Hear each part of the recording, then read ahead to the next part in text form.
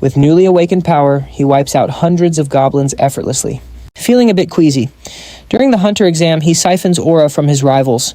He defeats an orc so easily the instructor immediately wants to recruit him. When facing a boss, he alone protects the entire team and then defeats the boss all by himself. The rookies practically worship him. Fame is definitely just around the corner. He has immense power and a flawless physique. And the most amazing part, he's the only one who levels up, getting stronger with every fight. His goal is to hunt the 12 hunters who called themselves gods and wiped out humanity. He's determined to get payback on every single one. But it wasn't always this way. In 2020, portals opened up all over the world. Soon monsters began to overrun everything. Sponsors from the heavens granted humans superpowers, creating the very first hunters. Among them was the one known as the Demon King with an army of immortals. He was the only one who could evolve simply by hunting monsters. So 12 hunters, now calling themselves gods, feared his growth and erased him from history. After declaring themselves gods, they established Eden. In this new era, those without powers became slaves. 100 years passed. Now, in a small village, a young boy is training. His trainer wants him to get noticed by a sponsor. He sees the boy's great potential and kind heart. The man can even open an inventory, a skill only hunters possess according to his master. The boy's parents were tragically killed by other hunters, and his master gave him the book they would read to him as a baby, which tells of the horrible deeds committed by hunters. He hopes to change things, but after years of training with his master, nothing's changed. He starts to think maybe only the heaven-chosen can truly become hunters. But his master snaps him out of it, promising he is guaranteed to become one. His master asks if he's kept the book safe, and of course he has. It's his only memento of his parents, and also the autobiography of the Demon King. The world would be a much better place if the Demon King were still around. Suddenly, they realize someone is watching them from the shadows. The stranger says they've found their target and immediately launches an attack. His master realizes the attack is aimed at both of them. He shoves the boy out of the way, taking the direct hit himself. A woman lands and looks at the boy, wondering why a hunter would be here. She orders him to kneel, and his body obeys against his will. In a flash, several more hunters appear from the trees. They all salute the ruler of Eden, Lady Athena, one of its most powerful figures. Why is one of Eden's 12 founders here? Their orders are to find the master. She had been tracking the man for a very long time. But who was this boy with him? She can't sense even a speck of mana from him. The boy is terrified she'll find the Demon King's autobiography in his pocket. But calling him a mere worm, she begins to turn away. The boy finally starts to breathe a sigh of relief. Model. He thought he was in the clear, but she's right there radiating a super intense aura. She notes a tiny bit of mana is leaking from his jacket pocket. Plus, his heart is pounding and he can't catch his breath. He's terrified she'll find out what he's hiding. Then she uses a divine word, ordering him to show her, and his body just obeys. Pulling the item out, he claims it's just a book. The girl snatches it. He's pretty sure his entire village is about to get wiped out. Why are you doing this? Why are you bullying me? But then out of nowhere, the book erupts in flames and shoots toward her. But Athena's barrier blocks it easily. Still, the impact reveals the book's true form. She realizes it's the Demon King's autobiography. She has no idea why a slave would have it, but she still tries to grab it. Just as she reaches for it, someone yells her name and slams right into her. He's almost totally unharmed. With that single blow, he sends Athena flying and snags the book. The second the boy sees him, he just starts bawling, and Xiongnu asks why a grown guy is crying, telling him he did a great job holding out. The boy can only ask who he is and how he hit Athena, one of the 12 so-called gods. But Xiongnu says there's just no time to explain. He hadn't counted on Athena finding him this fast. He hands the book back, asking if the boy really wants to change the world. Then he reveals hunters are killing gods and ruling over all humans. Powerless people like the boy are just living like livestock. With that, he asks him plainly, if you could have the power to change the world, power matching the 12 sovereigns, would you use it? Suddenly, Athena strikes again. Furious about being humiliated, she charges in at full power, screaming his name. Xiongnu tells the boy he needs to decide now. He can't hold her off for much longer. Faced with immediate danger, the boy finally answers from the heart. Yes, I want to change the world if I can, he says. Hearing this, Xiongnu gives a small smile and shoves his sword right into the boy's chest. The boy stares shocked as Xiong tells him, if you see me there, be nice. I did just stab you after all. Then both the sword and the boy start to glow. His body begins to break apart as he cries out, handle, just as he's teleported. Everything fades to white and a message pops up. The contract will be executed. It goes on. According to the contract, the Sky of Apocalypse will sponsor you. Then the scene shifts and the boy is transported somewhere else entirely. He materializes on a rocky mountain completely fine. There's no stab wound in his chest, which is confusing. He also feels different, much stronger. That voice did say it would sponsor him. He wonders if he's a hunter now. He looks around trying to figure out his location. The area feels full of the same magic power that's now inside him. He thinks he might be in a gate dungeon when he suddenly hears footsteps. He quickly dives behind a rock to see who's coming. The source of the noise is a goblin. That settles it. He's totally in a gate dungeon. Goblins might be the weakest monsters, but they're still very deadly. They're even called beginner hunter killers because of their sharp senses and pack hunting. He knows he can't win against one easily. He stays hidden, hoping it will pass, but luck isn't with him. The goblin catches his scent and begins to track him. Now there are only two paths, fight or die. He remembers his training, wondering if those techniques will actually work. Still, he has to try. He grabs a nearby stone and hurls it at the goblin. The direct hit stuns it for a crucial second. He rushes in, seizes its weapon arm, and a swift chop sends the goblin's head flying. As its head soars, the boy stares, dumbfounded. He just wanted to steal its weapon. This makes him question his newfound strength. Is he truly a hunter now? Just then a message appears. The sky of Apocalypse is paying attention to you. He's stunned. That was the same entity that had sponsored the Demon King. Suddenly an entire horde of goblins swarms into view. Fully armed and armored, they charge with murder in their eyes. The sight alone paralyzes him, and leading them from the back is a goblin chieftain, the dungeon boss. Seeing the boss, he whispers to himself that it's all over. He just awakened. There's no way he can win this. But before despair sets in, he recalls something. He remembers Athena's attack, his promise to Xiang Yu, and the future his mentor entrusted to him. That single thought ignites his will to survive. Gritting his teeth, he tells himself he is not allowed to die here.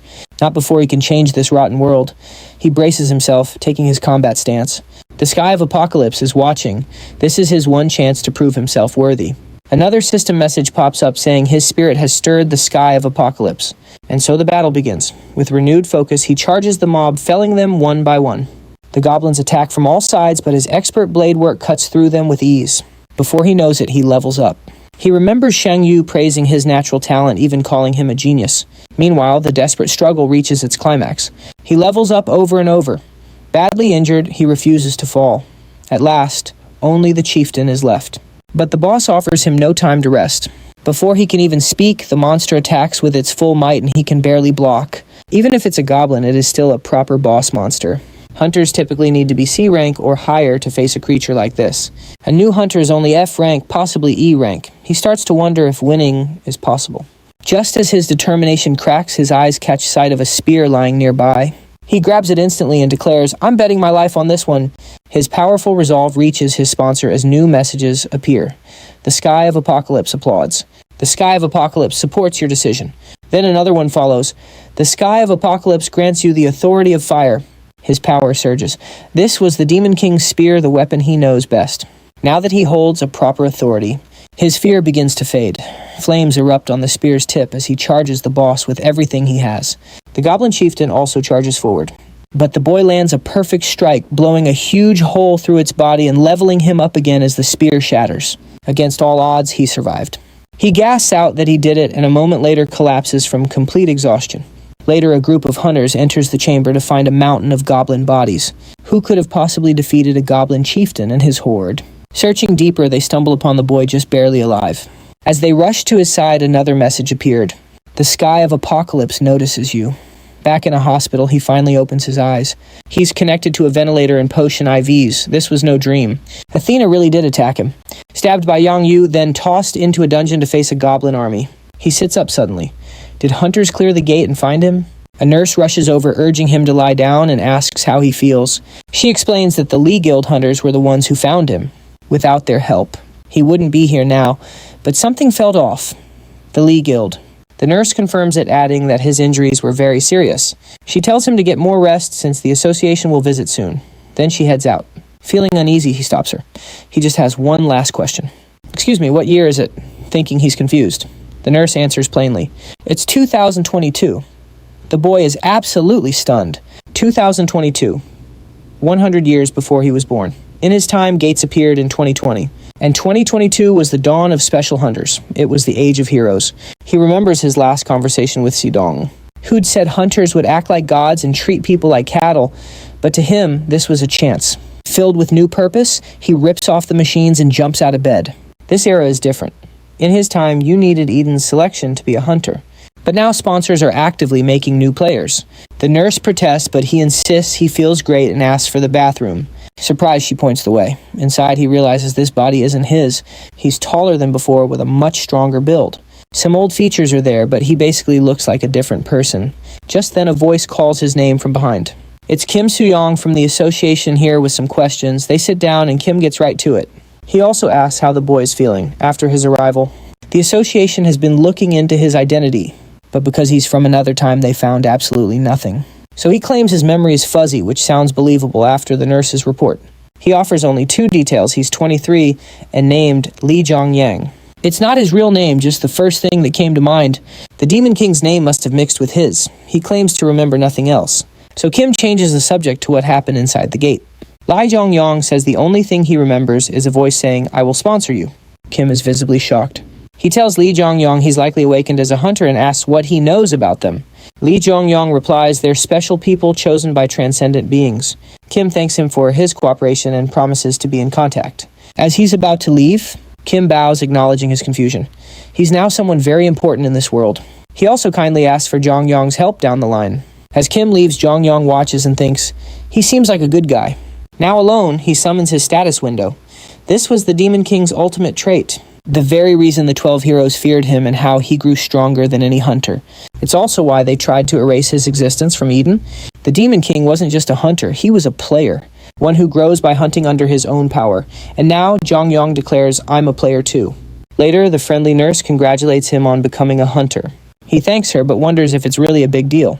Of course it is, she exclaims. Becoming a hunter is just like winning the lottery. Even F-rank hunters earn way more than most people. And they do more than just fight monsters. They can be blacksmiths who forge powerful weapons, or even act as bodyguards for the wealthy. Jong-yong knows all this. He also knows the Unchosen lost what little rights they had. Still, he puts on a sad face, asking if it's really worth celebrating. The nurse then hands him a bag from Kim since his old clothes were destroyed. She wishes him well on his discharge. Outside, he gazes over the city. So, this is the age of heroes. In his era, someone powerless couldn't be here. But now the city is so peaceful and alive. Just then, Kim Yong walks up and calls out to him. He asks Jong-yong to come with him to the association. With no memories, he needs proper registration. They'll also find him a place to live. Kim explains that cases like his are very rare. He offers his congratulations. Jong-yong has been ranked C-class starting at C-rank, is almost unheard of in Korea. Kim motions to the car, saying he'll explain more after they register. Jong-yong agrees and goes along. They arrive at the Hunter Association. Most newly awakened hunters are ranked E or F, but higher ranks are top prospects who get special management. That now includes Jong-yong. After finishing the paperwork, they take him to his new apartment. Kim shows him to the apartment and opens the door. Jong-yong is completely stunned, overwhelmed with emotion.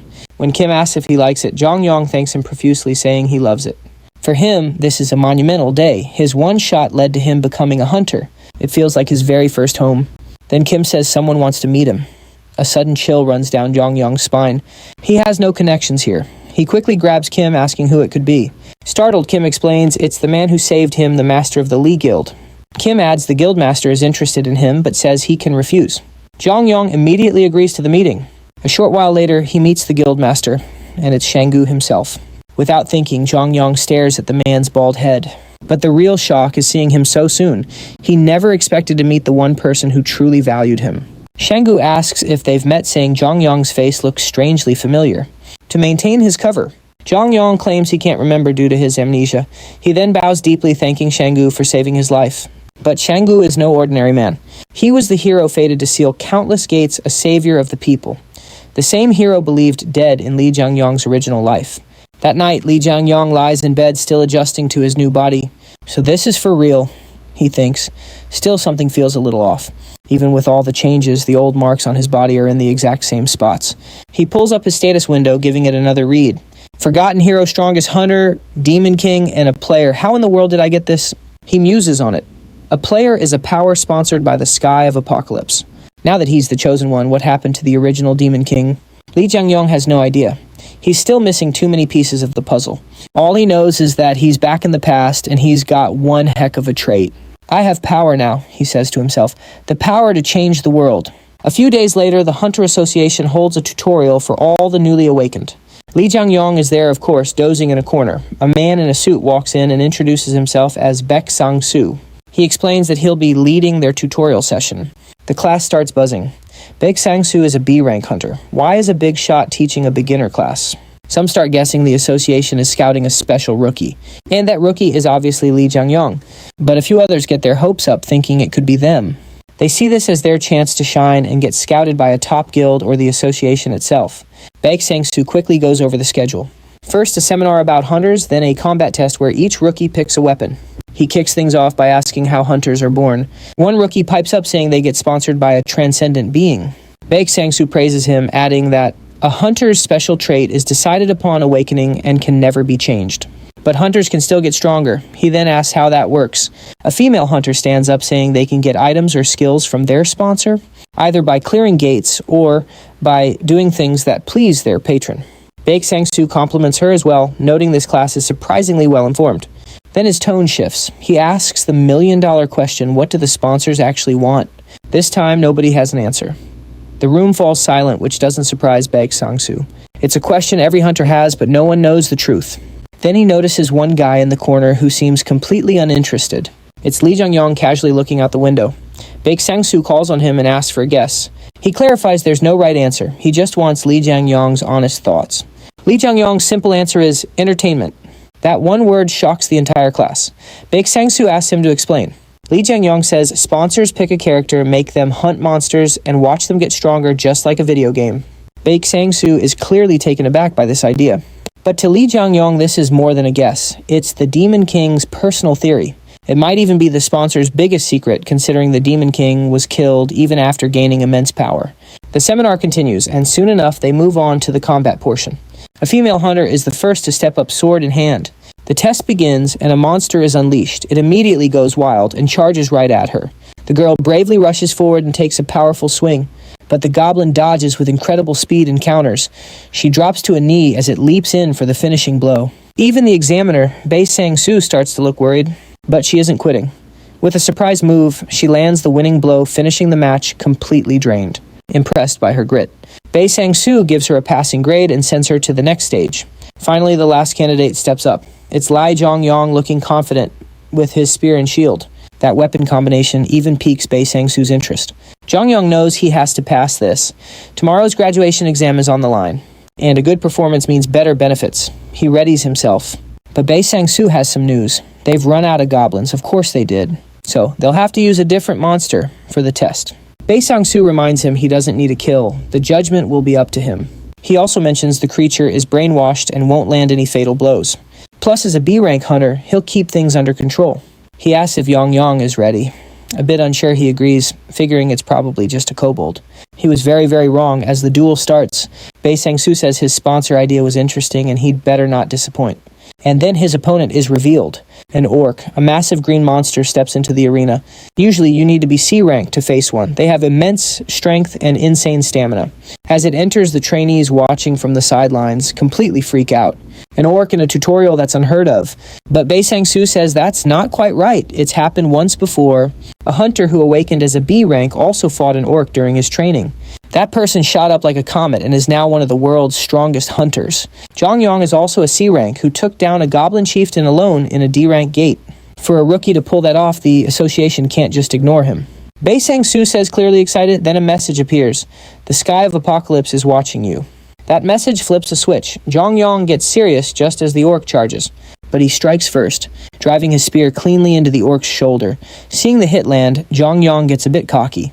He thinks the brainwashing made it dumb enough to just charge in. This might be easy, but when he tries to pull his spear out, the monster won't let go. Instead, it grips the weapon and starts punching with its free hand. Jang-yong uses his shield to block, but each hit sends a massive shockwave up his arm. The other trainees are yelling that the exam has to be stopped. Baek Sang-soo is thinking the same thing. His first strike was clean, but this is a monster. He let his guard down, Baek Sang-soo thinks, preparing to step in. But right before he moves, he spots something. In that critical moment, Jang-yong abandons his spear and slips past the orc's punches. This creates an opening for a sharp hook kick to the head, making the monster stagger. That brief moment is all he needs. Jang-yong uses it to act, calling on his fire authority and rushing in. His shield, now blazing, smashes the orc's head, crushing its skull in one blow. Everyone watching is speechless. Was that really a rookie hunter? The onlookers could hardly believe their eyes. Defeating a training orc earned Jang-yong instant respect. In the arena, Bei Sang-soo was just as stunned. Was that a skill, he wondered? For a new hunter to learn one right after awakening was unheard of. Plus, Yong didn't use a chant suggesting it might be a high-ranked skill. He'd never seen anything like it. Meanwhile, the authority completely destroyed Li's shield, just like his spear against the goblin chieftain. As he retrieves his spear system, messages appear. You have leveled up. Your skill rule, over fire, has increased to level 2. Seeing this, Bei Sang-soo knew he couldn't let this guy get away. He had to recruit him. So he stepped forward, praised Jongyong, and confirmed he passed with flying colors. Jongyong simply thanked him, but his mind was on his new power. Rule over fire was the Demon King's basic ability tied to the player trait. He realized it wasn't a skill, but an authority. Unlike skills, authorities can be grown through training and sponsorship. But no matter its strength, it's useless if the weapon can't take it. He decided to find a metal weapon durable enough for his power. That night, Jongyong met with Shanggu and Kim, inviting his only 2 friends to his room for a small party. Shanggu felt awkward, wondering if it was okay to visit the association housing, but Jongyong cheerfully told him it was fine. They were just having a party, so the 3 of them ate and chatted. They reviewed the tutorial and the difficult final exam. They also told Jongyong that Kim was now officially his temporary agent. What's more, they revealed that Kim is actually a woman. As they talked, Shanggu asked Jongyong to reconsider his offer, saying it would be a mistake to lose him. Kim chimed in, adding this was a great opportunity for Hunter Jongyong, but Jongyong still politely refused. This bothered Zhang, who asked for a reason not getting the decision. Jongyong explained he wouldn't join any group now, but would help if needed. In truth, however, Jongyong had a completely different reason. To complete his plan, he needed to be cautious. Getting too close to Shanggu was dangerous. So Shanggu let it go, saying he'd remember his promise. The 2 shared a friendly moment, which left Kim watching in confusion. She wondered how a brand new hunter could ever assist the famous A-rank guild master. This brings everyone to the graduation exam, where they all must enter a gate dungeon.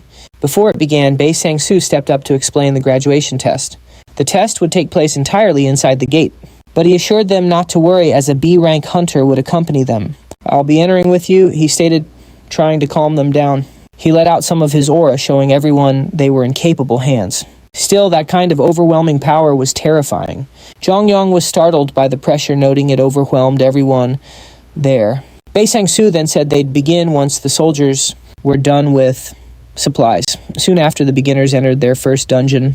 As they stepped inside, Jongyong immediately felt something wrong, saying the air felt nasty. Bang Su explains the air is thick with dense magical particles, with everyone safely inside. He officially begins the test, ordering the rookies to follow his lead. They venture deeper, and soon a pack of goblins spots them. Bang Su calls for a counterattack, sending 2 rookies in first. They prove their mettle, easily dispatching the goblins. He sends in the next pair, who also handle their targets with ease.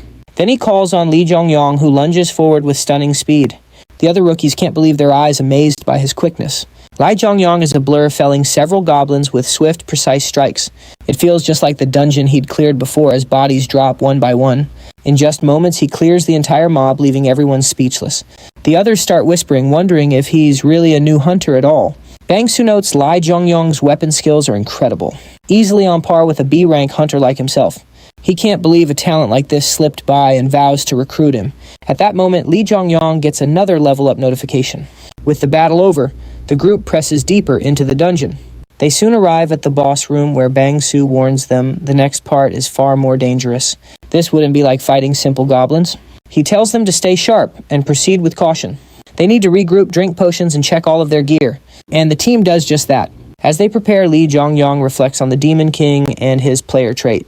The Demon King was killed by the 12 heroes before he could master that power. Li Jongyong knows if the king had leveled up faster, things would have been different. This very thought strengthens his own resolve. He vows to use his knowledge to surpass Eden's 12 heroes faster than ever. As he does, he glances at his rule over fire authority, hiding it before anyone sees. Soon the new hunters are ready for the boss room. Bang Su takes the lead, telling everyone to stick close. But the second they enter, they know something's very wrong. An immense wave of magic hits them, sparking fear and panic. They instantly know their lives are on the line. Bang Su screams for everyone to retreat, but the hidden monster blocks their escape. From the shadows, it shoots a volley of fireballs at the group. Unfortunately, Bang Su is right in the path of the attack, with rookies behind him. The blast is about to connect, and if he moves, the rookies will be toast. But in that instant, he proves why he's a top hunter. He stands his ground and unleashes his skill, Viper's Fangs. With this move, he deflects the attack, shielding himself and the rookies. When the smoke clears, Bang Su is still standing, daggers at the ready. He admits the blast was so powerful he couldn't block all of it. He turns to check the others, relieved to see Lee Jongyong block the rest. Bang Su offers his praise. But Jongyong credits Bang Su for blocking most of the attack. Suddenly a new message flashes. The Sky of Apocalypse requests you eliminate the Goblin Archmage. A goblin sorcerer materializes midair, its eyes glowing a menacing red. The rookies immediately panic. An Archmage, they whisper, is on par with a B-rank hunter. They realize something has gone terribly wrong.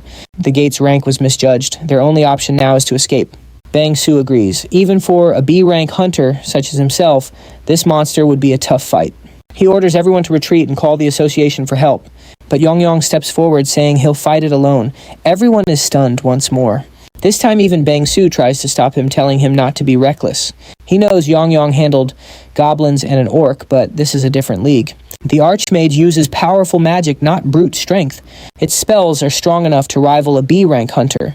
But Jongyong already knew that. In fact, he knows all about the monster's skills and abilities. And its power level. That's precisely why he knows how to win. He argues that tutorial monsters are for new hunters and asks for a chance to fight. Seeing his firm resolve, Bang Su reluctantly agrees, though he can't fathom this confidence. Still, Jongyong steps up and the battle begins. Instantly, the Archmage unleashes a volley of fireballs toward him, but they have no effect on Jongyong, who neutralizes them with ease. The others wonder how a rookie stopped such an attack. Bang Su clarifies he didn't block them, he absorbed them, which only confuses him even more. Meanwhile, Jongyong charges straight ahead, but the Archmage is a difficult target. Before he gets near, a massive wall of fire erupts, blocking his path completely. The onlookers murmur that it's hopeless for Jongyong to get close. They assume the goblin is using long-range magic to keep him away. But the Archmage is the one who's misjudged him. The monster watches from afar, grinning. Jongyong activates his Rule Over Fire skill, commanding the flames to part. Instantly, the wall of fire splits, revealing a path. Bang Su can't believe his eyes. As everyone stares, stunned, Jongyong moves in for the kill. Harnessing his control over fire, he finally closes the distance. The Archmage resists raising a final barrier, but it's futile.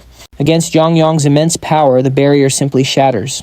He follows up with a swift flurry of blows, finishing the Archmage. The battle is over. The others can only gape in disbelief. Did he actually do it? They wonder before finally accepting it. They hail him as a super rookie as the battle ends. A moment later, another message pops up. The Sky of Apocalypse is impressed by your performance. For clearing the mission, the Sky of Apocalypse now sponsors him. This catches Jongyong by surprise. The message continues, granting him the chance to summon an avatar. Jongyong finally lets out a sigh of relief. He got it at last. The other power that made the Demon King nearly unbeatable. Later at the Hunter Association, Bang Su reports to the president, an older man with an eye patch. The president cuts straight to the chase, asking if this is about Bei Sang-su's unusual incident. Bei Sang-su confirms it. In his view, Lee Jongyong might just surpass the great Chi Wu. Hearing such high praise for a mere rookie, the president senses this boy is special and asks about the true limit of his potential. Bei Sang-su believes the boy could be the key to the president's goals, which brings a smile to his face. Gazing up at the moon, he says he hopes to meet him personally and soon. Flashing back to earlier that day, as Lee Jongyong and his team exit the dungeon, they run into Xianggu and Kim. Kim admits she was nervous when the gate jumped from E rank to B, but he looks completely unscathed. Xianggu then asks if the association made him a recruitment offer. Lee Jongyong simply nods in response. In a flashback, while still in the dungeon, Bai Sang-su had invited him to join the association. Hearing this, the other rookies were stunned, but Lee Jongyong politely apologized and declined. He explains that he isn't planning to join any group for now. Bei Sang-su seems confused by this, but ultimately accepts his answer. In his mind, Lee Jongyong knows joining up would speed up his growth, but it would also mean exposing his secrets. Besides, a dangerous person is in the association. He knows he must avoid that individual at all costs. An image of the president then flashes through his mind. Back in the present, Xianggu asks his favorite food, catching him totally off guard. Lee Jongyong quickly blurts out, "Cup ramen," but Xianggu just offers to get him some meat instead. Lee Jongyong's eyes light up as he eagerly agrees. And with that, he's dragged away for a celebratory barbecue. Later that night, Lee Jongyong thinks everything over while taking a shower. He reflects on the day's events, realizing that he is in fact getting much stronger, and at a pace that's faster than he ever imagined. He then pulls up his status window and sees he's already hit level 11. Better yet, the Sky of Apocalypse has granted him sponsorship for one avatar. Ordinary hunters can't summon avatars. Even among the 12 heroes, it was an ability only a few ever possessed. Thanks to the Demon King's power, he can call forth monsters like the Bone Dragon Brog and Cerberus. He also wonders if he'll get the same summons the old Demon King had. Regardless, he decides to summon his avatar right away. The system immediately asks for his confirmation. It says the Sky of Apocalypse has given him one chance, but Lee Jong-yong has already made his choice. Summon, he says, as blue light erupts around him, his eyes glowing a fierce red. The next morning, Kim stops by to see Lee Jong-yong and congratulate him. She shows him a news story about an amazing new rookie, a C-rank hunter who cleared a B-rank gate and defeated the boss all by himself. The article makes him uneasy. His name is hidden, but he's sure the higher-ups already know it's him. Kim suddenly asks why he didn't tell her or Xianggu about it. In this day and age, hunters are more famous than celebrities, but Lee Jong-yong still doesn't care about things like fame. He brushes off her question, saying he needs a favor from his agent. It's time to start raiding dungeons. Before long, Lee Jong-yong is back inside a dungeon effortlessly cutting down goblins. At this point, it's just plain bullying. Even the mighty goblin bosses are no match. He clears the mobs and racks up the experience points. He even clears the whole dungeon, but Jong-yong still looks totally unimpressed. The boss is down and the gate is cleared, yet nothing. He yells, asking what good this skill is. And that's when we see it, a skeleton designed to collect souls. The only problem, it can't be revived yet since it's currently soulless. Jong-yong explains that avatars possess unique powers, but they are born without souls. He thought any monster soul would work, but apparently it's more complicated than that. Unable to achieve his goal, he exits the gate where Chin cheerfully greets him. Chin congratulates him on clearing his 4th dungeon, then asks if he has any items to sell. He offers to handle the sales for him. Jong-yong then pulls a handful of swords right out of his inventory. Chin says he'll get the money once they're sold. Yong then asks if the next dungeon's booked, but Chin replies that nothing good is available at the moment. He explains a fast-growing guild just reserved over 20 low-ranked dungeons causing the issue. Hearing this, Jong-yong is taken aback. Chin explains that the association wouldn't normally approve such a move. However, they made an exception since these were gates that had already been conquered. Then it clicks for Jong-yong. He grabs Chin and asks if the guild master is Qiang's son. Chin confirms it. He's the leader of the North Army Guild and was the super rookie before Jong-yong took his spot. A shiver runs down Jong-yong's spine. He knows exactly where this is heading. That man will eventually rise among the 12 heroes, becoming a cold-blooded, tyrannical killer. The War King Gunther. His eyes glaze over as he realizes they're finally going to meet. The scene flashes back to a rainy day with Gunther looking down on a protesting crowd. Visibly annoyed, one of his men reports that the protest is getting out of hand. But Gunther couldn't care less. To him, regular people are no different than ants. Ants that can just move somewhere else once he takes over their homes. He wonders why he should care about such lowly insects. In his view, they should thank him for living. He then channels lightning into his sword, summoning a storm that completely wipes out the crowd. Returning to the present, Jong-yong remembers that day well. That single attack killed half of his village. Still shaken, he walks through the city when he suddenly hears a desperate cry for help. He heads toward the sound and finds 2 young thugs picking on an old man. As the man pleads for help, they continue to taunt him and kick over his cart. Jong-yong steps in to stop them. The thugs tell him to scram, unleashing their aura to scare him off. But Jong-yong doesn't even flinch. He projects his own aura, showing he's also a hunter. He then asks for an explanation. They claim the old man hit them with his cart and that they're just demanding compensation. But the old man insists that's a complete lie. He says they were the ones who kicked his cart and began threatening him. Jong-yong questions their actions, but the thugs refuse to back down. One smugly states that, as a hunter, he considers anyone who annoys him an enemy. So he smashed the cart. He then warns Jong-yong that he could be next on his enemy list. In other words, they're itching for a fight, but Jong-yong is completely unfazed. He warns them that's enough and tells them to scram. If they leave right now, he'll pretend it never happened, since the old man is still okay. But that warning just fires them up.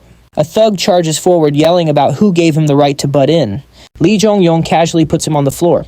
His buddy pulls out a knife and lunges right at him. He boasts about being on another level, but he's messing with our super rookie.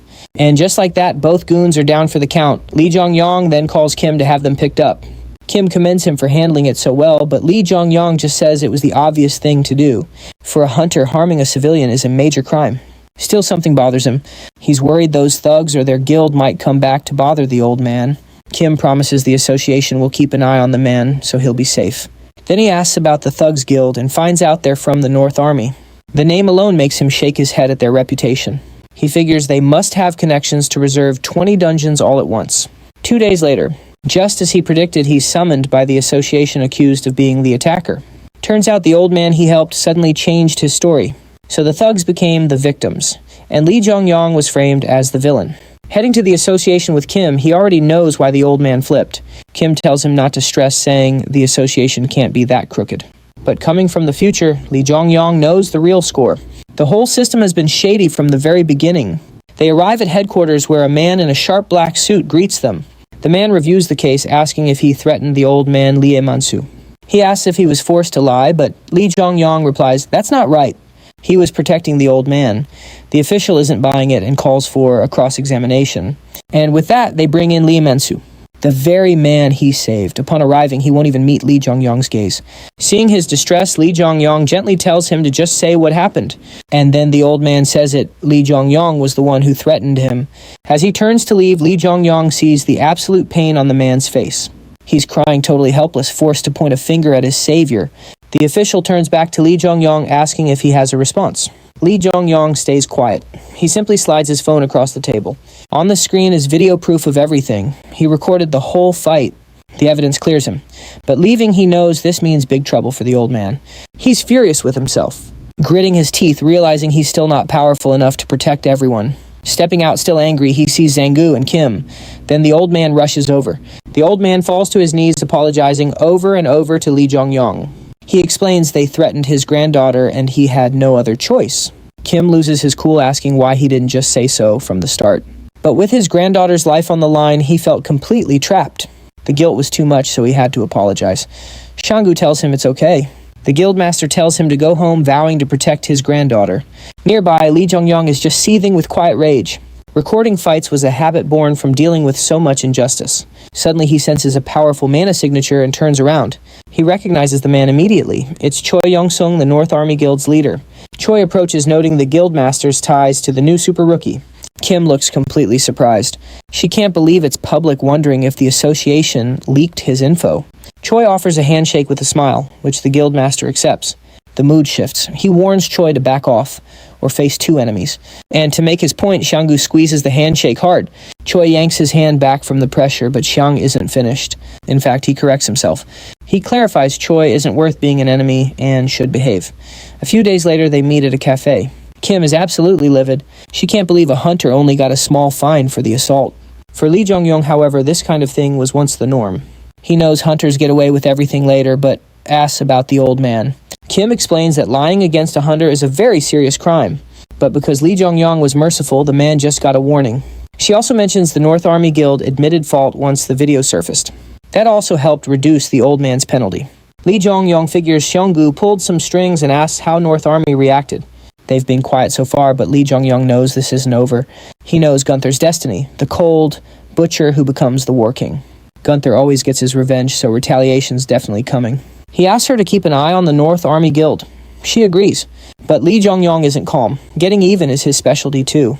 Later, Lee Jong-yong asks Sejong for help on a raid, which surprises him. He explains it's a high-rank gate, and he's excited to fight with him. Sejong thanks him for the invitation. The rest of the team arrives, and Lee Jong-yong recognizes them. Sejong introduces Cho Chol-yong and Lee Hang-soo, his saviors in this timeline. Seeing them again, he introduces himself, and they greet each other warmly, while they all prepare to enter the gate. He realizes he doesn't recognize anyone else. It makes sense. His old guild, Heimdall, was erased from history with the Demon King. Someone announces the C-rank raids start, and the team lines up. Meanwhile, at North Army headquarters, Vice Master Cho Yang-soo is fuming. He asks Gunther if they'll just ignore Seonggu's disrespect, worried about their image. But the other Vice Master, Jang Min-chang, doesn't agree. He thinks they should fix their own internal problems since they failed to control their own members. But Yang-soo refuses to listen. He insists their members were right, calling civilians parasites not worth an apology. In-chang fires back, asking what Yang-soo is trying to imply. Finally, a voice of reason in this pack of wildcards, but Yang-soo takes it as a dare, standing up and ready to throw down. In-chang rises to meet him, and the two lock eyes, sparks flying. Before a punch is thrown, Gunther shuts them down with a single command. Worse, he takes Yang-soo's side, declaring Lee Jong-yong will pay for interfering. Still, he seems pretty interested in Lee Jong-yong himself. Gunther says he'll prepare the battlefield, telling the North Army Guild to sharpen their blades, and not to disappoint him. Chang is just left stunned and baffled. Maybe you joined the wrong team, buddy. You might want to consider switching sides. Back at the C-rank gate, Xianggu's party navigates the traps and pushes forward. Soon after, they're ambushed by monsters, and the Li Guild springs into action. Watching these pros at work, Li Zhongyong realizes how much he can pick up just by observing. In the end, Xianggu ends the fight with a single powerful strike. Li Zhongyong compliments his skill and thanks him, but Xianggu already saw through his little act. Li Zhongyong just wanted a front row seat to see his guild in battle. Then Cho Chol-yong chimes in. He says they want to see the super rookie fight too. And Li Zhongyong accepts since he can finally go all out in front of Xianggu. He unleashes his energy bracing for the next wave of orcs. The second he uses his fire authority, Cha Yong and Hang Su are just floored. The super rookie has a high-level skill and he can use it without even a chant. They can hardly believe what they're witnessing right now. Meanwhile, Li Zhongyong is tearing through the monsters. Watching him, Xianggu pieces it all together. That burning shield and spear, those aren't skills, that's an authority. The boss is defeated and a system message appears. You have cleared the Goblin Mage Gate. But wait, there's more. Another notification pops up. The Sky of Apocalypse is sponsoring you. His stats get a small boost, and with the raid finished, the team exits the gate. Outside, Cholyong and Hang Su can't stop praising the rookie. They even say he might be on the same level as the guildmaster. Other members ask Xianggu why he hasn't recruited such a talent yet. He just smirks. He says his offer is still on the table, reminding Li Zhongyong his guild can help him grow. He follows up with a friendly piece of advice. The path ahead is full of danger, and a strong guild would be a huge help. Li Zhongyong thinks Xianggu hit the nail on the head. He wonders if his hero figured out his plan. But from his future knowledge, Xianggu can't see what's to come. Xianggu adds that the North Army Guild definitely won't just sit back. They'll be coming for Li Zhongyong, but if he's with the Li Guild, they can't touch him. Then Xiong really sweetens the deal. He extends a hand, inviting Li Zhongyong to join the Li Guild as the new Vice Guildmaster. The other guild members are completely shocked by the offer. Especially Li Zhongyong, though he's grateful, he respectfully turns it down. He looks sorry, avoiding Xianggu's gaze, but Xianggu tells him not to worry about it.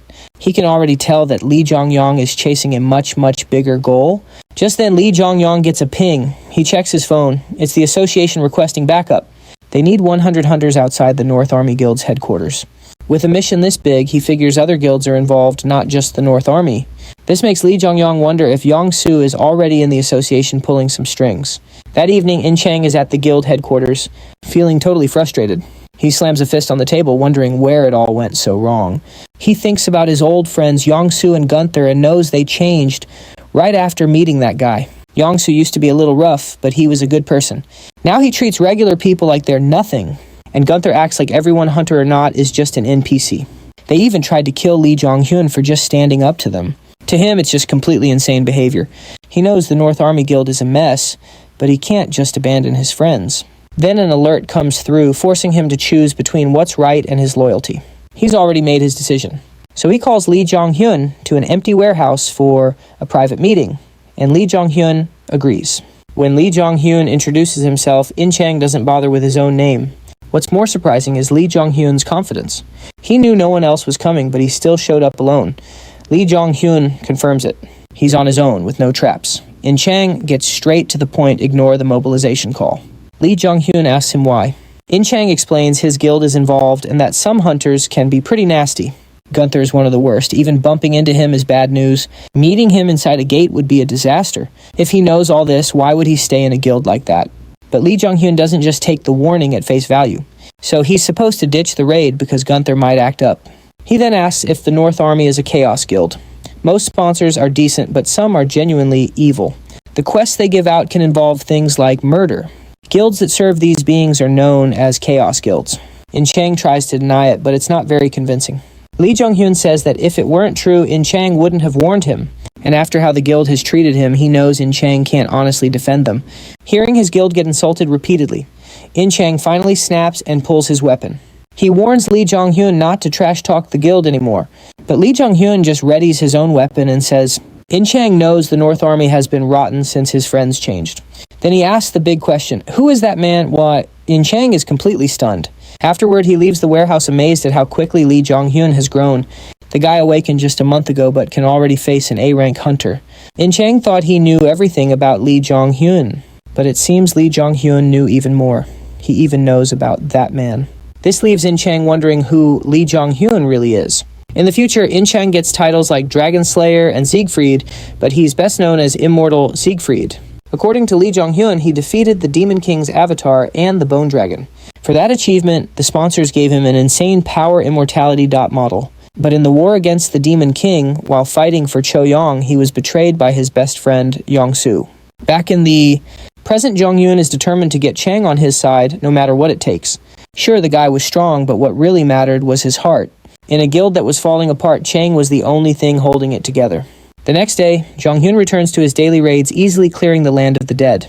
But as he finishes, his spear's durability gives out, crumbling to dust in his hand. This keeps happening now that his authority is so much stronger. Normal weapons just can't keep up. So before mobilization begins, he has a new mission. Get a new weapon. He goes into the city and finds a blacksmith shop. Walking inside felt like traveling back in time. He finds a young red-haired smith totally absorbed in his craft who tells him to wait. Jong-hyun is amazed as he watches the hammer fall. He never thought he'd meet this man so soon. It's the future's greatest blacksmith, Park Ji-hyun. 4 hours later, the future legend finally stops. He notices his visitor and asks who he is. Jong-hyun is a little taken aback, but explains he needs a weapon made, then asks if Park is the only smith here. This immediately makes Park wary. Why ask an unknown smith for a weapon, and why care if he works alone? Jong-hyun just points to another hammer on the wall, guessing a second blacksmith uses the shop. Park notes his sharp eye, admitting someone else shares the space. Then he asks the real question, why come to him? Jong-hyun simply replies that his sponsor sent him. Park is floored. A sponsor sent him here directly. He can't believe it. But Jong-hyun knows he has to. The Demon King's book said Park also has a sponsor guiding him. It also said Park Ji-hyun once crafted weapons for the Demon King himself, later when the 12 heroes chose their sides. Park left him and began crafting weapons for them instead. The book claimed if Park had stayed with the Demon King, the course of history might have changed. So maybe trusting Jong-hyun isn't so crazy after all. Sponsors are strange anyway. Still, he turns down the job. Jong-hyun asks why. Park says the reason is pretty simple. He's not satisfied with the workshop's fire, so he hasn't been taking on any new work. Hearing this, Jong-hyun just smirks. He saw this coming. He holds out his hand, promising the fire Park needs, and reveals his authority control over fire. But Park is unimpressed. A little flame in his palm means nothing. He says he's seen plenty of cheap tricks like that. He even claims he can do that much himself, but then he freezes. Jong-hyun dials up his power, producing a brilliant blue flame that changes everything. Stunned, Park demands to know how. Jong-hyun explains he doesn't just use fire. He rules it. Completely. And that seals the deal. Park enthusiastically accepts. 1 week later, the weapon is finally ready. When Jong-hyun returns, a huge imposing spear is waiting for him. It looks like something forged for a Demon King. Even he is impressed by its powerful aura. Park explains he couldn't forge the shield Jong-hyun wanted by himself. He came through forging the spear with the fire powers Jong-hyun requested. He admits this is the best he can manage for now, but his best is way beyond a normal hunter. Checking its status, Jong-hyun sees it's a unique rank weapon. Monsters usually drop rare gear at best, and famous smiths rarely get past super rare. Getting a unique item is nearly impossible unless a sponsor gifts it directly. And on top of that, this spear can actually level up, so he might never need to replace it. Just when it seems perfect, Park reveals it's not even finished. His partner isn't around, so he tells Jong-hyun to bring it by again later. If he brings the weapon in for tune-ups, Park can keep upgrading it. Jong-hyun thanks him with a bow, excited for their future partnership. Then Park spots something else, the soul-collecting avatar. He asks if that's also from his sponsor, noting they're no ordinary being. He adds the avatar has a weird vibe and that Jong-hyun is likely using it incorrectly. This prompts Jong-hyun to glance at his bracelet. He admits he had a similar feeling, and if Park is right, then he probably can't use his avatar until after the gate mobilization. Even so, he scored something amazing anyway, his new unique weapon. Pulling it from his inventory, he considers his chances of victory. He knows with In Chang his odds would skyrocket, but that's a problem for later. Still, the book says Ingen will join him eventually, so he starts training harder. He thinks 2 weeks left until the gate mobilization. All I can do is get stronger. Just then a monster pack attacks, and Jong-hyun charges right back at them. Hunting monsters helps, but 2 weeks is not nearly enough time. He doesn't even have time to sleep, and just like that, the 2 weeks fly by. At the North Army Guild's headquarters, Gundar addresses his members. A system message appears. The ruler of Riverside is paying attention to you. He declares everything is ready. Today, the North Army Guild rises. Their name will soon be known all across Korea. No, the entire world. To rally his troops, Gundar unleashes his aura. Sensing the power Chang notes, Gundar has finally hit peak A rank. On the other hand, Gui Yonggu is also impressed. He muses it's all going as that person planned, even meeting hero conditions. Back with Gundar after his power display. He roars that the world will tremble before the North Army Guild's name. The crowd erupts, but a strange blue glow covers them, their eyes eerily vacant. They chant for their leader. But in his mind, Gundar reveals his true goal, the title of king. He's definitely shaping up to be a great villain. Meanwhile, Kim drives Jongyong to the meeting point. Along the way, she asks if he is certain about this. She warns him he could die. The North Army is far more dangerous than he realizes. She mentions an incident where a guild that partnered with them was completely wiped out. Of course, with no survivors, there's no proof, but the implication is terrifyingly clear. Lee Jongyong nods. He's certain they're behind this. The car screeches to a halt as Kim starts laying into him. He knows the risks, but won't stop, so she reminds him the association would let him quit. His life is what's most important. She pleads with him to reconsider. He just offers a small, confident smile. He reassures Kim that survival is always his top priority. This wasn't a rash decision. He has a strategy to show them the true value of a life. Their discussion ends just as they reach the raid's gathering spot. Of course, the media is swarming, hoping for a viral story for their channels. But wait, there's a surprise guest. Sungu is here too. Lee Jongyong walks over, asking why he's here since the League Guild's application was denied.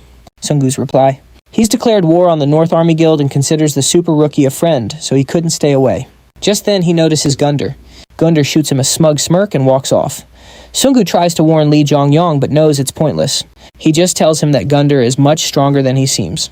The association has him listed as a B rank, but he's secretly A rank. Lee Jongyong already knew, so there's nothing more to say. Impressed with his growth, Sungu sits down. I'm looking forward to seeing how strong you get.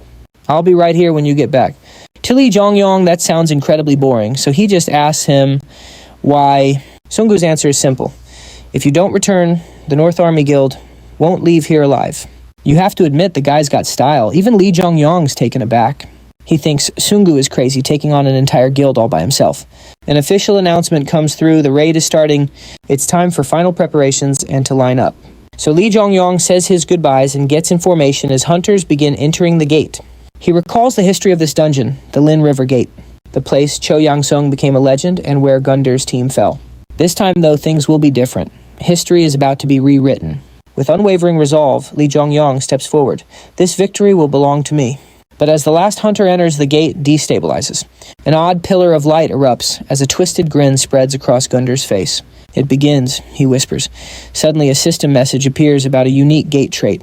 The gate's magical energy is fluctuating. The hunters start to panic. This wasn't in the briefing. Outside, the energy reader starts yelling in alarm. He reports the gate's rank just jumped from B class to B+. Now that might not sound like a big deal, but every hunter there knew the danger. Lee Jongyong, however, remains calm. He saw this coming. A stream of system alerts pops up. The special trait is now active. The exit is sealed. Right on cue. The portal shifts color and closes tight. At this sight, the hunters' panic intensifies. Are they trapped? But the system isn't finished with them yet. Many incarnations are gathered here. A powerful sponsor is now watching you. The magical energy thickens. The hunters feel an incredible rush of power, and it just keeps climbing. So many incarnations have stepped through the gate. The sponsors are getting interested. The magic here is getting thicker. The guy measuring the magic almost faints. He watched the numbers spike instantly. It's an A-class gate, he stammers, completely stunned. Hearing that everyone else just freezes. You need a top-tier hunter for an A-class gate. And just like that, absolute panic sets in. They're convinced they're all gonna die. Lee Jongyong, however, looks totally bored. He gets why they're freaking out, though. This place is pretty much their tomb now. A little harsh, but not wrong. He also checks on Gundar and his crew. They're perfectly calm, which just confirms his hunch. They knew this was going to happen. No surprise there, since this stage was set up for them. Finally, a message appears. The wave is about to begin. Gundar steps forward, telling everyone to take it easy. He says he understands their confusion and is just as shaken, which is, of course, a total lie. Still, he puts on a good show, saying, "Gates have always been a gamble. Accidents happen, but the important thing is to not lose hope. They all have to make it out alive. I, Cho Yongan of the North Army Guild, will clear this with you," he declares. Then another message pops up. The ruler of the riverside is attempting to dominate the area. Suddenly the hunters glow blue. Their eyes glaze over as they start cheering for Gundar's phony speech. Yelling about survival, they start getting ready for the attack. This is all thanks to Gundar's special authority skill. With it, his leadership is 3 times more effective in this area. On top of that, his troops are far more likely to obey him. But then something happens that Gundar didn't see coming. The Sky of Apocalypse skill resists the forced mind control. Because of that skill, Li Zhongyang's mind stays perfectly clear while everyone else falls for the act. Even so, it's his first time seeing this power, and he's amazed at how easily Gundar can sway a crowd. While Gundar and his buddies hang back, Yang Tu asks if they should join the battle. Gundar tells him no. A secret ally warned him these waves would go on for a while, so the North Army Guild has to save its strength. Even Yang Tu is stunned to hear this from his brother, but Gundar continues saying they'll just stick to the original plan.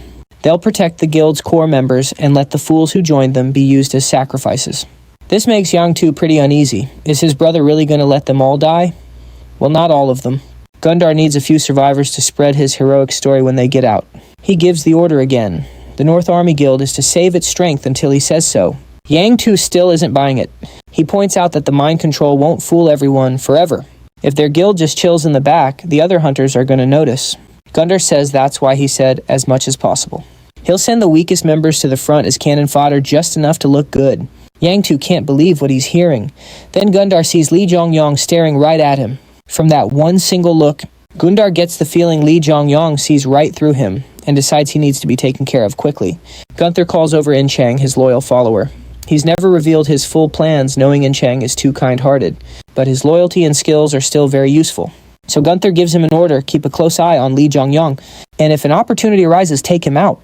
Inchang is stunned, but Gunther claims it's for the North Army Guild's future. Reluctantly, Inchang agrees. Shortly after the wave begins and the hunters get ready, fish-like monsters called mermen emerge from the river. The hunters seem to relax. Mermen are known as low-tier monsters, so they expect an easy fight. They charge in without a second thought, which immediately worries Li Zhongyang. He warns that even weak monsters are a threat if you're careless. Fighting near a river obviously gives them an advantage. A moment later, the mermen shoot high-pressure water jets tearing through the front line. Li Zhongyang tells everyone to rescue the injured and hold their positions. Still, he chooses not to engage just yet. He needs to assess the situation first. Then something unexpected happens. Gunther commands his men to charge in and crush the enemy. The North Army makes its move. Li Zhongyang is confused why Gunther is already deploying his own guild members. With Gunther's leadership buff, the North Army surges forward and the other hunters join them. But even against weak mermen, they start getting pushed back. A single hit badly injures the North Army hunters, forcing them to retreat for healing. Watching from a distance, Li Zhongyang figures out Gunther's strategy. Gunther only sent the guild's weaker members to bait everyone else into charging. They're just sacrificial pawns. Still, Li Zhongyang thinks this is better than what he'd imagined. So he draws his own weapon and prepares to join the battle. Inchang sees Li Zhongyang getting ready and recalls their recent conversation. He realizes Li Zhongyang was right. The North Army Guild is corrupt. He also knows that at this rate, many hunters and guild members are going to die. But then he recalls Gunther's order and his own loyalty, which makes him hesitate. Perhaps the guildmaster has a much bigger plan in mind. Before he can figure it out, a commotion erupts on the battlefield. The other hunters watch in awe as Li Zhongyang jumps in, unleashing his fire ability on the monsters. His blade slices through merman after merman, and bodies begin to pile up. In just a few moments, he clears out countless foes, bringing huge relief to the hunters who now have a powerhouse on their side. Most of them don't know who he is since he's not famous yet. Even Inchang is floored by what he's seeing. He thought Li Zhongyang was at his level just 10 days ago. Did he already shatter his limits and grow this strong? Soon, system messages announce the wave has ended. A break period starts. Some sponsors grant blessings to their hunters while others aid the enemy. Li Zhongyang receives a special message. The Sky of Apocalypse is very happy with his work. His stats are tripled. He levels up a ton and even unlocks the Merman Hunter title. And there's more. Despite his exhaustion, he sees new sponsors are interested in him. The Guardian of the Long Lance and the Symbol of the Sphere want to back him. At the same time, the King of the Drenched shows hostility. Li Zhongyang is surprised, wondering if he can get multiple sponsors like the top-ranked heroes. But the Apocalypse Sky seems to have other plans. It immediately drives the others away, crushing Li Zhongyang's hopes. The other hunters rush over, desperate for answers. Who is he? What's his guild? He keeps his identity a secret, warning them the real fight is just beginning. There are plenty more waves to come, and in an A-rank gate, they'll need to be smart to make it out alive. The hunters take his words to heart, using the break to recover their strength. As they return, Li Zhongyang meets Gunther's gaze, which is burning with raw fury. A slight smirk plays on his lips. He saw this coming. Gunther's plan was to be the hero at the last second, but Li Zhongyang is here to spoil the party. He's going to dismantle Gunther's scheme until the hunters turn to him. A quick status check reveals he's already hit level 24. Even in this death trap, he's thrilled. This could get him to level 30, a solid foundation for his growth. And if he plays his cards right, he might just win over the other hunters. Soon the next wave hits, and they barely manage to clear the fourth one. But by then, even Li Jiangyong is looking exhausted. The rest are in worse shape. This time there were 4 casualties. A chilling thought spreads through the group. Will any of them survive this? Li Jiangyong is furious. He'd aimed for 0 losses, and now he channels his frustration at Gunther's guild. He demands to know why they're still holding back. Their elite fighters are just watching from the rear, and everyone is starting to notice. The other hunters quickly rally behind him. They point out that not a single North Army member has even a scratch. Li Jiangyong gives Gunther an ultimatum: fight for real, or admit you're just using them as shields. Gunther's face twists with rage as his whole plan crumbles. His strategy of using others as cannon fodder is now completely exposed. Even his own guild members realize they were just bait, and discontent begins to simmer. Seething with fury, Gunther can only think about how this upstart is stealing his moment of glory. Still, he decides to let things continue for now just to see what happens. He's confident there's still a huge power gap between them. After all, Li Jiangyong has been carrying everyone, draining his own stamina. Soon after, the 5th wave begins, and a mid-boss emerges from the depths. It's a colossal water golem. The hunters are frozen, unsure how to fight it. And then the golem makes its first move. It unleashes a massive water cannon. Dodge! Li Jiangyong screams as they narrowly avoid the devastating blast. Witnessing that incredible power, panic begins to set in. Still, they attempt to counterattack. Arrows pass right through it. The frontline fighters can't land a single blow. How are they supposed to defeat a monster immune to physical attacks? That's when Li Jiangyong steps forward, his spear glowing with authority. He leaps into the air and smashes the golem's face. This time the attack connects. The hunters are floored. He damaged something they couldn't even touch. They all begin to wonder, who is this guy really? But Li Jiangyong just calmly explains the secret. He explains the gate is bursting with mana, so they should channel it into their weapons. An archer recalls that's a high-level skill, but she decides to give it a shot anyway. To her amazement, she gets it right away and fires at the water golem. This time her arrow lands a solid hit, and the team's confidence soars. Now that their attacks are finally working, they all charge in again. Meanwhile, Li Jiangyong sees the golem taking small hits, but knows it's not enough for a high-rank monster. Still, he has one last trick. He infuses his spear with flames, aiming straight for the golem's chest. To finish it, he must shatter the magic core inside. The timing isn't right, so he waits for the perfect opening, and then it comes. The golem charges up a water cannon, sending everyone scattering to dodge. For Li Jiangyong, this is the perfect opportunity. Its core is exposed. This is his shot. He hurls his spear with all his strength, and it hits the golem in seconds. The monster is caught off guard as the spear pierces its chest and shatters the core. Li Jiangyong is victorious, and system messages begin to flood his view. He's defeated the mid-boss, and several sponsors are now watching him. A few are amazed, while others seem focused on a certain incarnation. Then Li Jiangyong calls his spear back, and it flies right into his hand. He explains it's a skill called Return that he got when his spear technique leveled up. He casually says it's handy while the other hunters just stare in disbelief.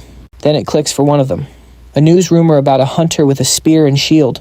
That person was the monster newbie known as the Super Rookie, who's right here. The crowd absolutely erupts.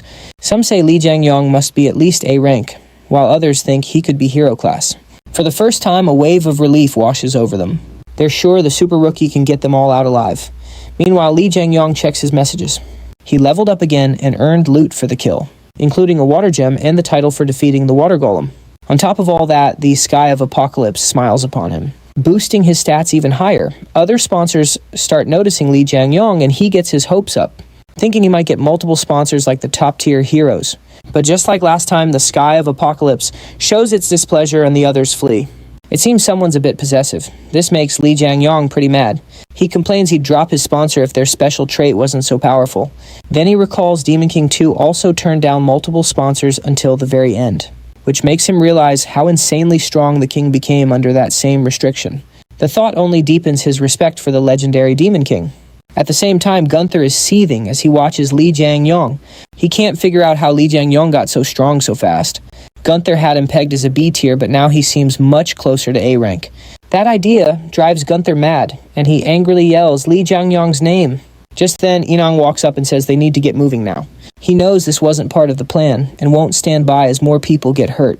Gunther turns on him with fury, but Inang doesn't even flinch. If the plan failed, he says then it's time to make a new one, an act. He tells Gunther to just let it go. Gunther knew exactly what that meant.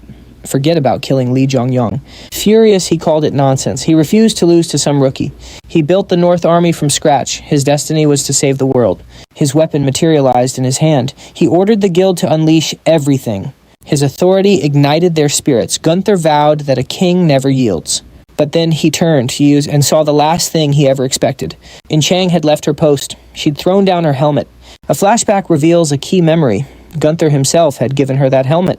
Back when In Chang was promoted to vice guild leader, Gunther felt her gentle face was a weakness. The helmet was meant to hide it. It soon symbolized her devotion to him. Now he saw it as a dog betraying its master. He crushed the helmet beneath his heel. He glanced at the battlefield. His men were marching to their doom. Meanwhile, on the field of battle, the North Army hunters finally unleashed their real power. They charged ferociously, slicing through mermen and proudly displaying their might. But compared to Lee Jong-yong, it was nothing. Next to the super rookie, they looked like amateurs. Even they could tell Lee Jong-yong was in another league entirely. The other hunters were just thankful he was on their team. They figured this wave would be a breeze with the super rookie around. The battle raged on with Lee Jong-yong dominating. Then a familiar notification appeared, another level up. He smirked, explaining that while it looked draining, each level up was actually restoring his energy and making him even stronger. Just then, a merman lunged for his back. But a quick warning saved him. He ended the threat in a flash. A girl with white hair told him to watch out. Lee Jong-yong replied with his usual sarcasm, and then revealed her true identity, the feared A-rank hunter Jang Ho-jin. With that, he moved away from In Chang and returned to the fight. In Chang's shoulders slumped. She thought Lee Jong-yong was disappointed in her, but she refused to just stand by and watch. Vowing to do her part, she leaped into the fray.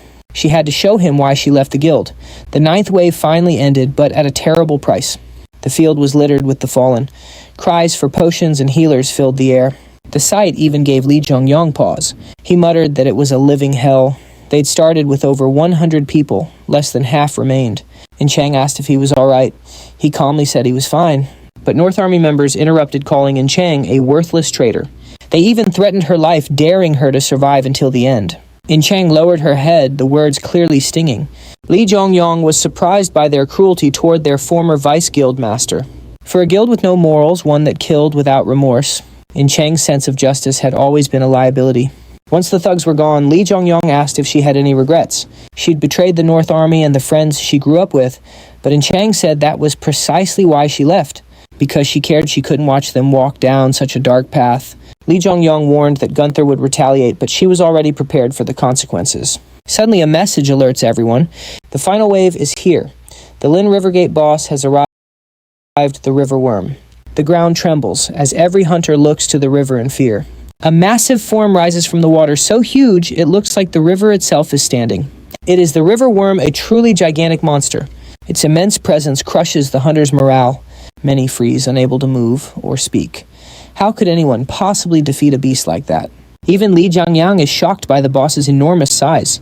But In Chang beside him says the North Army must know. Or rather, Guildmaster Cho Yong-sung probably has a plan to kill it.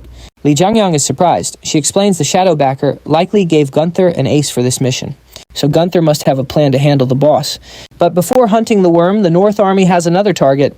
Their plan is to eliminate all the other hunters first, so Gunther can clear the gate alone. They see the North Army forces with Cho Yong-sung. In Chang tells Lee Jong-yang to prepare. The other hunters are just stunned.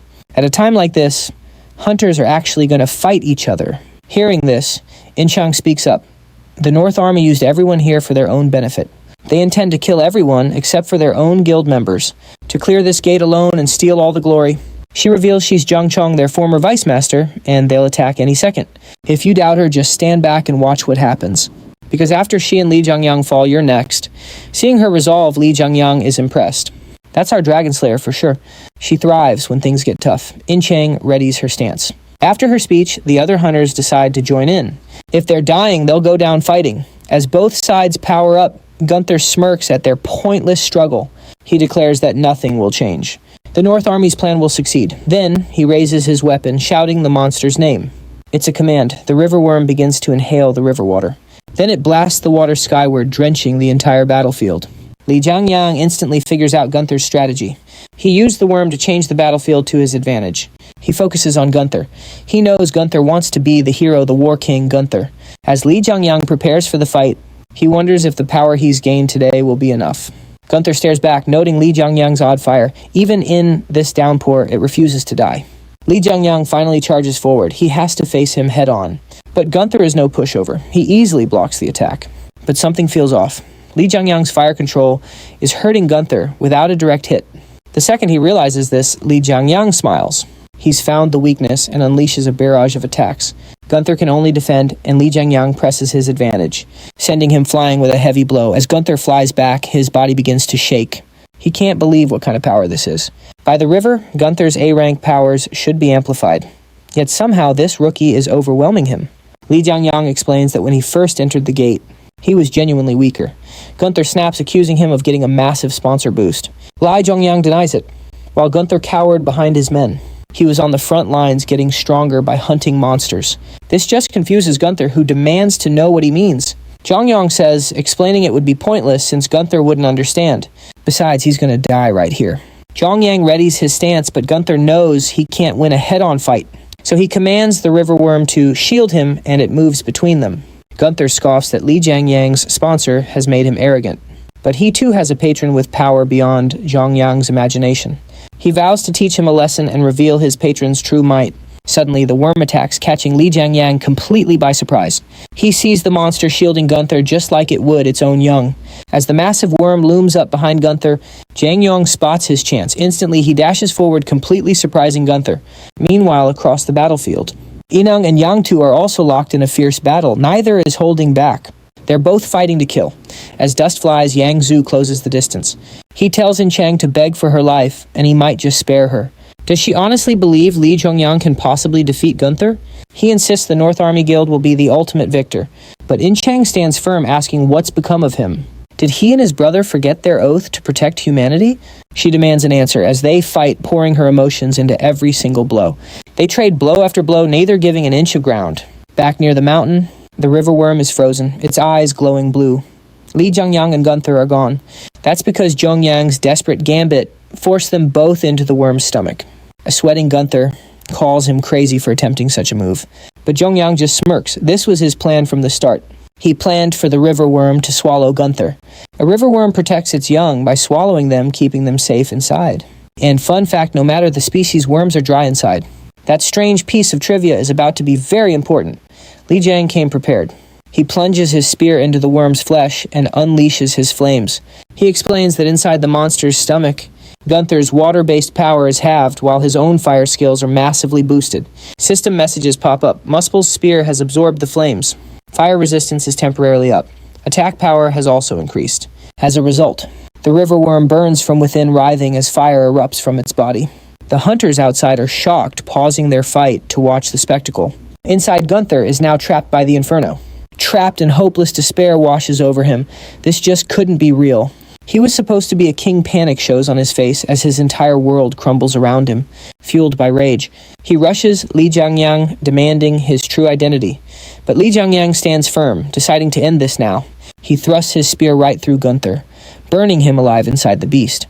As the battle concludes, Li Jiangyang feels he can finally take a breath. That's when his soul-collecting avatar powers on. A notification pops up: a hero's soul, Gunther, has been absorbed. The bracelet begins to glow. This confirms Li Jiangyang's suspicion. The avatar doesn't want monster souls. It's after human souls, and only specific ones. Only the souls of those called heroes who constantly grew stronger. Then more alerts appear. Riverside's ruler is gone. All support from their sponsor has been terminated. Li Jiangyang is shocked. Did Gunther's sponsor die with him? He questions if killing a hunter also eliminates their sponsor. But the Demon King's book says sponsors are immortal. A dark portal opens, and a strange red-eyed crow emerges. Li Jiangyang spots it, and suddenly the crow speaks. The bird notes he never answered Gunther's last question. He pauses at that. This is the first hunter he's killed, not some monster. He understands he's on the Demon King's path, not a peaceful one. But to succeed, he must go further. He steels his resolve. To fix this world, he'll accept any burden or sin. He'll even surpass the Demon King. He then answers the crow, declaring himself the Demon God. At his words, the sky itself accepts his decision. The crow appears satisfied. It calls his answer interesting and promises they will meet again. As it departs, Li Zhongyang tells it to report to its master. Shortly after, the river worm collapses, triggering a new wave of alerts. Top contribution, water essence, and achievements for hunting the worm and conquering the river. He levels up, then falls, his body still on fire. The hunters halt, staring at the beast's corpse, wondering who made it out. Then Li Zhongyang emerges from the mist, the clear victor, and the crowd erupts in cheers. However, not everyone is celebrating. Yinchong shouts a warning as Yang Su rushes forward, enraged by his brother's defeat. He leaps down, attacking Li Zhongyang in a blind fury. He blames him for his brother's fate, screaming that he ruined it all. He yells about their wasted plans and effort. The strike is so forceful, Li Zhongyang is pushed back. But as Yang Su attacks again, Li Zhongyang sees his chance and counters. He smashes his shield into Yang Su's gut, sending him airborne. As a result, Yang Su slams into a cliff but still tries to get up. He pushes himself up to fight again, but Li Zhongyang is too fast. In a flash, he's there, his spear aimed right at Yang Su's head. Only then does Yang Su realize how close death truly is. He freezes. Li Zhongyang explains that hunters got power to protect humanity during this crisis. People like Yang Su and his brother who attack the weak don't deserve the title of hunter. Yang Su seethes with rage, but the fiery spear at his throat keeps him still.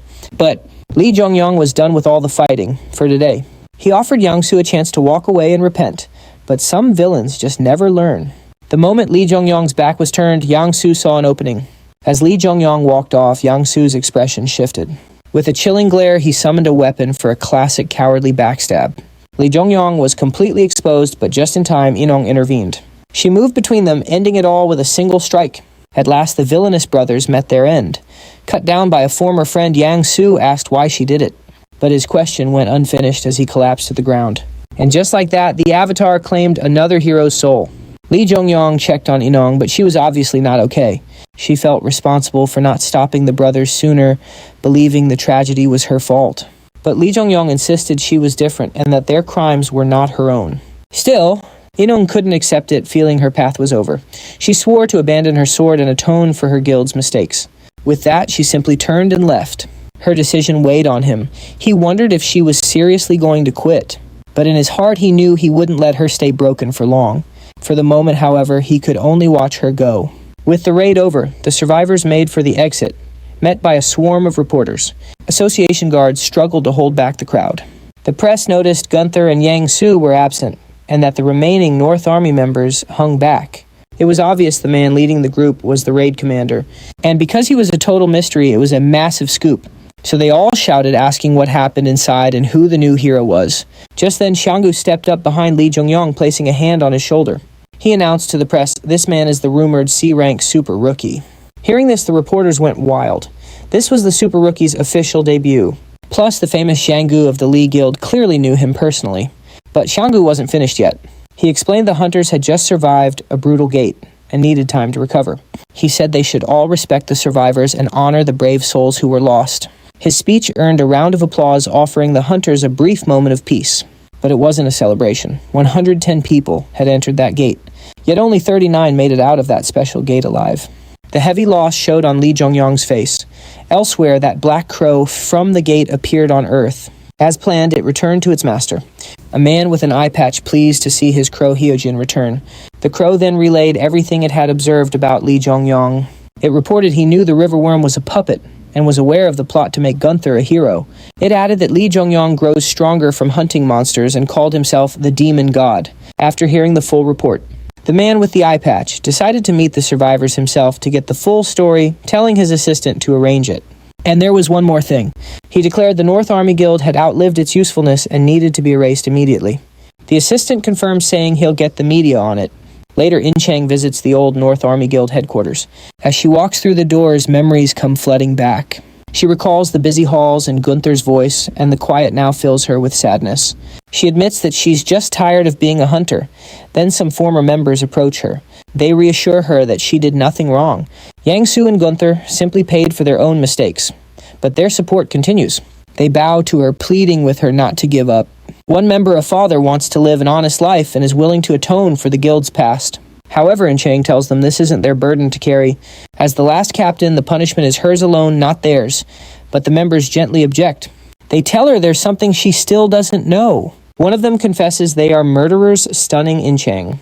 Elsewhere, Xianggu is meeting with Lie Zhongyang, and as they sip on sodas, he asks if exposing him to reporters was a bad idea.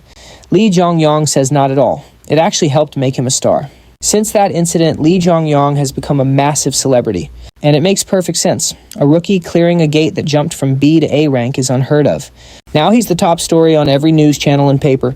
News of the C rank hunter becoming an A rank spreads like wildfire, and people dub him an underdog. But Shanga doesn't think that title really fits. He feels that name should go to someone who is truly one of the people. Lee Jong-yong doesn't seem to mind. He says a title like that might not suit a hunter like him, especially one without a faction. Still, Xianggu is relieved his meddling didn't create problems for his friend. Then the mood shifts. Lee Jong-yong decides it's time to talk business. So he asks how Xianggu knew. Confused, Xianggu asks what he means. Lee Jong-yong clarifies, "How did you know I plan to use hero making to my advantage?" Apparently that's a term that shouldn't even exist in this time period. People here believe heroes are born from a sponsor's support luck and good timing. But Lee Jong-yong, being from the future, knows differently. Xianggu can't believe his ears. He asks if Lee Jong-yong is saying heroes can be manufactured, but the act is unconvincing. Lee Jong-yong already knows the truth because he's part of Asgard. The moment he says that, Xianggu's temper flares. His eyes glow as a golden aura envelops him. The pressure pouring from him is so intense, the nearby swings begin to move, and even Mr. Eyepatch can feel it. He's taken aback by the powerful aura, realizing something big is happening. Back with Lee Jong-yong, he's also shocked by the sudden wave of power. Xianggu tells him to chill, then demands to know how he figured it out. Lee Jong-yong explains that from the start. He already figured Xianggu was with Asgard, so he's curious why Xianggu played along with his plans and even helped out. In any case, Xianggu says he had his own suspicions. Lee Jong-yong's progress was way too fast, and his thinking proved he knew things he shouldn't. Still, Lee Jong-yong is the one who intentionally let him see through the plan. He asks why he would do that, but Xianggu has no idea. So Lee Jong-yong reveals the real reason. He wants to join Asgard, the secret group of powerful hunters. Xianggu is left speechless, but Lee Jo-yong just smiles. The real battle begins now. Later he calls Chaeyeon for a chat. She arrives and asks why he called her out. He jumps right in, inviting her to his team, but Chaeyeon hesitates, saying her job is done. She's lost her guild, the family she trusted, and her sense of purpose. She even insists she's not skilled enough to do anything that matters. Lee Jo-yong doesn't let her finish telling her she has incredible value. He knows the great future awaiting her, but Chaeyeon refuses to listen. Furious, she trembles, saying he acts like he knows it all already. She then confesses he was right. Her guild was garbage, and she was part of it. Jo-yong sees something serious happen to break her spirit, so he asks about it. That's when she tells him the awful truth she just discovered. Inside the guild, things were far darker than she ever thought possible. On their leader's orders, they'd been killing innocent people, even normal civilians. The news chills Jo-yong as Chaeyeon collapses, her world completely shattered. She recalls the guild threatening a civilian just to frame Lee Jo-yong. But it was worse. They secretly murdered regular people involved in those cases. It proved their leader, Cho Young-sun, saw normal folks as nothing but insects. Meanwhile, Lee Jo-yong realizes this is way more serious than he imagined. For someone as honorable as Chaeyeon, this reality is just too much. If she stays like this, he'll lose the future Dragon Slayer before she even awakens. Seeing her break down, he acts fast, asking what she'd do if this happened again. Gates started appearing. Hunters awakened and monsters emerged. Normal people can't defend themselves. If a small guild like North Army was this corrupt, it's definitely happening elsewhere. He says these things happen everywhere and asks if she'll just look away. His words shake Chaeyeon, making her open her eyes and stand up. But Jo-yong isn't done. He says he wants to fix the world's problems. He doesn't want anyone else to feel the pain she's feeling right now. But Chaeyeon is still skeptical. Can he really stop all of it? Even after witnessing his power and his good nature firsthand, she says he doesn't know about the secret powers that rule the world. She mentions the man with the eye patch. Next to him, other hunters are just bugs. And she admits she's not nearly strong enough to face a monster like that. She asks if Jo-yong actually has a plan to fight him and change everything. This is it now or never. So Lee Jo-yong tells her his greatest secret. He is from the future. She's completely stunned, but he continues calmly. He tells her a massive event is on its way. A disaster that will destroy so much and take countless lives. And when it happens, they'll need the power of the guild's former vice leader. He says the association will call soon. He asks her to meet him there and think it over. With that said, he departs, and they both head home for the night. The next day, Jo-yong sees on the news that all the guild's crimes are now public. But the sheer detail in the report catches him off guard. He suspects it was made beforehand, ready to toss away pawns once they became useless. Just then, something strange begins to happen. His soul-collecting skeleton starts to radiate light. The avatar is activating. It's finally time. Lee Jong-yong can hardly wait. His bracelet absorbed the souls of Gunther and Yong-su, plus the golem's gem and the worm's essence. A system message then prompts him to speak the avatar's name. His expectations are sky high. He calls out for Yanmu, and a floating skull materializes before him. This is the avatar itself, and it asks its master if he was summoned. But instead of hype, Lee Jong-yong feels a bit let down, wondering if this is seriously it. He pictured a bone dragon, while Yanmu just seems confused about what's wrong. Later that day, Lee Jong-yong continues his training routine. The Demon King's book says magic is all around us like the air. Many heroes have always wondered if they were using its full potential. They search for a way to tap into magic's true source, the mana stream. But Lee Jong-yong isn't quite at that level yet. He finds the Demon King's method hard to follow because the notes are so vague. Still, an unavoidable disaster is on the horizon. When it hits, today's A-rank hunters will drop to around C++. To survive, he has to get stronger, but it's tougher than he anticipated. Then a text from Kim. She's outside, ready to drive him to the association. Lee Jong-yong instantly tenses up. They're finally meeting. Feeling the pressure, he goes down, and Kim drives him to headquarters. During the ride, she points out she's never seen him look this anxious. Not even at the Lin River Gate facing death. She can't recall him ever being like this. For a moment, she'd wondered if he was even human. But seeing this side of him changed her mind. Then again, meeting Korea's association president is enough to unnerve anyone. Kim simply tells him to take it easy. She thinks the president just wants to congratulate the Lin River Gate survivors on their success. It's not like Lee Jong-yang did anything wrong, but he knows that's not the reason. Over 50 people died in the Lin River Gate, including the North Army Guild's leaders. He's certain this is no friendly chat about rewards. The president has another motive. To him, this is a disguised interrogation. Realizing his point, Kim admits she was being naive as they drive on. Lee Jong-yong then recalls his last conversation with Shang-gu, who said that joining Asgard wasn't entirely his own choice. Shang-gu, the Heimdall of the 12 heroes, disliked what Asgard had become. It began as a group to save humanity, but quickly lost its way. When the Demon King met Shang-gu, he was already against Asgard, but was trapped. So the Demon King joined briefly before leaving with Heimdall. That's why he plans to join Asgard early, and use its resources to level up until he's strong enough. Soon they arrive, and Lee Jong-yong enters the president's office. And the president is none other than Mr. Eyepatch, the very same man the North Army Guild reported to. This was the man behind the chaos, the one from the Demon King's diary, Jang Ho-jin. And Lee Jong-yong knew he couldn't just ignore him. Honestly, he wasn't sure he could win against him yet. They exchange pleasantries, and the president introduces himself, offering a handshake. Lee Jong-yong shakes his hand and gives his own name, but the friendly act vanishes. With a dark look, the president asks who he truly is. Jang Ho-jin figures there's no point in pretending any longer. He freely admits to empowering the North Army Guild himself. A line from the diary suddenly comes to mind. Do not trust Odin. Everything about him is a fabrication. Still, since he already suspected Jang Ho-jin, his expression barely changes. Jang Ho-jin seems disappointed by the lack of reaction. He glances at the file, noting how unusual this man is. Right after awakening, he soloed dozens of goblins and their chieftain, earning a C rank. Yet in just 2 months, he leaped to A rank and took down the river worm. He even cleared the Lin River Gate completely alone. That level of growth is just impossible. It's why Jang Ho-jin is so intrigued. But he still has one burning question. Why did he kill Gunther?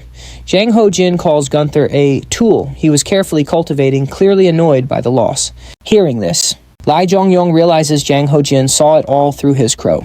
He replies he just killed a hunter who attacked him first. Is that a problem? Apparently it is. Lee Jong-yong had shattered one of his prized game pieces without asking. But to our hero, it's no big deal. Gunther was just a pawn, right? Cutting to the chase, he tells the president he wants to join Asgard. This declaration catches Jang Ho-jin completely off guard. Now this is getting interesting, but he wonders if Lee Jong-yong really knows what Asgard is. Lee Jong-yong explains it's a group the first hunters formed to save the world. He then points out that Jang Ho-jin is Odin Asgard's king and the leader of that secret society. Once again, Lee Jong-yong states his goal. He wants in and he won't back down. This just fuels Jang Ho-jin's curiosity. The Demon King's diary mentioned Odin's personality was actually terrible. That kind facade was a complete sham. He was secretly petty and incredibly cruel. But he has one great weakness, his own curiosity. Odin's thirst for knowledge was insatiable. He'd even work with enemies to learn something new. And just like that, Jang Ho-jin begins to laugh. He demands to know how Lee Jong-yong knows all of this. How he knew the river worm was controlled, how he seems to know everything. Even about his monster hunting power-up method. Seeing his excitement, Lee Jong-yong knows his risky gamble paid off. Just as the book said, Jang Ho-jin's curiosity makes it impossible to refuse him. Plus, there was one more ace up his sleeve. Jang Ho-jin's Eye of Truth skill had absolutely no effect. This only made Odin even more fascinated. However, the Sky of Apocalypse doesn't appreciate mind meddling. It sends a warning to Jang Ho-jin's sponsor, the Explorer of Truth. That warning seems to be the final straw. He agrees to let Lee Jong-yong join Asgard, but cautions that it won't be easy. First up, Lee Jong-yong has to clear a few entrance exams. These tests were meant for Gunther the hero, but if he passes, Yang Hyo-jin promises him a spot. But there's just one little condition. Lee Jong-yong has to accept a mental restriction. So he can't share a word about this meeting, and Asgard stays hidden. Without a second thought, the restriction is placed. Afterwards, Lee Jong-yong heads to a coffee shop to process everything. There, he finds out the Sky of Apocalypse not only blocked Odin's eye, it also voided the mental restriction. The best part, Odin had no clue. It makes Lee Jong-yong wonder if his sponsor can deflect all mental attacks. Just then, In Chang arrives and the two have a quick chat. Lee Jong-yong asks if the president made any unusual requests, but she says no. He just pretended to feel sorry about the North Army Guild's fate. Even so, In Chang is mad at herself for not having the guts to ask Jang Ho-jin why he did that to her friends. Lee Jong-yong explains that the president actually planned to get rid of In Chang too since she knows his true nature, but he let her off the hook. He asks her for a theory on why. She has no idea since someone that powerful could easily frame an innocent person like her for any crime. So Lee Jong-yong lays out the cold hard truth. To him, she has absolutely no value. Dead or alive, the president sees In Chang as no threat, and that's why she was spared. He also reveals the North Army Guild was just a warning to his other supported guilds. This truth causes In Chang to completely break down in tears, realizing she meant nothing to him, but Lee Jong-yong says that's the perfect reason to join him. He declares he's going to change the world, and for someone at rock bottom, joining him is the only way up. Hearing this, In Chang blushes and finally decides to join his cause. They meet later that night at their usual factory hideout, and there In Chang asks what his plan is. So Lee Jong-yong asks about the sponsor she got in the Lin River Gate and what kind of reward she received. In Chang presents an orb and says her sponsor, Prince Charming, gifted her a dragon bloodstone. Lee Jong-yong grins. Everything is going according to plan. The dragon bloodstone is an incredibly rare item. Only 3 were ever noted in the Demon King's diary. It was also the missing piece for completing the immortal Siegfried. Then In Chang offers the stone to Lee Jong-yong, which completely catches him by surprise. He asks if she realizes its value, but she shyly says he obviously knows way more than she does. She keeps insisting he take it, and he eventually accepts. Though, it feels surreal to get the one item he needed so badly. He checks if she's really fine with giving up an item that could boost her own power. But In Chang calls it a gift for the one person who saw her true worth and believed in her. Lee Jong-yong accepts, but honestly, it's a terrible move for In Chang. The whole thing leaves him baffled. Maybe In Chang isn't who he thought, or maybe she's just incredibly trusting. A terrible decision for sure. Meanwhile, the Sky of Apocalypse just smirks while watching its host. After their meeting, Lee Jong-yong goes to see Park Jae-hyun again. After exchanging greetings, Jae-hyun asks him the reason for his visit. Before answering, Lee Jong uses his status window to inspect Jae-hyun's equipment. He checks out the displayed weapons, impressed by their power and masterful craftsmanship. But Jae-hyun admits they're all incomplete. Thanks to Lee Jong-yong, the fire problem in his workshop has improved. But quality materials are still a big issue. Lee Jong-yong knows that's a given. Skill is crucial, but so are the materials. Before the cataclysm, a master smith like Jae-hyun simply lacked top-tier materials. Lee Jong-yong then reveals his purpose, presenting the Dragon Blood Stone from In Chang. The moment it glows, Jae-hyun is mesmerized. He slams the table shouting about the mysterious item. It's a mineral beyond his wildest dreams, leaving him floored. Lee Jong-yong quickly clarifies it's not a gift. Jae-hyun scoffs that only a total fool would gift something so precious. Lee Jong-yong can think of exactly one person who fits that description. He then asks to borrow Jae-hyun's hammer and approaches the anvil. Jae-hyun seems to realize his plan, but Lee Jong-yong remains perfectly composed. He sets the dragon bloodstone on the anvil, telling him to watch carefully. He then lifts the hammer, empowering the strike with his authority. Jae-hyun panics, yelling for him to stop, but Lee Jong-yong strikes it anyway, cleaving the bloodstone in half. Jae-hyun looks utterly devastated, but Lee Jong-yong quickly explains his method. He says this is actually the proper way to use the stone. The Demon King's tome says they regenerate by absorbing blood. In short, they can be multiplied. And so, Lee Jong-yong asks him to attach one half to a spear, telling him not to alter the stone. The second piece is for a great sword modeled after the immortal Siegfried's magic blade. Jae-hun is so thrilled he wants to begin immediately. He even offers to work for free just to handle such an incredible material. Later, inside a gate, In Chang and Lee Jong-yong are hunting monsters. Their new weapons are working perfectly. The stones absorb orc blood and begin to regenerate. Chang is delighted with her new greatsword. She admits she's never used a greatsword, but it feels perfectly natural to her. Lee Jong-yong checks her stone's recovery, and she reports it's at 2. He figures stronger monsters will boost the regeneration rate even higher. Chang is still blown away that the bloodstone could be used like this. They can keep multiplying it, so she's glad she gave it to him. But their pleasant moment is shattered by the sound of heavy footsteps. It's a giant ogre warrior, the gate's boss. It strikes immediately, and Lee Jong-yong narrowly dodges. Then he realizes In Chang isn't beside him. He shouts her name. As the dust settles, he sees her blocking the attack alone. She deflects the blow, sending the monster flying. The gate boss is stunned by her raw power, and it makes perfect sense. The immortal Siegfried's greatsword once repelled the attacks of countless dragons. In Chang doesn't hesitate, charging forward to cut the monster down. She ends it with a final downward slash, splitting the ogre warrior in 2. With the raid complete, they rest outside the gate. Lee Jong-yong admits it's reassuring having her around, which makes her blush bright red. He adds their time is almost up. They head out in 2 days. With the deadline so close, he suggests they grind hunts to perfect their teamwork. It's their best hope to survive. In Chang is on board. Lee Jang-yong steels himself for Odin's trial. The fateful night finally arrives. In his room, Lee Jong-yong thinks about the day ahead. He feels they've done all they can in the short time they had. But In Chang still lacks her title. Perhaps hoping for it so soon was a bit much. Just then, the doorbell rings. It's an unexpected visitor, Seonggu. He gets straight to the point, don't go tomorrow. If he goes, he might die. This is worse than the Lin River Gate. Realizing Seonggu is serious, Lee Jong-yong listens as he continues. He admits he's been wondering how he knows about Asgard, his motives, and his ultimate goal. But in the end, he says none of it really matters. I trust you. This leaves Lee Jong-yong stunned. How could a near stranger trust him so completely? Seonggu admits he doesn't know why. He's just following his gut. Still, he repeats his warning. Don't go tomorrow. Odin is already watching him, so he'll get into Asgard eventually, without this test. He asks if he has an alias warning that without one, he might not return alive. But Lee Jong-yong won't back down. He appreciates the concern, but he's fine. He promises to return alive. He still has too much to accomplish. And just like that, the day arrives. Lee Jong-yong and Inang arrive at an airfield, both dressed in sharp black suits. There, Kim greets them and leads the way. He congratulates her on the promotion, but she credits it all to him. Thanks to his success, she was rewarded by being assigned as his manager. She's also proud to manage a hunter, representing their country on an international mission. She bows, noting the gate opens soon, and wishes them a safe return before departing. Even In Chang is impressed by Kim's professional cool. Soon, Lee Jong-yong and In Chang reach the London gate, where an agent waves them through.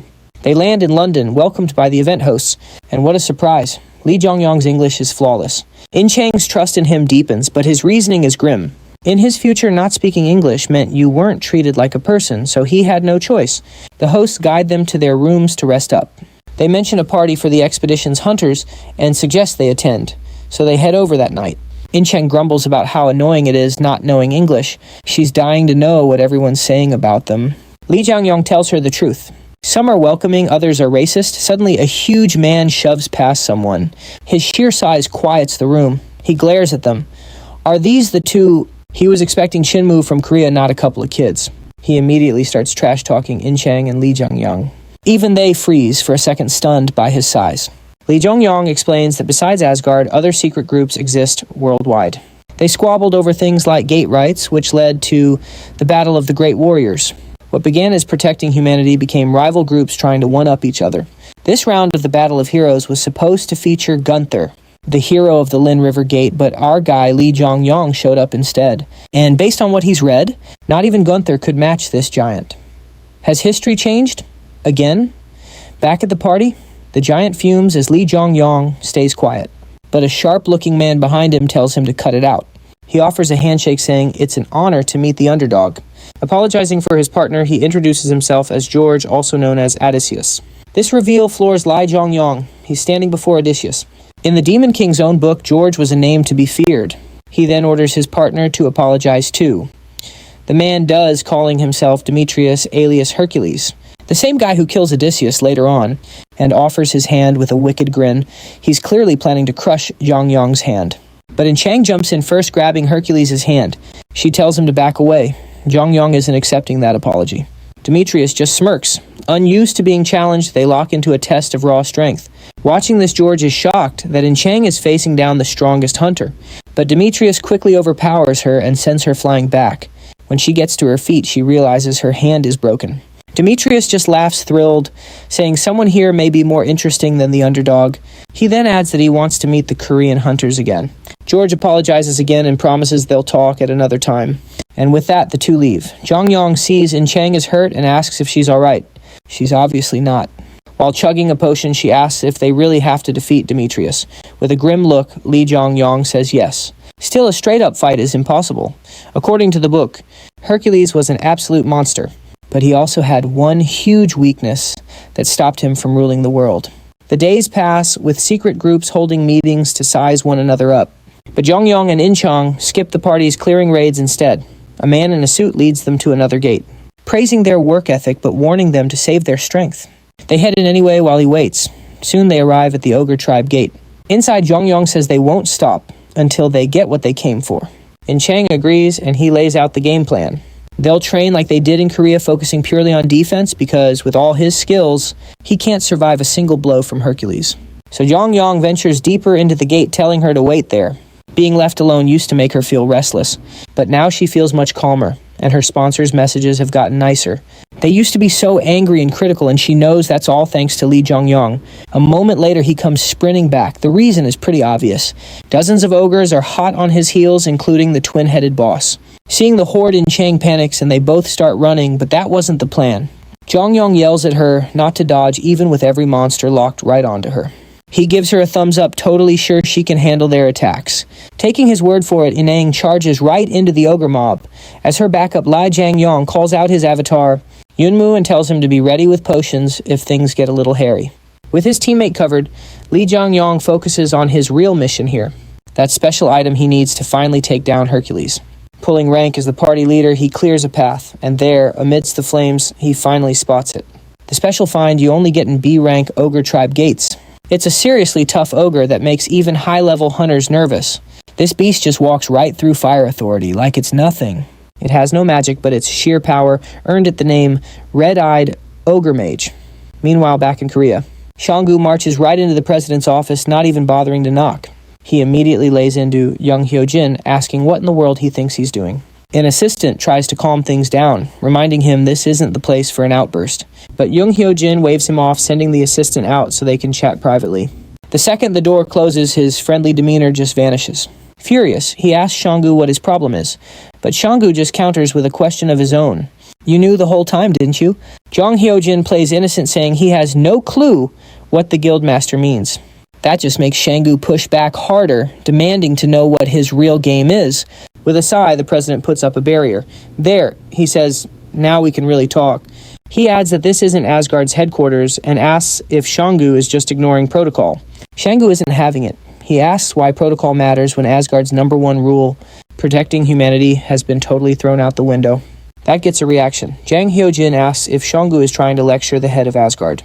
Shanggu replies that he might have if he thought lectures could actually get through to him, but the president isn't interested in listening. That's the last straw. Hyojin shoots to his feet, absolutely furious. But Shanggu stops him cold with a single name, Hercules. Hyojin is completely thrown off and asks what he's talking about. Shanggu explains Hercules is joining this round of the Battle of Great Warriors. Hyojin is stunned. This is news to him. He was under the impression Asgard was guaranteed to win this round. So now he's wondering if Olympus is backing out of their agreement. Seeing that reaction, Shanggu realizes the situation is messier than he thought. He thought Lee Jongyong was sent in knowing about Hercules, but Jang Hyojin was apparently in the dark too. Still, Shanggu doesn't let up. He asks if the president is just going to let Lee Jongyong die, and if he even matters at all. Trying to help, Shanggu offers to go deal with the ogre himself, but Hyojin tells him not to worry. He has no intention of letting Lee Jongyong die, even if this wasn't part of his strategy. Hyojin explains that he's already placed a mental safeguard on Lee Jongyong, so he'll get an alert if he's in real trouble. And now that Olympus has broken their deal, he has the perfect excuse to start a war. That throws Shanggu for a loop. He starts to wonder if Hyojin saw this coming all along. He also thinks that safeguard was reckless, but now it might just come in handy. Still, he can't shake the feeling that something's off. and he's definitely not wrong. But Odin and Handel had no idea. The mental chains on Lee Jongyong were already shattered by the apocalypse sky. Back inside the gate, a frantic red-eyed ogre mage searches through the fire. Meanwhile, Lee Jongyong takes cover behind some rocks, thinking the fire lure was a great move. Soon he spots a glowing red ore, his real prize. He's sure this stone is what helped the ogre evolve into a powerful mage. He notes this ore will be vital in his upcoming fight against Hercules. But his victory is short-lived. The ogre mage suddenly appears right behind him. As the monster roars in fury, Lee Jongyong realizes his mistake. He quickly uses a smokescreen to make some space, but the mage is too fast, leaving him cornered. For a moment, he doubts if he can beat a monster said to rival Hercules. Then the ogre leaps into the air and crashes down with devastating force. Now Lee Jongyong has to face it head-on. He'd hoped to save his strength for Hercules, but now he must go all out. The ogre mage throws a huge punch while Lee Jongyong charges forward with his spear. Just before the two collide, a system message appears. The gate has been cleared. The ogre fades into a ghostly blue light and vanishes, making Lee Jongyang sigh in relief. He thinks that getting hurt here would have been a major setback even with potions. Thankfully, it looks like Incheon took down the boss just in time. Over in London, the tense wait continues. There, Hercules and Odysseus are talking. Hercules brings up how the Korean hunters have been missing since day one. Odysseus figures their training, but Hercules is clearly getting antsy. He wants to raid a gate just to blow off some steam, but Odysseus shuts him down. He doesn't want to deal with another one of his messes. Then he reveals something serious. Hercules is here against direct orders from Olympus. Still, Hercules says he had no choice. He was told to lose a fight he could win. As a true warrior, he just couldn't do it. Because of his defiance, Theseus, who should have been with Odysseus, is now in the hospital. Odysseus has been hiding the truth this whole time. So far, they've pulled it off because Hercules showed up on the first day. Someone from Olympus is bound to arrive soon to punish them both for their actions. But Hercules tells him not to worry. He'll protect his friend no matter who they send. Then he brings up Incheon, mentioning that she seems pretty capable. But Hercules is a man who respects very few fighters, so his excitement to face this underdog team makes Odysseus feel like a storm is brewing. The next day at their hotel, Lee Jongyong and Incheon are in their room. Incheon asks if he's hunting again and if she should tag along. But Lee Jongyong says no. She hasn't fully recovered from their last fight. Naturally, she blames him for that, because of his little stunt. She got a rare trait that boosts her constitution and physical resistance. He even playfully asks if she wants to try it one more time. That makes Incheon super flustered as she pretends to be busy. Her reaction only makes things seem more suspicious. So what really went on last night? Lee Jongyong, laughing, says he was kidding and tells her to rest before leaving alone. Incheon finally gives in but tells him to call if he gets into trouble.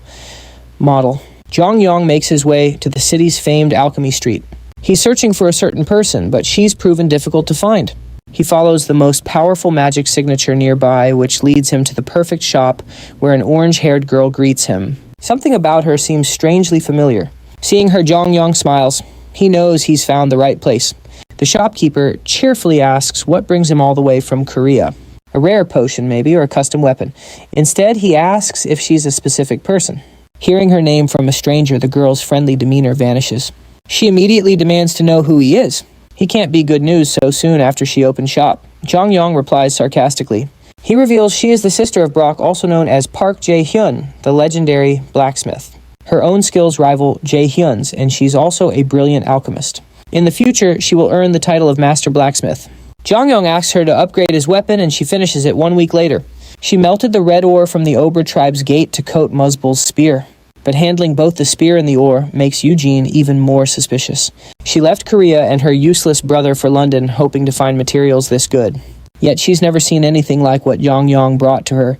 Not even Olympus possessed materials of this incredible quality. It makes her wonder who he is and how he acquired them. But Jongyong just tells her to return to Korea. He claims if it's rare minerals she's after, Korea will serve her far better than England, especially with him around. His offer leaves her stunned. Jongyong thinks that once these runes are combined, he'll become even stronger.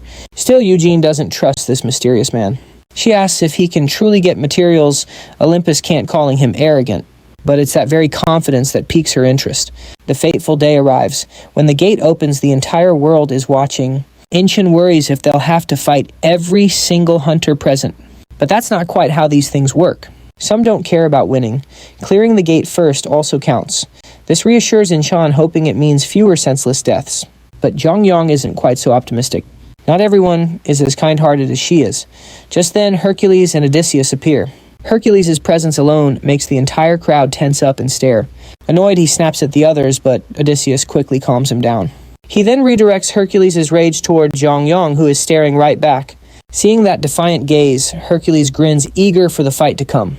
After a brief tense greeting with Zhongyang, the hunters step into the gate. Yet something feels off. Before entering, Zhongyang tells Inchan to run the second they get inside. The warning catches her completely off guard. After that, Zhongyang steps into the Keidan Mountain gate. The moment they enter, a massive explosion erupts before them. Inchan, barely missed by the blast, wonders what on earth is happening, but she trusts Zhongyang's order and decides to follow it. She sprints away at top speed, only stopping for a mortally wounded hunter. Unable to just leave him, she tries a potion to save him, but it's far too late. The hunter dies before her eyes, just as another vicious attack closes in on her. She parries just in time, the sheer force making her hands tremble. That devastating strike came from Hercules, who's impressed by her strength. "I'm glad I joined," he says, staring down Inchan, and in an instant, chaos erupts. The battle ignites as they go all out. Hercules unleashes a savage punch, which Inchan barely manages to evade. She glances back to see the ground behind her totally obliterated.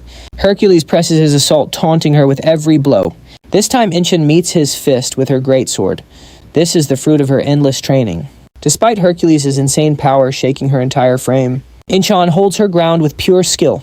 She then lowers her stance, preparing to charge. Now it's her turn to counter, but Hercules stops her. He's shocked someone this powerful lacks a title. To him, she's earned a special move he reserves only for worthy opponents. He powers up, activating Savage Beast, but a fireball suddenly crashes into him mid-charge. Inchan freezes stunned, and turns to find the source, smiling when she spots Li Zhongyang. He rushes up from behind, telling her they have to pull back for now. The two immediately break off and escape. Hercules walks out of the flames, mostly unharmed, and very annoyed. Later, Li Zhongyang and Inchan find shelter and discuss what happened after entering the gate. Inchan explains that the moment they arrived, a massive explosion killed many hunters instantly. She's confused until Li Zhongyang reveals the truth. It was an ambush, but not by who she suspected. Hercules didn't cause the explosion. Hunters set a trap to ambush him right at the entrance. Of course, they had no chance against the strongest hunter. And after that, Hercules went on a rampage. Li Zhongyang had already predicted this outcome, which is why he told Inchan to escape. Still, about a third of the hunters are gone. Hearing this, Inchan asks for their next move. She admits she wouldn't have survived Hercules' last attack directly. Li Zhongyang says their first objective is simple: survive this A-rank gate. He draws his weapons, then turns. A pack of Catan lions, all A-rank monsters, is right behind them. Hercules isn't their only problem. They quickly wipe out the entire pack. Afterward, Li Zhongyang sends Yunmu to scout the area. Yunmu returns, reporting no other hunters nearby. Inchan then starts burying the monsters they slew. Watching her, Li Zhongyang thinks she's a very strange person, or perhaps just plain crazy. When she finishes, Inchan asks about their strategy. As Li Zhongyang said, there are two paths to victory: clear the gate or eliminate the other hunters. She asks which path they'll take, but even he seems unsure. The A-rank boss could be too difficult for just the two of them. But then again, Hercules might be worse. Still, the demon god already has a strategy. He declares they'll defeat them both. Inchan is left completely speechless. Yunmu reappears, reporting 3 hunters nearby with skull tattoos. They're the ones who caused all this chaos. Li Zhongyang confirms they're Hercules' ambushers and tells Inchan to prepare for a fight. Elsewhere, Odysseus and Hercules have already captured the 3 tattooed hunters, having followed Li Zhongyang's flame trail. Odysseus explains they're members of Borgen, a vicious North African group into drugs, human trafficking, and more. They're also the masterminds behind the ambush on Hercules.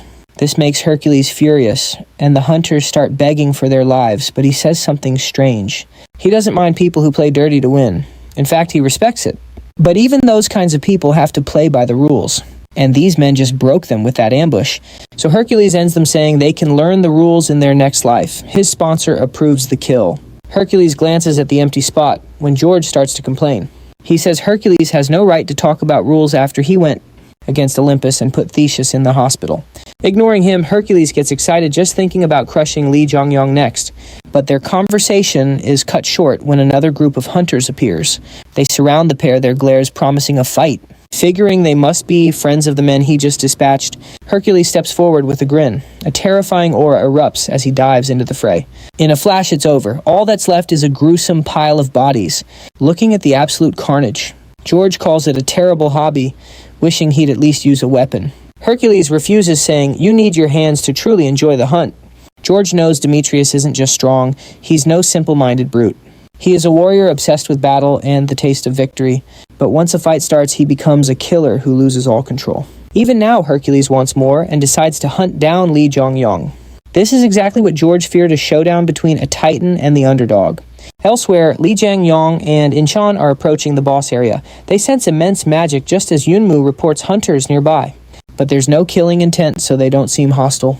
When the pair gets closer, the hunters say they've been waiting for the Korean team. Of course, Li Jongyong has no clue what they're talking about. Confused, one of them asks if Asgard sent him, and he confirms it. The group huddles together for a quick chat. Then a man named Inv steps forward representing Nihil, a secret group like Asgard and Olympus. He says their job is to help the underdog, since Li Jong knows nothing of this plan. Inv explains that the Great War was rigged for Asgard to win, but Olympus had some issues and Hercules showing up complicated things. So Nihil is here to guarantee Li Jongyong and Inchan come out victorious. Hearing this, Li Jongyong starts to understand the real game being played. Inv then offers to help them take on the boss, as 2 people won't be enough. But Li Jongyong has another idea. He says he'll defeat Demetrius, which shocks everyone. He feels that only beating the boss would make him look like Odin's puppet. Inchan, totally lost, asks him to explain what he means. So he tells her the higher-ups already decided Asgard would win, and fighting Hercules defies that plan. He then asks if she'll oppose his decision, but she shakes her head. Inchan says she's ready to follow his lead and supports his plan. Li Jongyong smiles back at her, but then the mood shifts. One by one, the other hunters get cold feet. None of them want to go up against the strongest hunter in the world, so they turn and leave, mocking him for dreaming too big. Even the Nihil hunters back away, leaving the Korean pair alone once more. It was just the 2 of them versus the Catalian Mountain Gate boss. Later, one of Envy's teammates asks for his take on the situation. Inv admits it'll be tough, but says Li Jongyong is unusually strong, especially given his potential. He believes Li Jongyong is already at an underground leader's level. His teammate is stunned, but Inv isn't finished yet. He explains they all stayed back to witness Li Jongyong's true power firsthand. Meanwhile, Li Jongyong and Inchan finally confront the Catalian boss. The beast unleashes a powerful aura that debuffs the hunter's stats, but Li Jongyong resists it, his stats normalizing in moments. He even snags another achievement, and the battle begins. Li Jongyong charges, telling Inchan to take the right side while he handles the left, reminding her to conserve energy. Inchan follows his lead, rushing in as Yunmu provides cover from the side. The 3 take their positions, and Inchan makes the first move. But the Catalian dodges, swatting her away with a single paw. Ouch, that had to sting. Li Jongyong is next, using his fire authority, but it deals 0 damage. The boss just shrugs it off and swings back. Yunmu jumps in, helping Li Jongyong get to safety. The 2 regroup, but after that short clash, both are already breathing heavily. Li Jongyong tells Inchan not to push it. Their only job is to get the boss into Phase 2 before Demetrius arrives. Elsewhere, bodies are strewn about. Hercules stands over them, his fists bloody. Hunter groups kept ambushing him on his way to Li Jongyong. This constant cat-and-mouse game is making him furious, but George seems unbothered. Soon enough, Hercules will meet his real opponent, but he snaps at George, who worries Demetrius is losing control. With every kill, Demetrius sinks deeper into a battle frenzy. George even wonders if their target knew this would happen and left these hunters behind on purpose. But still, that should be impossible. It's a secret, hidden within Olympus, one that even Odin doesn't know. Of course, George doesn't know about our hero's book, so he calmly approaches Demetrius. George's voice breaks the trance, and Hercules' bloodlust fades as he asks what he wants. George asks if he can truly maintain his sanity in this state. Demetrius simply tells him not to worry. He claims his control is better now, and promises not to lose himself again. Just then, a shockwave from the Korean hunters' battle reaches them. Feeling that power, Hercules grins. Has the main event started? George decides to put his trust in him. He is one of the world's few S-class hunters, after all. He says it's time to move. Back at the battlefield, the boss suddenly freezes in place. The Korean hunters did it. They forced it into Phase 2. But it's not over yet. As it transforms, the boss unleashes a massive demonic aura, taking on its final form.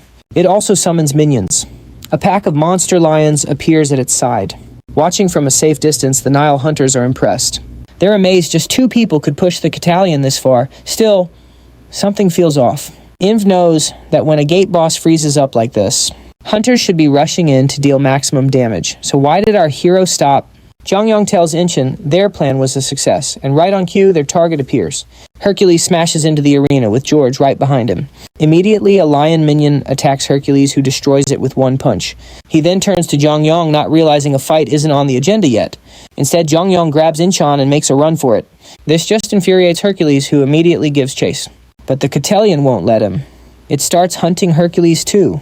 With both Hercules and the boss after them, Incheon starts doubting the plan. Jongyong explains they damage the boss most, so its aggression is fixed on them.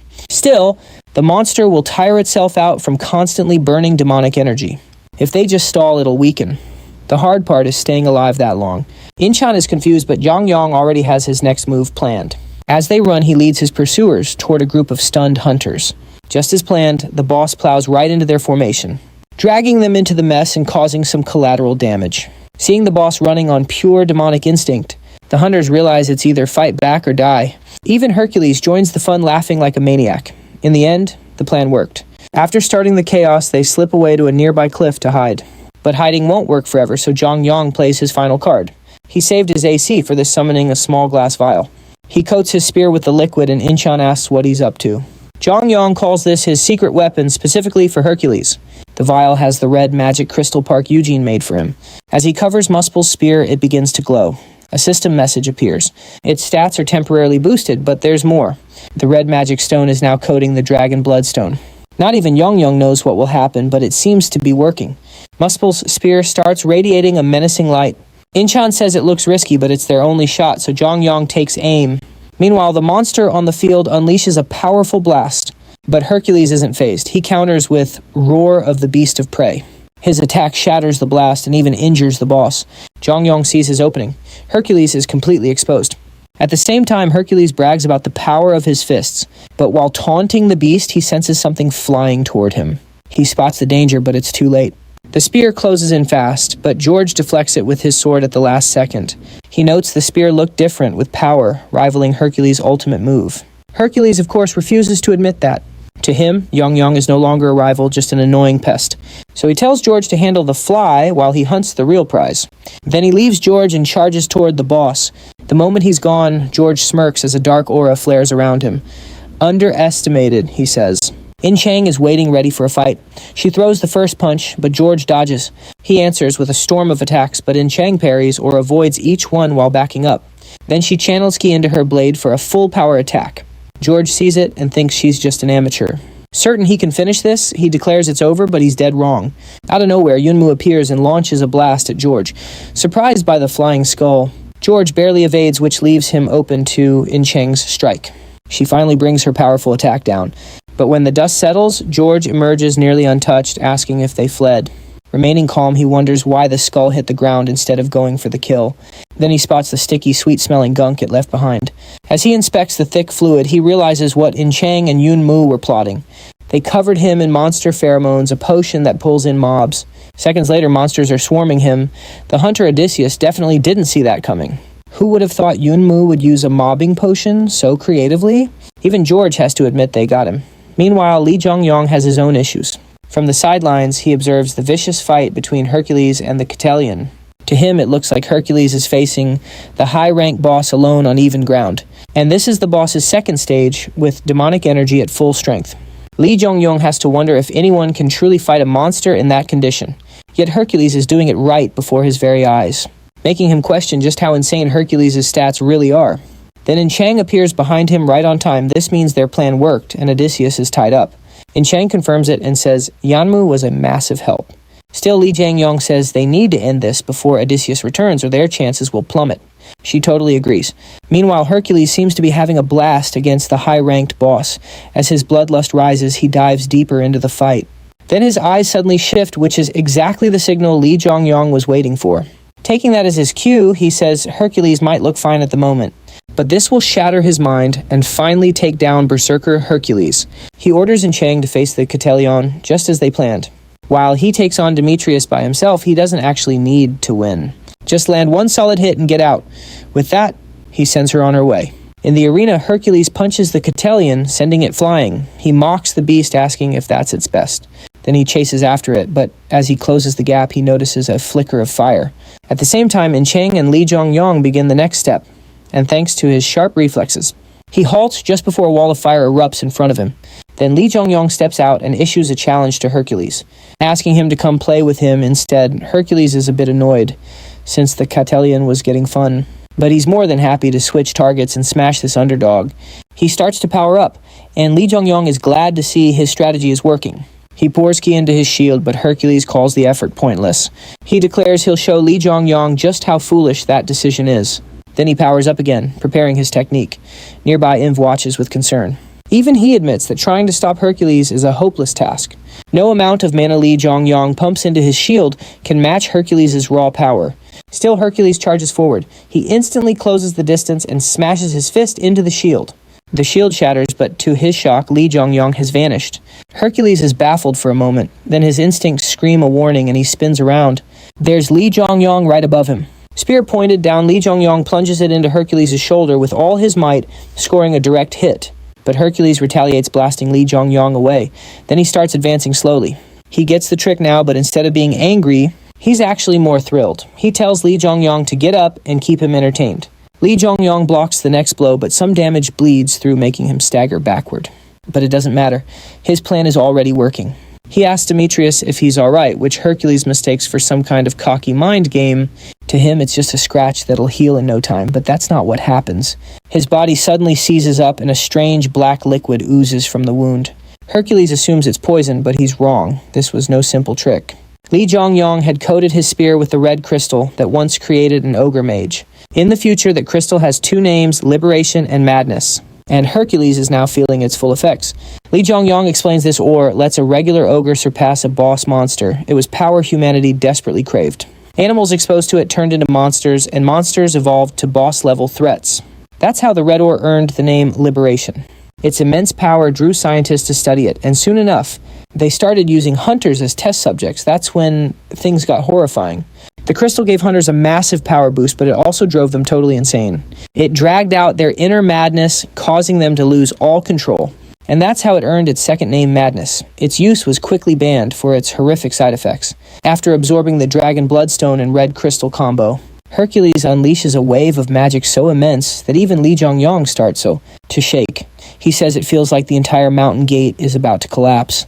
Then a voice from behind him demands to know what he's done. It's George, who somehow survived the lion horde. He's beaten and bruised, but storms in furious with Lee Jong-yong for his terrible plan. Lee Jong-yong warns him to stay back or he'll die, but George doesn't listen. He lunges to help his friend, but Lee Jong-yong blocks him, saying history will repeat itself if he interferes. Because according to the Demon King's book, this is precisely how Odysseus dies in the original timeline. Hercules completely succumbs to his bloodlust, and George rushes in desperately trying to save him, only to be killed by his own friend, so now the two hunters clash. Desperate to save his partner, Odysseus screams at Lee Jong-yong to get out of his way. He argues that Hercules just lost control, so there's still a chance to bring him back. But Lee Jong-yong says that's impossible even for him, and refuses to let him pass. Odysseus keeps attacking, trying to break through, but it's no use. Then out of nowhere, Lee Jong-yong says he has a plan. That stops Odysseus in his tracks. He backs off to hear what he has to say. He doesn't trust Lee Jong-yong one bit, but to save his friend, he asks what this plan is. Lee Jong-yong says he just needs 5 minutes. Their goal is to stall Demetrius that long. George thinks that's impossible. How can they stop a berserk Demetrius for 5 whole minutes? But before he can argue, Demetrius comes flying in to attack. Seeing this, Lee Jong-yong yells for Inan, pulling George out of the way. In their place, the Catalian charges forward, clashing with Demetrius. Lee Jong-yong is relieved. Inchan's timing was perfect. He tells George that with the Catalian helping, surviving 5 minutes should be a piece of cake. George isn't totally convinced, but it's the only plan they've got. So he decides to follow Lee Jong-yong's lead. With another strong ally on their side, Lee Jong-yong feels his confidence surge. He explains that his intel shows the red crystal's effect only lasts about 5 minutes. If they hold out, Demetrius will return to normal. That means the fight is over and it's their win. Meanwhile, elsewhere, the other hunters finish clearing the minions, only to feel a sudden crushing demonic presence. Alarmed, they look around, realizing it's not from the Catalian's second phase. It's coming from Demetrius. The sheer power alone is terrifying.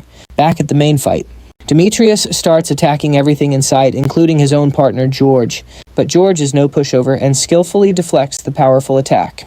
Still, against a monster like Demetrius, his efforts aren't enough. Demetrius shatters his attack with one punch, but he forgot George isn't fighting alone. Inchin leaps in with a flurry of slashes, but they don't seem to do any damage. The other hunters can hardly believe what they're seeing. Most of them figure it's better to run than get caught up in that mess and die for nothing. Even the Nihil soldiers watching from the cliffs are stunned by the scene. A female hunter asks Im for orders, but his focus is on something else. The energy coming from Demetrius feels just like the red aura their comrade Seth had. So Im tells his partner to get ready. They're jumping into the fight. And so Lee Jong-yong, Inchin, George, and the Catalan all attack together to bring Demetrius down. Even then, Demetrius overpowers all of them. He drops the Catalan first with a series of brutal hits. Then he turns his attention to Inchin. She tries her best to slow him down, but it's completely useless. He sends her flying with a single kick, though her great sword absorbs some of the impact. Next up is George, who dives in yelling at his friend to snap out of it. But Demetrius is lost in a rage and won't listen. George presses his attack. Demetrius doesn't dodge or block. Instead, he chooses the craziest option. He meets the sharp blade with his bare fist. His hands slam into the sword, and somehow he takes almost no damage. Instead, the shockwave travels up the blade, severely injuring George. Even the sword is damaged, but Demetrius still isn't done. He knocks George into the air, charges up, and unleashes another deadly move. A savage beast roar rushes forward, blazing with a fiery punch. At the last second, Lee Jong-yong zips in and pulls George out of the way. Even while hurt, George asks how much longer they have to hold on. When will the 5 minutes be up? This gets Lee Jong-yun's gears turning. He remembers that an incomplete red core should fizzle out in 5 minutes. So what gives with Hercules? But there's no time to ponder that mystery. Hercules charges in again, but bam! A water blast sends him flying. Good old Iniv to the rescue. The Nile hunters show up too promising to cover their backs from the rear. This buys Lee Jong-yun a moment to check on his friend. And Chang tries to play it cool, but she's totally running on fumes. Seeing this, Lee Jong-yun gets down on himself for not being stronger. He thinks if only he had just a little more power. And right on cue, the universe grants his wish in the worst way. A system message pops up. The dragon's bloodstone is reversing its flow. Regeneration is now negative 0.3. That's not good, and yet he immediately starts coughing up blood. Chang worries about him, but the notifications just keep coming.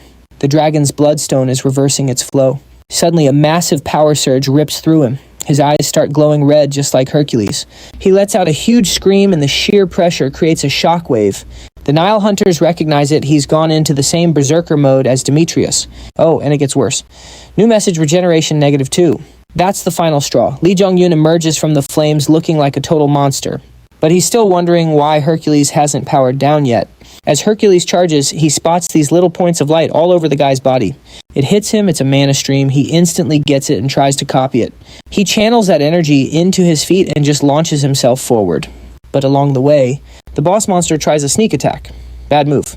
In his new powered-up state, Lee Jong-yun easily handles the weakened boss, slicing it right in two. He scores some pure forest water and even levels up. His stats get a nice little boost. But this amazing new power has a pretty big price tag. The Dragon Bloodstone is blocking messages from his sponsor. Worse demonic energy is tearing his body apart. He's got to release it or he's done for. Unfortunately, Lee Jong-yun isn't really thinking clearly right now. He just screams and flames erupt all around him. The fire spreads like crazy, threatening to engulf the whole area. Meanwhile, on the other side, the escaping hunters freeze as Lee Jong-yun's flames wash over them. One guy shouts that the fire is draining his magic. As they get weaker, they start to panic. They have absolutely no clue what's going on in this gate. Back at the main event, the two berserkers are still going at it. And for some reason, they're both shirtless now. Their bodies are falling apart, but they don't stop. Lee Jong-yun barrels in for another attack. Hercules meets him with a counter, and they just keep smashing into each other. They both decide it's time for a final move, unleashing their biggest attacks at once. Their attacks collide in a huge explosion that wrecks the entire area as the dust settles. We see two figures, and somehow Lee Jong-yun has stabbed Hercules, gaining the upper hand. He then uses his flames to blast away from Hercules, taking the guy's arm with him. George completely panics, yelling for Hercules to snap out of it. But losing an arm doesn't even faze Hercules. In a flash, he just regenerates the whole thing. George realizes he's burning a wild amount of mana to do that. If Hercules can do that, what about Lee Jong-yun? He glances over and sees the underdog is healing too. His wounds are way worse, which leaves everyone completely floored. George figures it has to be the blue flame from the gate. There's no other way.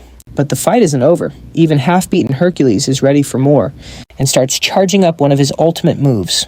The roar of the beast. George freaks out. His arm isn't even fully healed yet. Lee Jong-yun knows he has to intercept the attack. He rockets forward with his mana stream skill. Hercules fires, and just as George feared, his arm is completely blown apart. But Lee Jong-un just bats the attack aside with his spear. The crowd goes silent. No way. The underdog actually won. Hercules collapses totally defeated. But Lee Jong-un isn't finished. He moves in for the final blow. George scrambles to stop him, but it's much too late. His mind has gone lost to the dragon blood stone and red crystal. All that's left is the instinct to kill. But just then fate intervenes. A bolt of blue lightning cracks the sky as Lee Jong-un swings to end it. A figure appears before Hercules, blocking the strike with a barrier. Then the stranger orders the berserk Lee Jong-un to kneel. The instant she speaks, his body obeys, forcing him to his knees. Seeing this, the Nile hunters freeze up, but George steps forward, bows his head and greets her, Athena. But she is clearly not happy. She calls the whole situation a disaster, and now she owes Zeus because of her people. First things first, she demands to know who the man kneeling before her is. A hunter who defeated Hercules, their strongest. Now that's caught her interest. George explains that the man is the underdog. Athena studies him carefully. She begins to wonder if he's the one who changed this entire gate. After all, the whole mountain was covered in his signature blue flames. Flames that drain mana itself. Even her barrier barely stopped his attack. Until now, Athena figured he was just some lucky rookie sent to Asgard, but this battle proves she was dead wrong. This rookie beat Hercules all on his own. That leaves just one conclusion.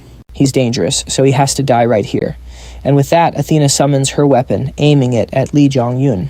Under her absolute command, Lee Jong-un is totally helpless. But just as she's about to strike, a voice calls out. A man appears behind her, Xionggu, who is also known as Heimdall. Athena demands to know why he's here. Xionggu just asks her the same thing. She assumes he must have tracked her lightning. Xionggu walks right up to Lee Jong-un, shielding him. This just makes Athena even more furious. She screams at him to move, saying Lee Jong-un must die now, before he's a bigger threat. Xionggu disagrees. He warns that if she dares to touch his friend, he would see it as a declaration of war on Asgard. Furious, Athena shoots him a death glare. She asks why he cares so much about Lee Jong-un, saying she thought nothing mattered to him. Xionggu doesn't give her an answer. Just then, Iniv of Nihil steps forward, though Athena already knows who he is. Glad she recognizes him, he asks on Nihil's behalf that she spare the young hunter. He then presents the Eye of Osiris, proving his authority and pressing her to agree. Athena is stunned into silence, forced to back down for now. With that, the standoff ends. Soon the gate falls and the hunters make their escape. Meanwhile, Lee Jong-un is still completely unconscious, but his sponsor sends some gifts: magic, resistance, and purification. He also gets the mana stream skill, plus a pretty shocking new achievement. After a good bit of time has passed, Inchan is watching over him when she notices a little movement. Lee Jong-un is finally waking up after being out for days. The moment she sees him awake, Inchan bursts into happy tears. He tries to speak but can't make a sound. Seeing how wrecked he is, Inchan dashes off to find someone. After she leaves, he spots a familiar shield and sword crest. It's the symbol of the Round Table. Not every top hunter created their own underground group. Some worked together in secret guilds for the greater good. The Round Table was one, though he feels they were never much help. They always stayed hidden even when England was on the brink of collapse. For all their influence, they did nothing. But right now, his own body is his biggest worry. He does a quick self-check and realizes just how bad things are. His whole body is aching, he can't talk, and his legs barely work. Even Yunmu is asleep, though there's no immediate need for him anyway. He opens his status window and hey, he's past level 50. Some of his stats took a hit, which he figures is because of that red crystal. Still, the new skills are amazing. He sends a quick thanks to his sponsor for the boost. Later, Xiang Yu stops by to check on his condition. He explains that it was magical energy encroachment, a super rare case with no known cure. But he reassures him that there's no need to worry. Thanks to his sponsor and a little help from Manhwa, he should be able to flush out the demonic energy safely. Xiang Yu tells him to just focus on his recovery. The debriefing can wait. Afterward, he leaves and makes his way to the lion's den, walking into a room of top hunters, including a very grumpy-looking Athena. Athena starts saying Lee Jong-un's power is too dangerous and needs a full investigation, but Xiang Yu calmly refuses. He states that Asgard has no reason to share details about its members. In fact, Olympus is the one that needs to explain itself. Asgard was promised a victory in this round of the Great War. They sent their hunters based on that promise, but Olympus broke the deal. If Hercules had joined them, Lee Jong-un wouldn't have been needed. In that case, Asgard's hunter was simply doing his job. So Xiang Yu asks Olympus to explain. But Athena doesn't back down. She insists Lee Jong-un's power is too risky. His blue fire engulfed the gate and even siphoned energy from living things. Because of this, she demands Asgard hand him over peacefully. She adds that if they refuse, Olympus is ready to declare war. Shan Yu is completely unfazed. He says this is all old news to Asgard. They know his flames absorb magic and are incredibly strong. And sure, it's a skill never seen before, but isn't that always the case? Aren't all hunters dangerous beings by their very nature? His words resonate with everyone. He presses on, saying they're all unknown beings who only just appeared. Their powers are also terrifying to regular people. So if Olympus wants to wage war over dangerous powers, then they must first explain their contempt for other hunters. That pushes Athena right over the edge. She blames Xiang Yu for interfering. She complains the legend doll always irritates her and breaks her concentration. Xiang Yu tries to de-escalate the situation between them, but Athena is too furious to listen, saying she hopes they never meet again. His feelings are hurt, but her words also put an end to the argument. Later in his room, Lee Jong-yun uses Mana Stream to read the mana flow and use it. While he's meditating, he tries to mimic the mana flow Demetrius used back in the Catalian Gate. Demetrius had shown him how to boost his strength by circulating magic. That same principle can be used for defense. It's the key to his new skill. But first he needs it to heal. As he gets the hang of it, his healing quickens. Then all of a sudden he spits up a mouthful of blood. He realizes these are impurities spreading from the dragon bloodstone. Luckily they come out without issue. Now he just needs to heal with Mana Stream. But that proves to be difficult as something inside him is blocking the flow. As he searches with his senses, he finds a black marble in his neck is causing the problem. Lee Jong-yun realizes this won't work for now, so he adjusts the flow around it. The next morning at the manor's training area, In Chang and George are sparring. He keeps forcing her back, saying she is too slow. That finally makes In Chang snap and go all out. She unleashes a rush of attacks, but when she closes in, George easily sidesteps. He's barely taking it seriously, just giving her pointers as they go.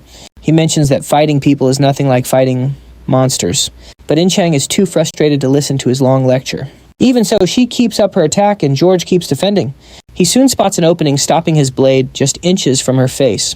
Feeling the cold metal, she instinctively flinches back. George asks if they should stop, but Inong says nothing. She just feels useless. She was no help at Catalian Mountain, and her sponsor looked disappointed. She failed to keep her comrades safe, and her sponsor's gaze was full of pity. She believed she and Lee Jong-yun were on the same starting line, but he soared ahead, leaving her feeling stagnant and unworthy to be his equal. She carries the weight of his near death, convinced it was her own weakness. So just as George is wiping the sweat from his brow, In Chang approaches asking for another round. In her fiery gaze, he sees his own past, the regret of failing to protect someone precious. He knows that Flame will forge her into a great warrior, so he agrees to spar once more. Meanwhile, In Chang's resolve hardens, and she vows to get stronger. After their session, George goes to visit Hercules. He finds his friend hooked up to IVs surrounded by medicine. Despite the silence, George begins to speak, saying he saw In Chang's potential at the Catalum Gate, and she's the genuine article. With every class, she improves just like he once did. He adds that Demetrius would have loved watching her progress. He then shares that the underdog is finally awake, urging Hercules to wake up soon, saying this hospital bed just isn't his style. But there's no response elsewhere. After the meeting, Xianggu visits Li Zhongyan, who is healing at a surprising speed. He finds him already stretching casually, asking why Xianggu dropped by. The bald man, relieved to see him up, remarks that he's always full of surprises. Then Xianggu gets to the point, asking about the lightning. Li Zhongyun identifies it as Olympus's divine item and Zeus's authority. Xianggu confirms exactly. He explains that few powers in existence can rival the might of Zeus's lightning. Such abilities are rare and well documented. Li Zhongyun then calmly states Bifrost's divine item is on par with it. This stuns Xianggu, who demands to know how he could possibly know that. Before he can press further, Li Zhongyun interjects, saying they have something crucial to discuss. Xianggu agrees, but says this isn't the place. He tells Li Zhongyun to follow him somewhere more secure. A portal gate transports them instantly to a grand mansion. Even Li Zhongyun is impressed. Xianggu reveals this is his personal domain, Bifrost. The atmosphere immediately grows more serious. Still reeling, Xianggu asks point blank, "Are you a prophet?" As understanding dawns, Li Zhongyun says it's something like that. He mentions a certain book he read once, a book about Handel, his friend, and the Demon King. The words send a shiver down Xianggu's spine. Li Zhongyan explains his regression from the future, but the story is too much for Xianggu to believe. "You're saying I killed you," he stammers. Li Zhongyan clarifies it wasn't quite like that. He explains that the future Xianggu was already aware of the plan. Just then, a system message verifies his claim. On top of that, Li Zhongyun knows about his past with Athena. Xianggu had already sensed something was off, so he's forced to accept the unbelievable truth. But there are still problems. The book he read was incomplete, only detailing the very beginning. Everything beyond that he pieced together himself. His knowledge is just a fragment of the whole truth. Another message from his sponsor confirms this is true. After taking it all in, Xianggu asks what Lee Jong-yun wants. His friend is determined to rewrite the hellish future he escaped, vowing this time will be different. However, but no message confirms it. Turns out Bifrost doesn't care about truth or lies. It only reacts to real intent to harm its hunter Xianggu. That's a big deal because Lee Jong-yun is holding some things back. He decides to keep a few secrets, saying changing the future isn't his job. And with that, the conversation ends. Later that night, In-hok from the Nile pays a secret visit to Lee Jong-yan. He's relieved the news of his recovery was true. Lee Jong-yan asks why he's here given the heavy security. In-hyuk apologizes for intruding, saying he risked a lot to meet the underdog and ask a favor. Lee Jong-yan remembers In-hyuk was the one who argued to protect him. But as far as he can tell, their goals don't line up. Still, he decides to hear him out. Then In-hyuk bows low humbly, asking him to come to the Nile. This totally catches Lee Jong-yan by surprise. Why is the Nile's leader bowing to him? To him, their encounter was just a coincidence, so this makes no sense. Before he can ask more, a guard tracks In-hyuk down, cutting their talk short. Not wanting to be caught, In-hyuk makes a quick escape, shouting that it's about the red ore. This leaves Lee Jong-yan with a lot to think about. He guesses In-hyuk wants to discuss the madness the red crystal inflicts on its users. He wonders if Egypt has already found it, even though, from what he knows, that information shouldn't be known to hunters yet. Then it clicks. The Nile's hunters join the battle with Hercules right after seeing his transformation. Suddenly, Inchan bursts into the room asking if Lee Jong-yan is okay. She feared the intruder was an assassin, but he says there's nothing to worry about. Her expression is pure confusion. He just says he's climbed one mountain, but feels a bigger one is coming. The roundtable conference finally ends, and the result was clear. Olympus broke the treaty. They had to take full responsibility for the incident and for almost starting a war. Athena's move was a huge mistake. At last, the Korean hunters are cleared to head home. But out of nowhere, a voice calls out to Lee Jong-yan. Inchan immediately tenses up.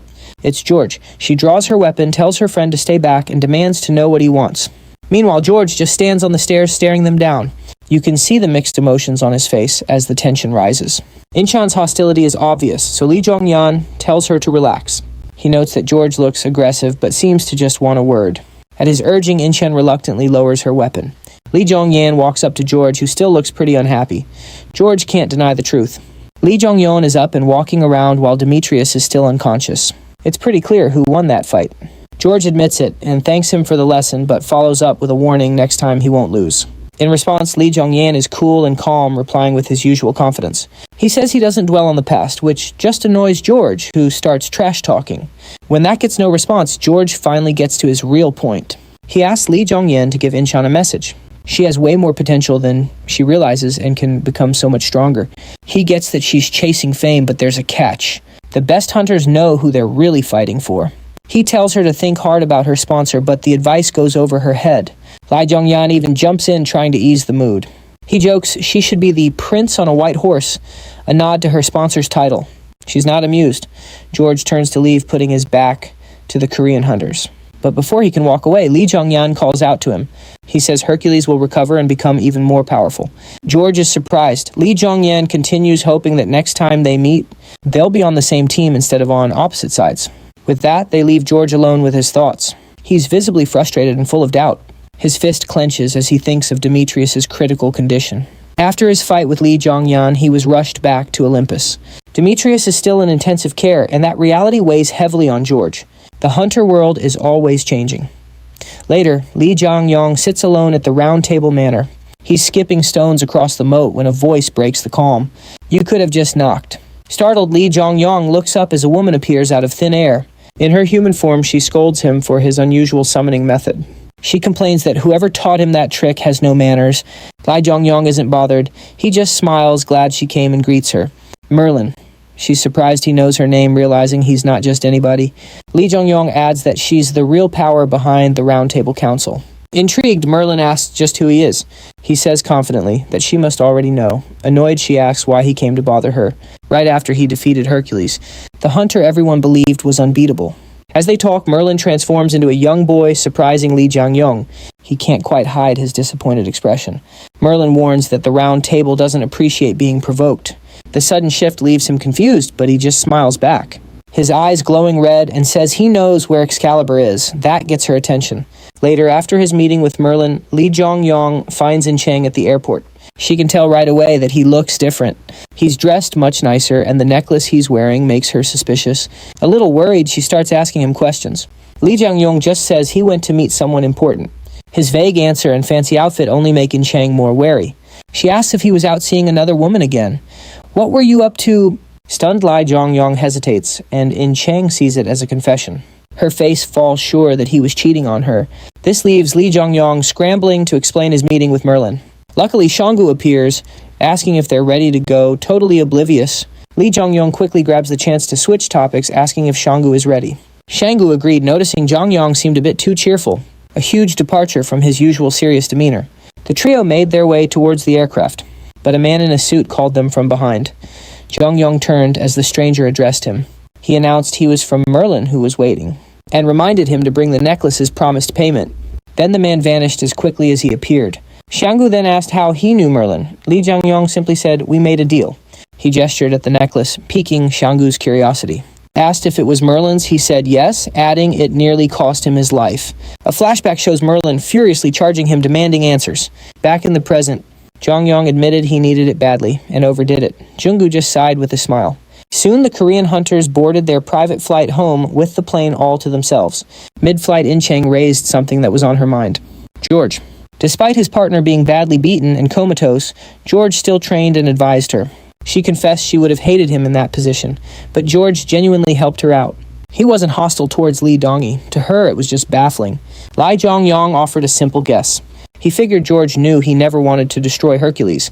Their talk continued as the plane neared Korea. Upon their arrival, a sea of cameras and reporters greeted them all for the one who defeated Hercules. Li Zhongyang, the surprising underdog. The cheers left him totally stunned. Xianu explained the news had already broken. The story was, Hercules challenged him and lost badly. He urged Zhongyong to wave, but he just asked why no one told him. Shanggu called it a surprise, asking if this wasn't the fame he wanted. So Li Zhongyong grinned and started playing for the crowd, waving for the cameras as reporters took their shots. And just like that, a new public hero was born. His victory over Hercules spread like wildfire.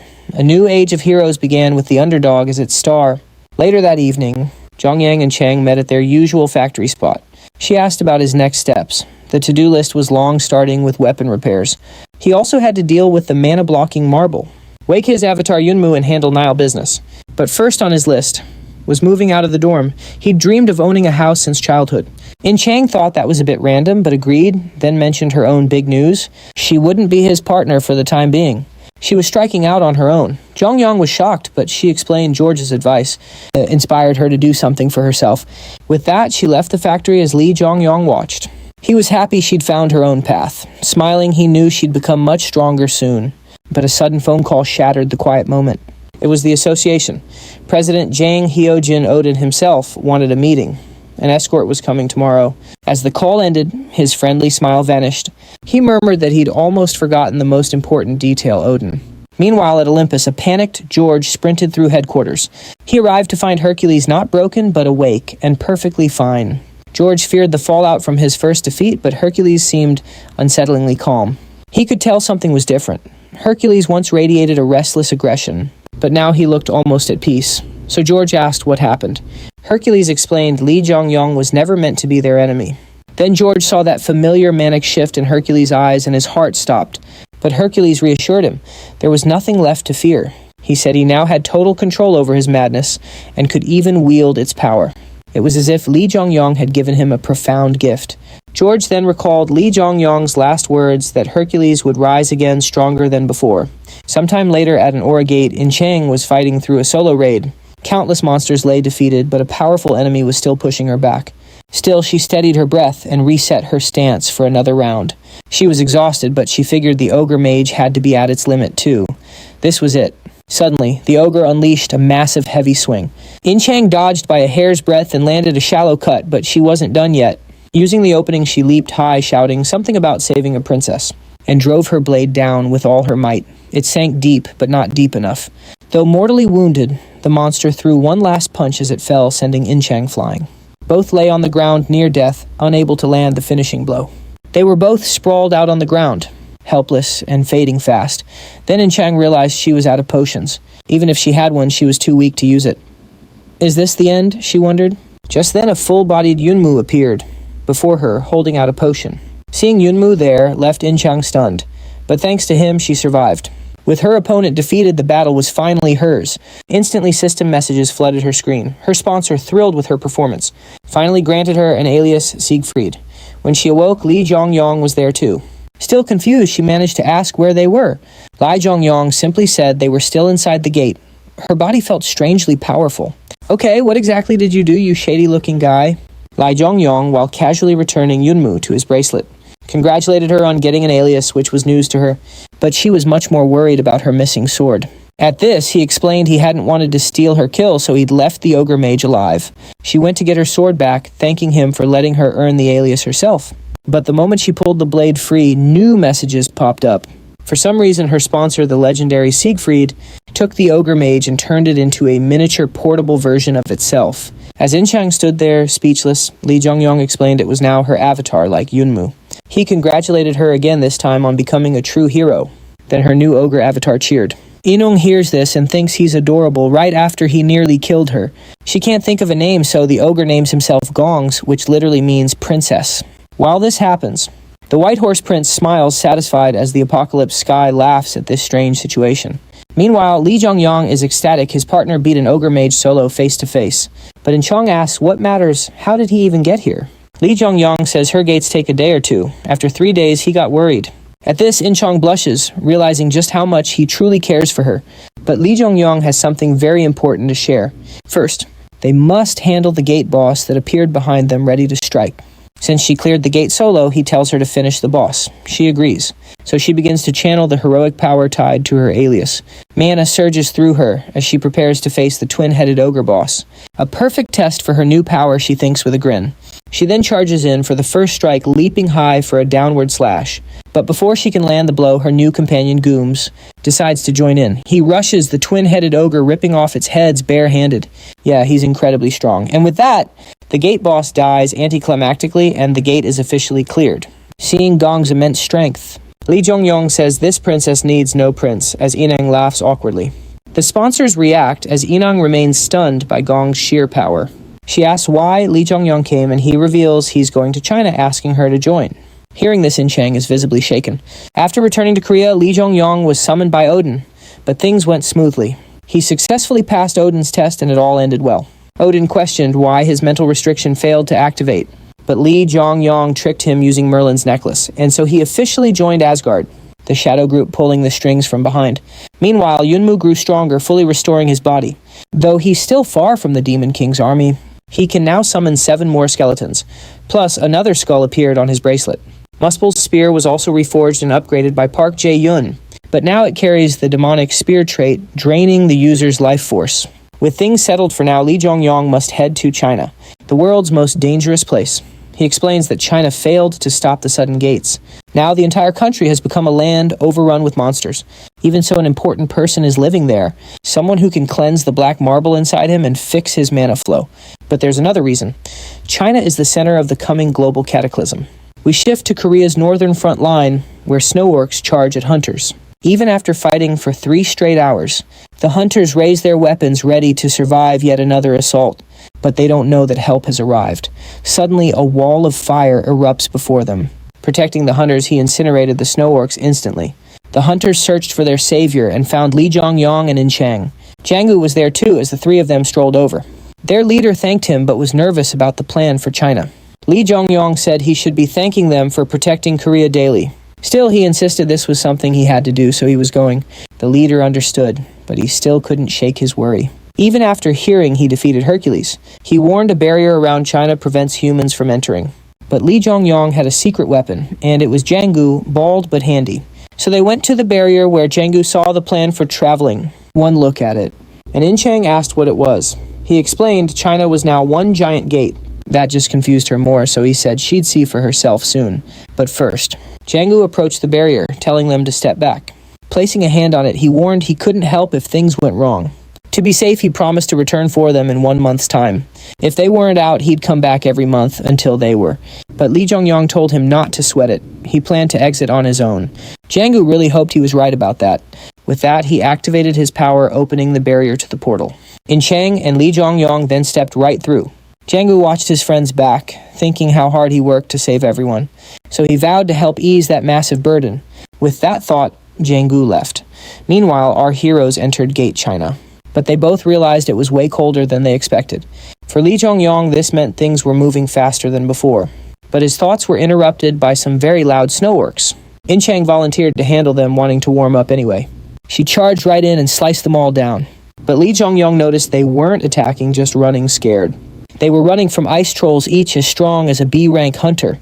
Spotting them, he warned In Chang to be careful as he drew his sword. The pair leaped into action, tearing right through the ice trolls. They finished them in seconds, leaving In Chang a bit bewildered. This place was way more intense than she expected, so many tough monsters. And on top of that, their mana felt unstable and the monsters fought like people. He agreed. This meant the gate was progressing much faster than he thought. Still, the main goal was finding shelter, so they journeyed on. Soon In Chang was freezing and asked how much further they had to go. He told her that walking would probably take them about a month. In Chang completely panicked at the thought of walking for that long, but he calmed her down. With no time to waste, they needed a ride. Their first stop is the famed Heaven Lake on Baekou Mountain. They press onward, clearing out any monsters that block their path. After making camp, In Chang and Gong rest by the fire while Li Zhongyong scouts ahead. He returns with a surprise 2 monster elks he somehow tamed in moments. With their new mounts, the hunters race across the wasteland, reaching Baekou Mountain easily. At its base, In Chang notices something odd. The higher they go, the warmer it gets. Plus, the complete lack of monsters on the trail makes her feel uneasy. Li Zhongyong tells her not to worry, as the mountain's master is protecting them. Which, of course, only confuses her more. She asks if the master is human, but he says no, a monster. Then, he isn't sure what to call it. Regardless, they'll meet this master and its disciples very soon. He tells In Chang that the elks can't come any further. From here on, they must get past an invisible barrier. Meanwhile, in Korea, Odin looks over the city, recalling the past.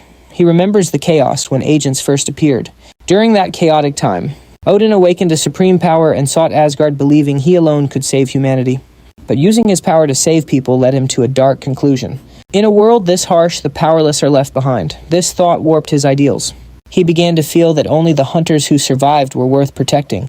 His thoughts drift to Li Zhongyong's quest in China. China had been a bore. The cold and monsters were no challenge at all. But Li Zhongyong is special. He defeated Hercules, the strongest hero without any hero powers. Odin wonders if Li Zhongyong will succeed where he failed. The thought brings a smirk to his face. How interesting, he muses, licking his lips. He decides he shouldn't devour Li Zhongyong too quickly. He wants to savor him. To Odin, Li Zhongyong is the most exquisite meal. Back in China, the party finally reaches the peak of Baekou Mountain. The summit is completely different. The sky is clear and the air is wonderfully pleasant. While they take in the view, Inong asks if they've made it.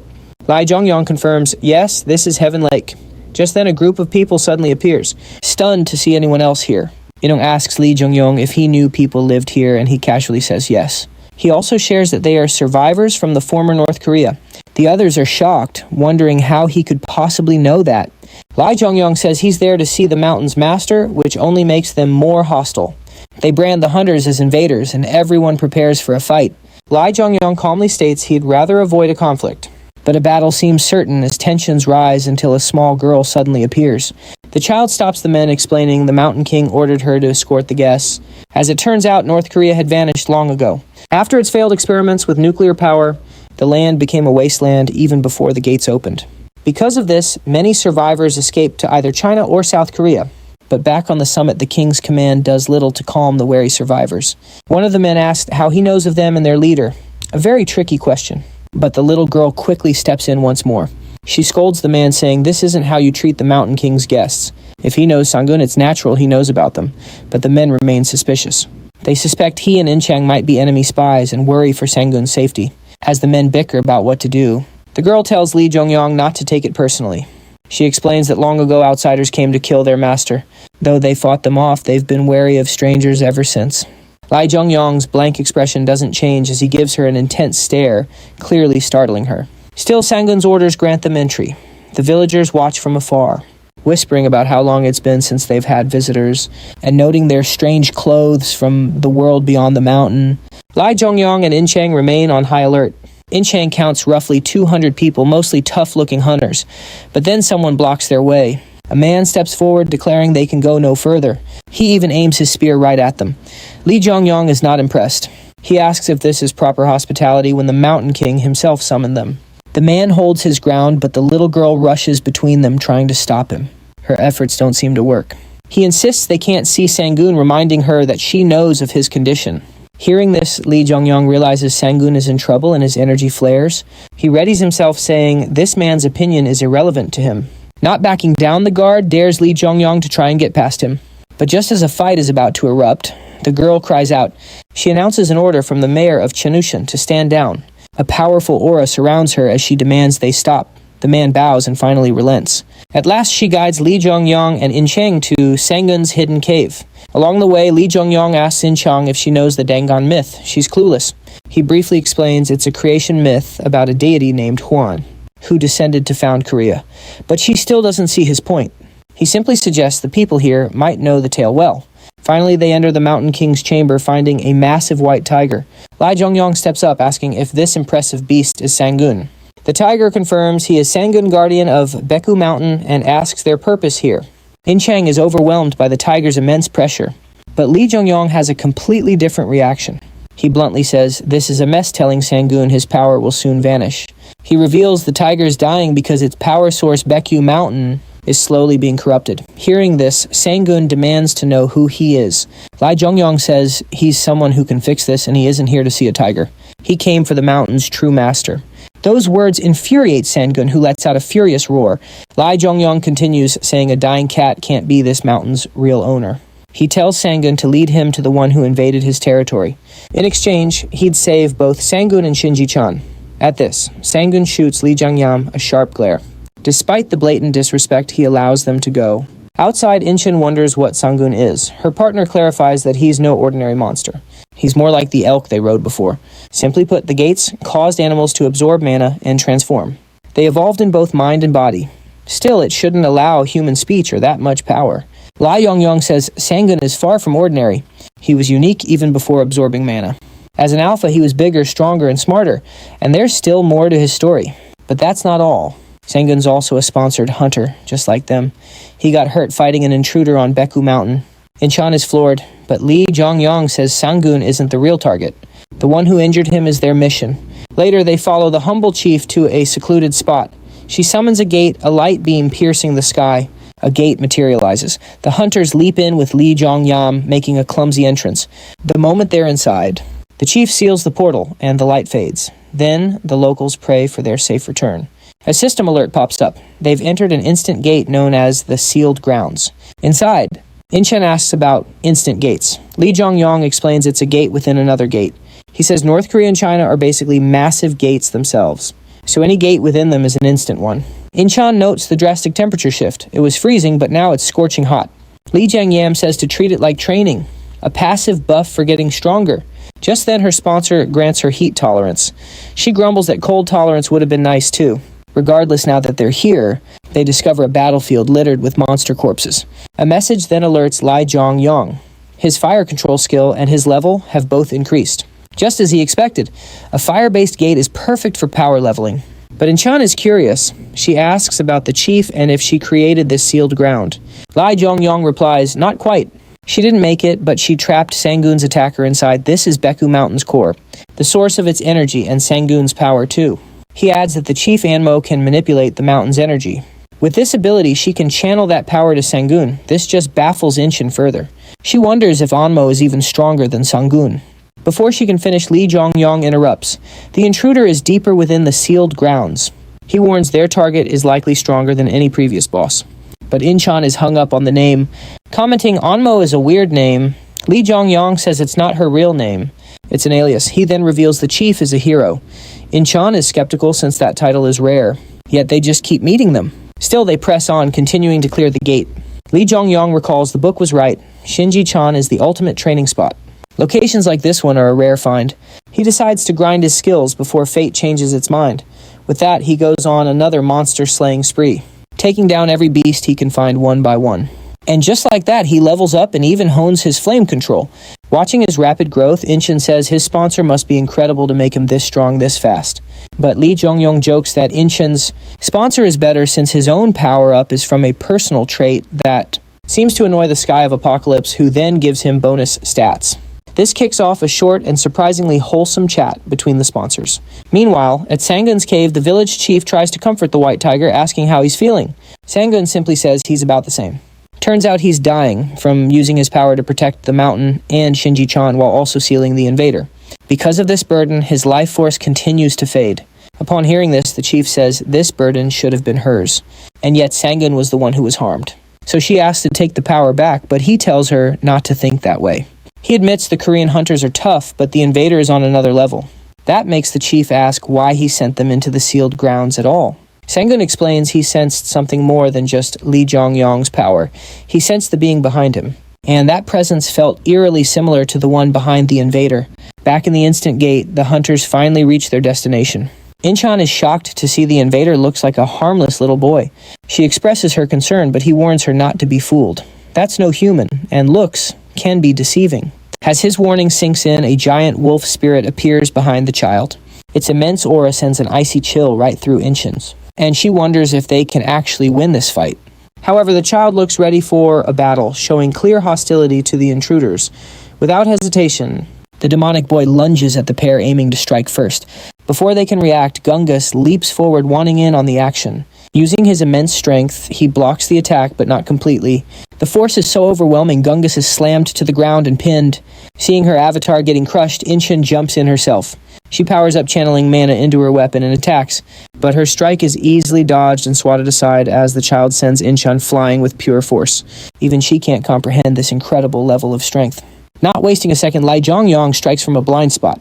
Using his weapon and his fire authority, he swings down, but the enemy still dodges it. The child counters immediately, unleashing a furious barrage. Seeing this, Lee Jong-yong braces himself and parries every single strike. As the battle rages, the Sky of Apocalypse watches his chosen hunter in silence. Their clash creates huge explosions that shake the whole mountain, making the hidden village tremble. As a result, the chief orders the children and the weak to be evacuated to safety. The soldiers move out at once to carry out her commands. Then Gao, the man who almost fought our hero earlier, appears. He asks the chief if everything will truly be okay. She tells him not to worry about it. If Lee Jong-yong falls, she and Sanun are prepared to finish the job. She sends Gao to handle the evacuation, and he quickly moves out. But deep down, she knew that was a lie. She knows if the hunters fail, the two of them alone won't be enough to stop the demon child. And because of that, their village's fate now rests on a stranger they just met.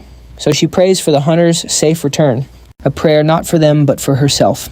Meanwhile, inside the gate, things are grim. Wang's is already down. In-chong is at her breaking point, and Lee Jong-yan is being choked out. Desperate, In-chong screams to get its attention, but the child doesn't even flinch. Its only focus is crushing Lee Jong-yan, and it tightens its grip on his neck. Lee Jong-yan fights to survive, but his strength is quickly fading. The claws inch closer. He's nearly powerless when a thought suddenly strikes him. He remembers a skill he learned before the fight, magic growth.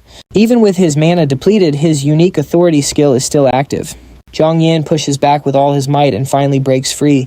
He's activated his mana stream, system messages appear, showing he gained a skill without his sponsor, and his stats begin to soar. In-chong can only watch completely stunned.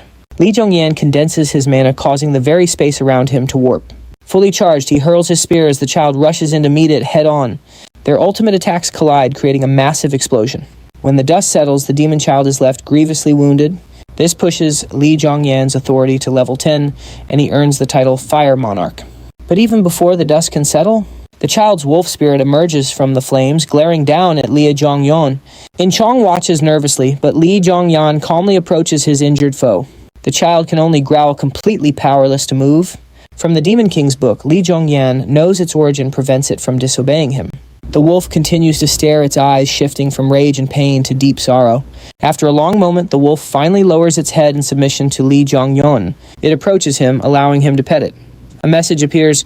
The Sky of Apocalypse has sponsored a bond. Lee Jong-yan explains that, although the beast seems docile for now, it once stood with the Demon King, plunging the world into total chaos. It served the strongest hunter who loved it like his own child. In the future, this legendary beast would earn many titles, like Snowy King, Monarch of the Beast, and Godjaws, so Lee Jong-yan names his new companion Fenrir. The bond then evolves into submission, and the Sky of Apocalypse asks if he wants to activate it. And just like that, the battle is over. Back on the surface, the chief feels the tremors stop and wonders if it's finally done. Then she hears footsteps approaching. The Korean hunters are back safe, but she freezes, seeing Lee Jong-yeon carrying the demon child into her village. Panicked, she cries out for Sanun, who rushes to her side. She demands an explanation, but Lee Jong-yeon simply says he kept his promise. Sanun looks skeptical. He accuses Lee Jong-yeon of deceiving them, insisting the promise was to kill the intruder. But Lee Jong-yeon shakes his head. He only vowed to save Sanun and Xianchun. Besides, this child isn't a threat anymore. Right on cue, the child's eyes flutter open. He slips from Lee Jong-yeon's grasp, glaring at the leaders as his aura flares to life. Both leaders are absolutely petrified. But with a nod from his master, the boy suddenly bows to them apologetically. The chief is baffled, but his hostility is gone, and this whole wild incident is over. Once everything is settled down, Lee Jong-yeon tries to teach his new companion his name, but Fenrir only says Yu-gi-oh, which means kill. Honestly, it's a little too fitting. It also shows the kid can't really speak yet. Then In-chong walks over, calling for her partner. Fenrir dislikes the interruption and glares at her, and she definitely doesn't want her avatar destroyed.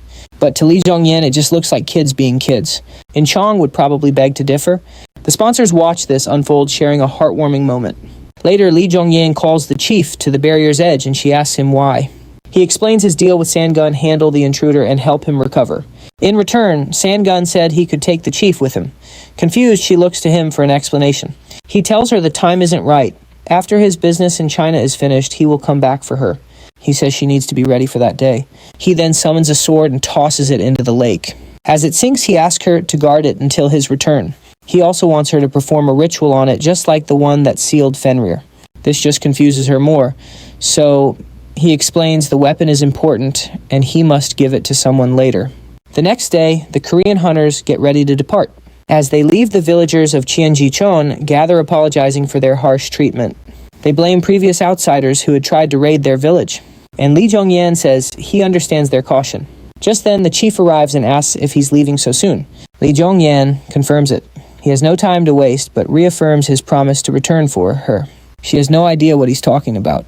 Hearing this, he realizes she forgot their talk and wonders if her side effects have worsened. Still, he just tells her to ask Sangun about it. At last, the hunters bid farewell to the villagers and Sangun and continue their journey. Meanwhile, from his cave, Sangun urges Lee Jong-yeon to hurry on. So the hunters, with their new companion in tow, begin their descent down Baekdu Mountain. Partway down the path, In-chong suddenly stops. Lee Jong-yeon turns back and notices she looks upset. She admits it feels heavy to leave like this, but he assures her he plans to come back. Once their business in China is done, they will visit Cheonjicheon once more. Hearing that, In-chong jokes that after he solves his whole gate problem, they could just come back easily by plane or portal. This makes him uneasy, since he never made that claim. But In-chong has absolute faith in him. To her, he's already accomplished one impossible feat after another. Smiling, she boasts about him. He took down Hercules and even tamed the demon child Fenrir. So shouldn't a man like that handle the gates in China too? But Lee Jong-yeon simply says, I can't. His answer shocks her. He explains that he can't stop the gates alone. In fact, no one can stop what's coming. The cheerful mood suddenly cools, and even In-chan looks a bit down, trying to break the silence. She asks if they'll be walking missing the mountain's warmth. But Lee Jong-yeon replies, Nope, my trip to Cheonggang was to find us a better ride. But In-chan notes their trusty elk companions are long gone. Lee Jong-yeon smirks, saying, Who needs elk? Then tells Fenrir to give them a lift. Fenrir obeys, shifting to his wolf form as the two hunters climb aboard. He takes off like a rocket, finally stopping near a small battlefield. There, the hunters see snow orcs battling it out with ice trolls. Lee Jong-yeon immediately knew why Fenrir brought them here. He gives Fenrir the order to feast, and the great wolf instantly attacks, ripping into the monsters. In-chan can only watch, completely stunned. Lee Jong-yeon notes Fenrir must have been hungry. Then he says he'll teach In-chan something. But before that, he has something important to show her. In-chan's eyes light up. Is this the secret to his insane growth and strange abilities?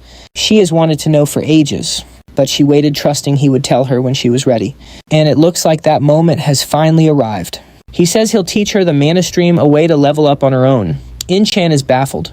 A hunter who could grow without any sponsor, was that even possible? It is, and knowing this is his secret fills her with excitement. Lee Jong-yeon then says she has already gained part of the mana stream. He gathers mana in his palm, asking if she can perceive it. In-chan focuses her power, and she can clearly see the energy in his hand. Lee Jongyong is ecstatic, saying he knew she had the talent for it. She asks if seeing mana is the reason he meditates so much. He corrects her. They're not just seeing mana, they're sensing its flow. Like feeling a current inside the body. It's a lot for her to process. Lee Jongyong tells her not to worry about understanding it all. This isn't learned through thought. You master it with practice. So he's going to force the mana flow into her, but warns it'll be agony. In-chan doesn't hesitate for a second. She accepts, saying it's fine. She has to get stronger. She refuses to be a burden and will match his pace. By nightfall, they've stopped to rest and In-chan is completely passed out.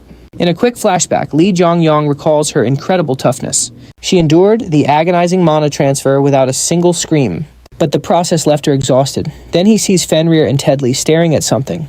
Curious, he walks over and spots a giant lizard monster behind a cliff. It's a drake, a high-level predator that's usually a gate boss. Fenrir immediately starts drooling, licking his lips at the sight of dinner. Lee Jongyong asks his pets if they want to hunt the drake, and Fenrir nods yes. The Demon King's diary mentions that drakes are Fenrir's favorite meal, but Lee Jongyong knows Fenrir is still not at his full strength, and after submitting to him, he's become even weaker.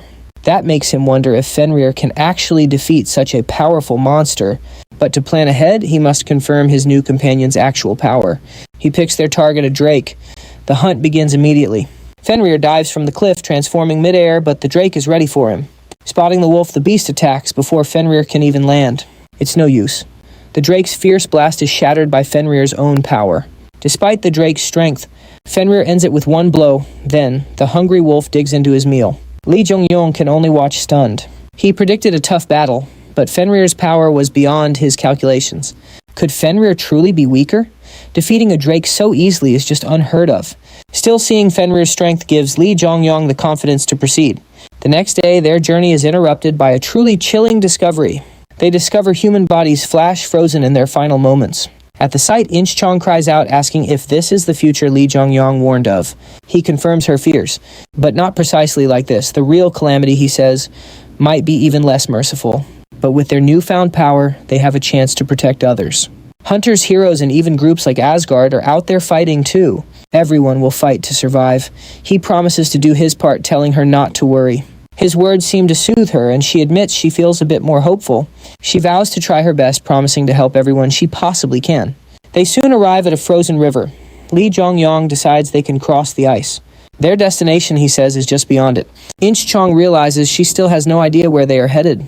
He explains their goal, find someone in Guangdong province, but she remains doubtful.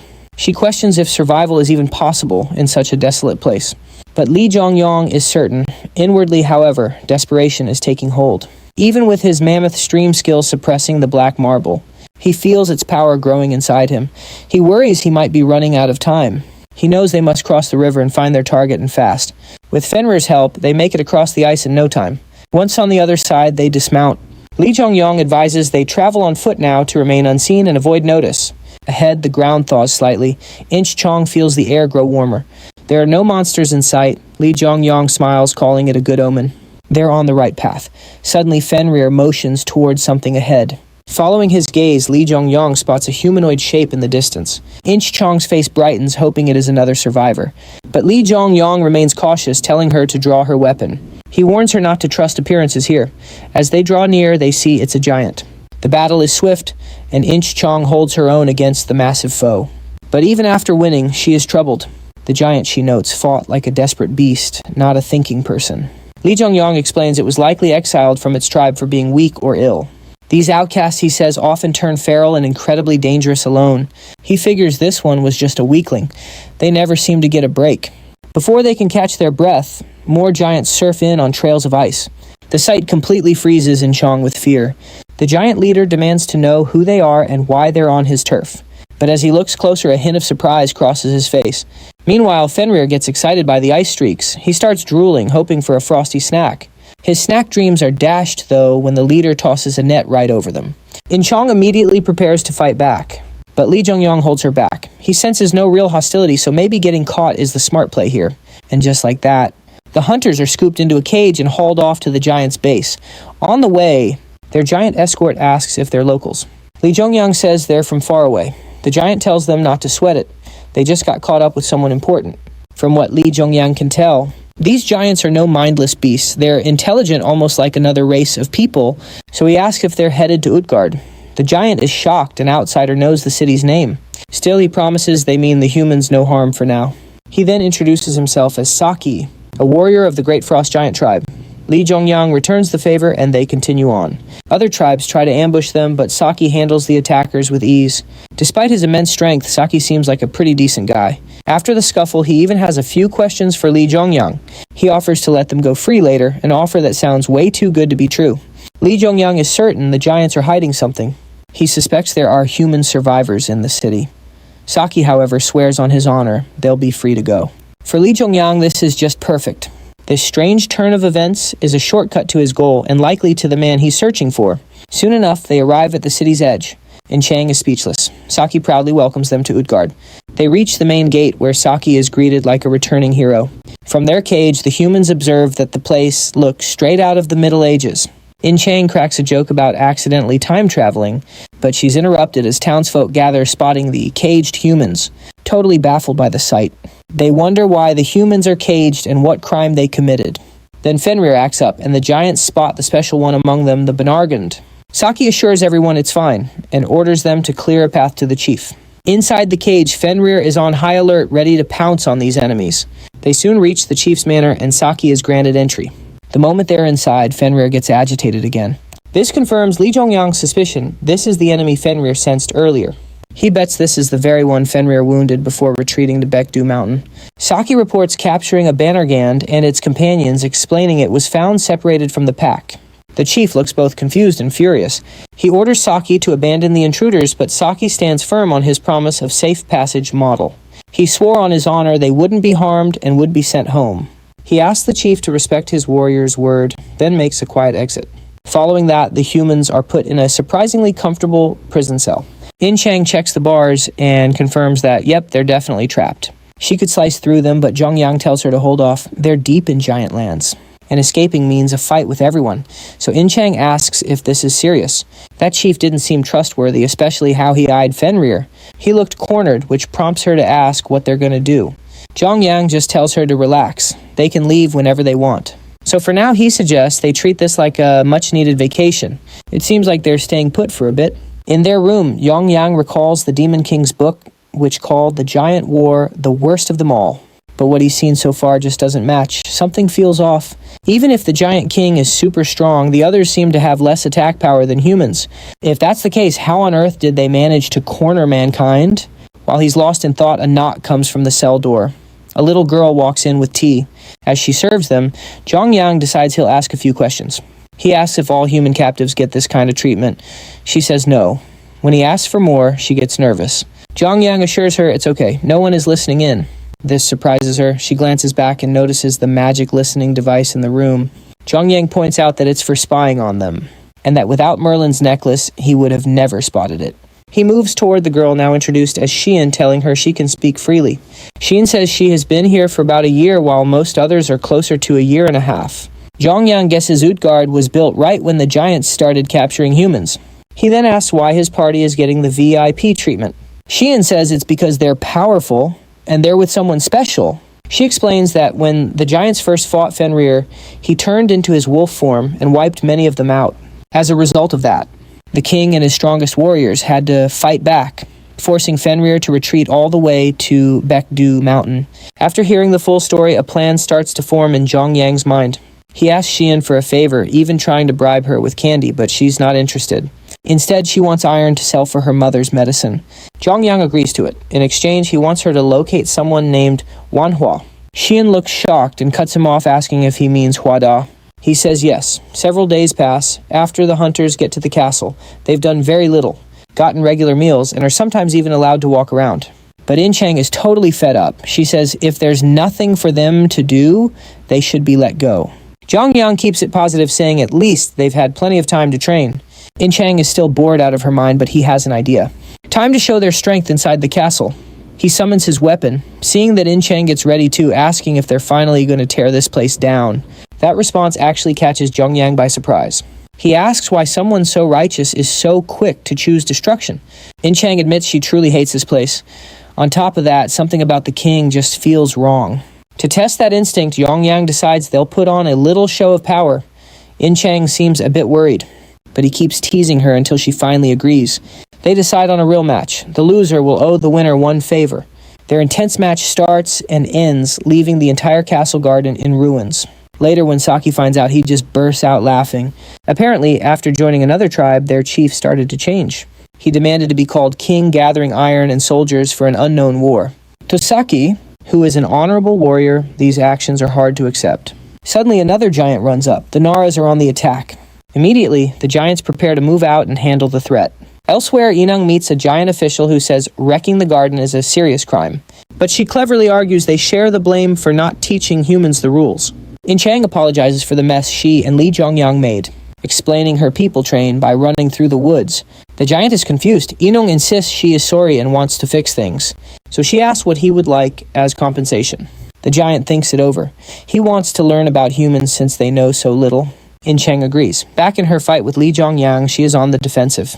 Despite her power, she sees no opening, so she decides to go all out. Li Zhongyang meets her with more force. At the peak, she spots an opening, but it's a trap. He lured her in on purpose, then slipped behind her to take the win.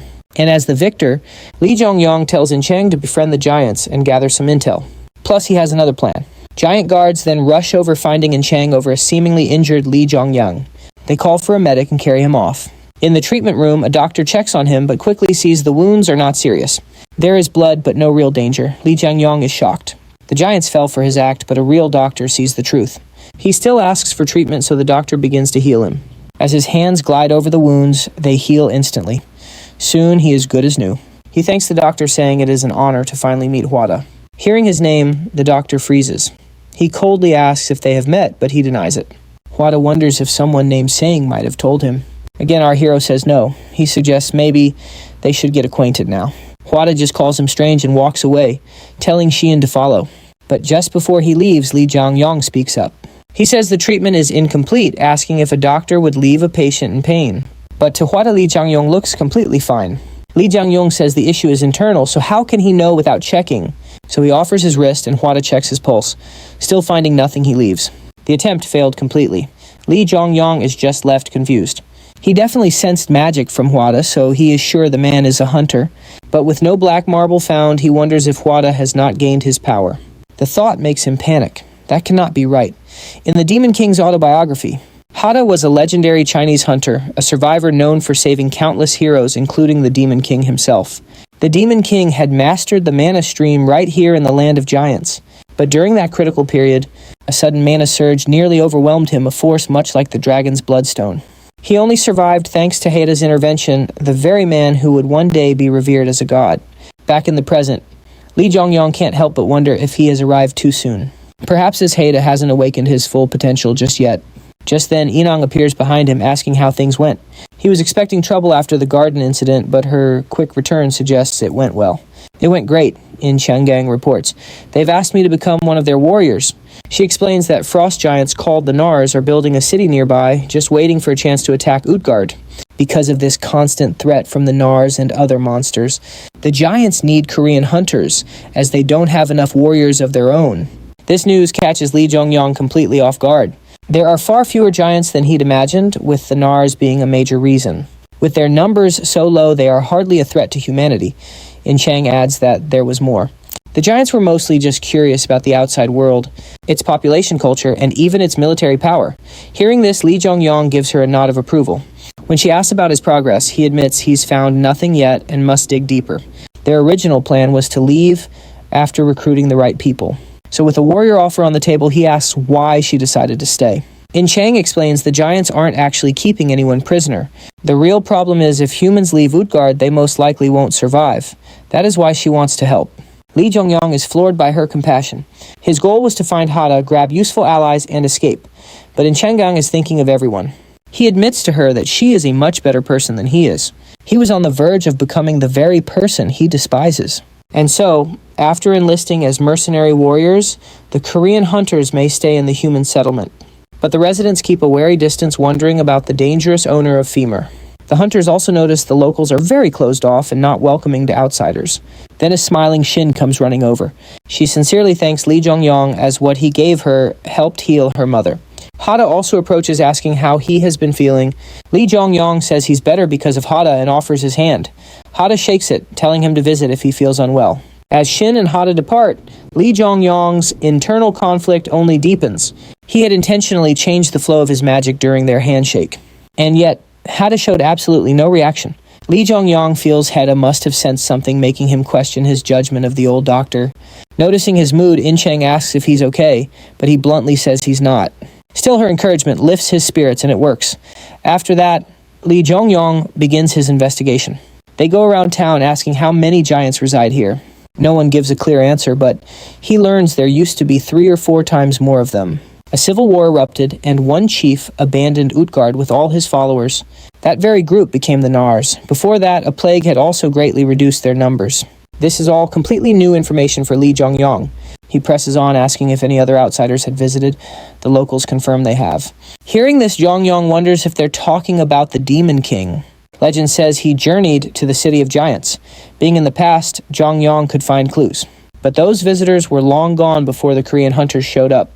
The residents never saw them, only hearing stories from the giants. Heading back, Jongyang reflects on how fruitful his search was. He'd learned someone cured the giant plague a man often summoned to the castle. That has to be the Hada I'm looking for.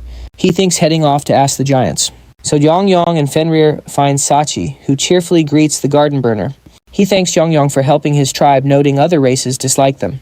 He adds that he must leave as ant attacks have been increasing. He asks Jongyang for help, and the two head out to stop the raid.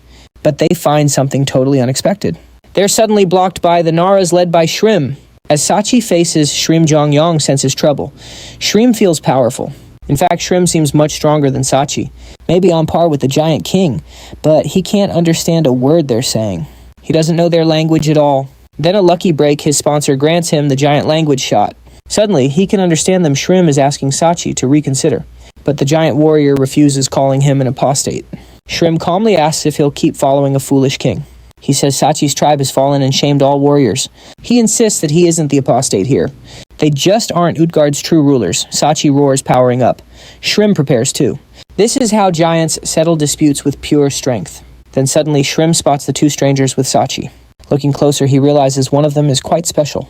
And shockingly, that special being seems controlled by a human. Fenrir and Jongyang have Shrim's attention. He vows to deal with them later. Sachi interrupts with a heavy swing, but Shrim dodges and counters. Just before impact, Shrim pulls back, sparing his old comrade. Still, the force of the blow erupts into a shockwave. After that, Shrim turns to leave, with his group telling them all that this isn't over. They will meet again soon. As the Nars retreat, Sachi's soldiers question letting the enemy go.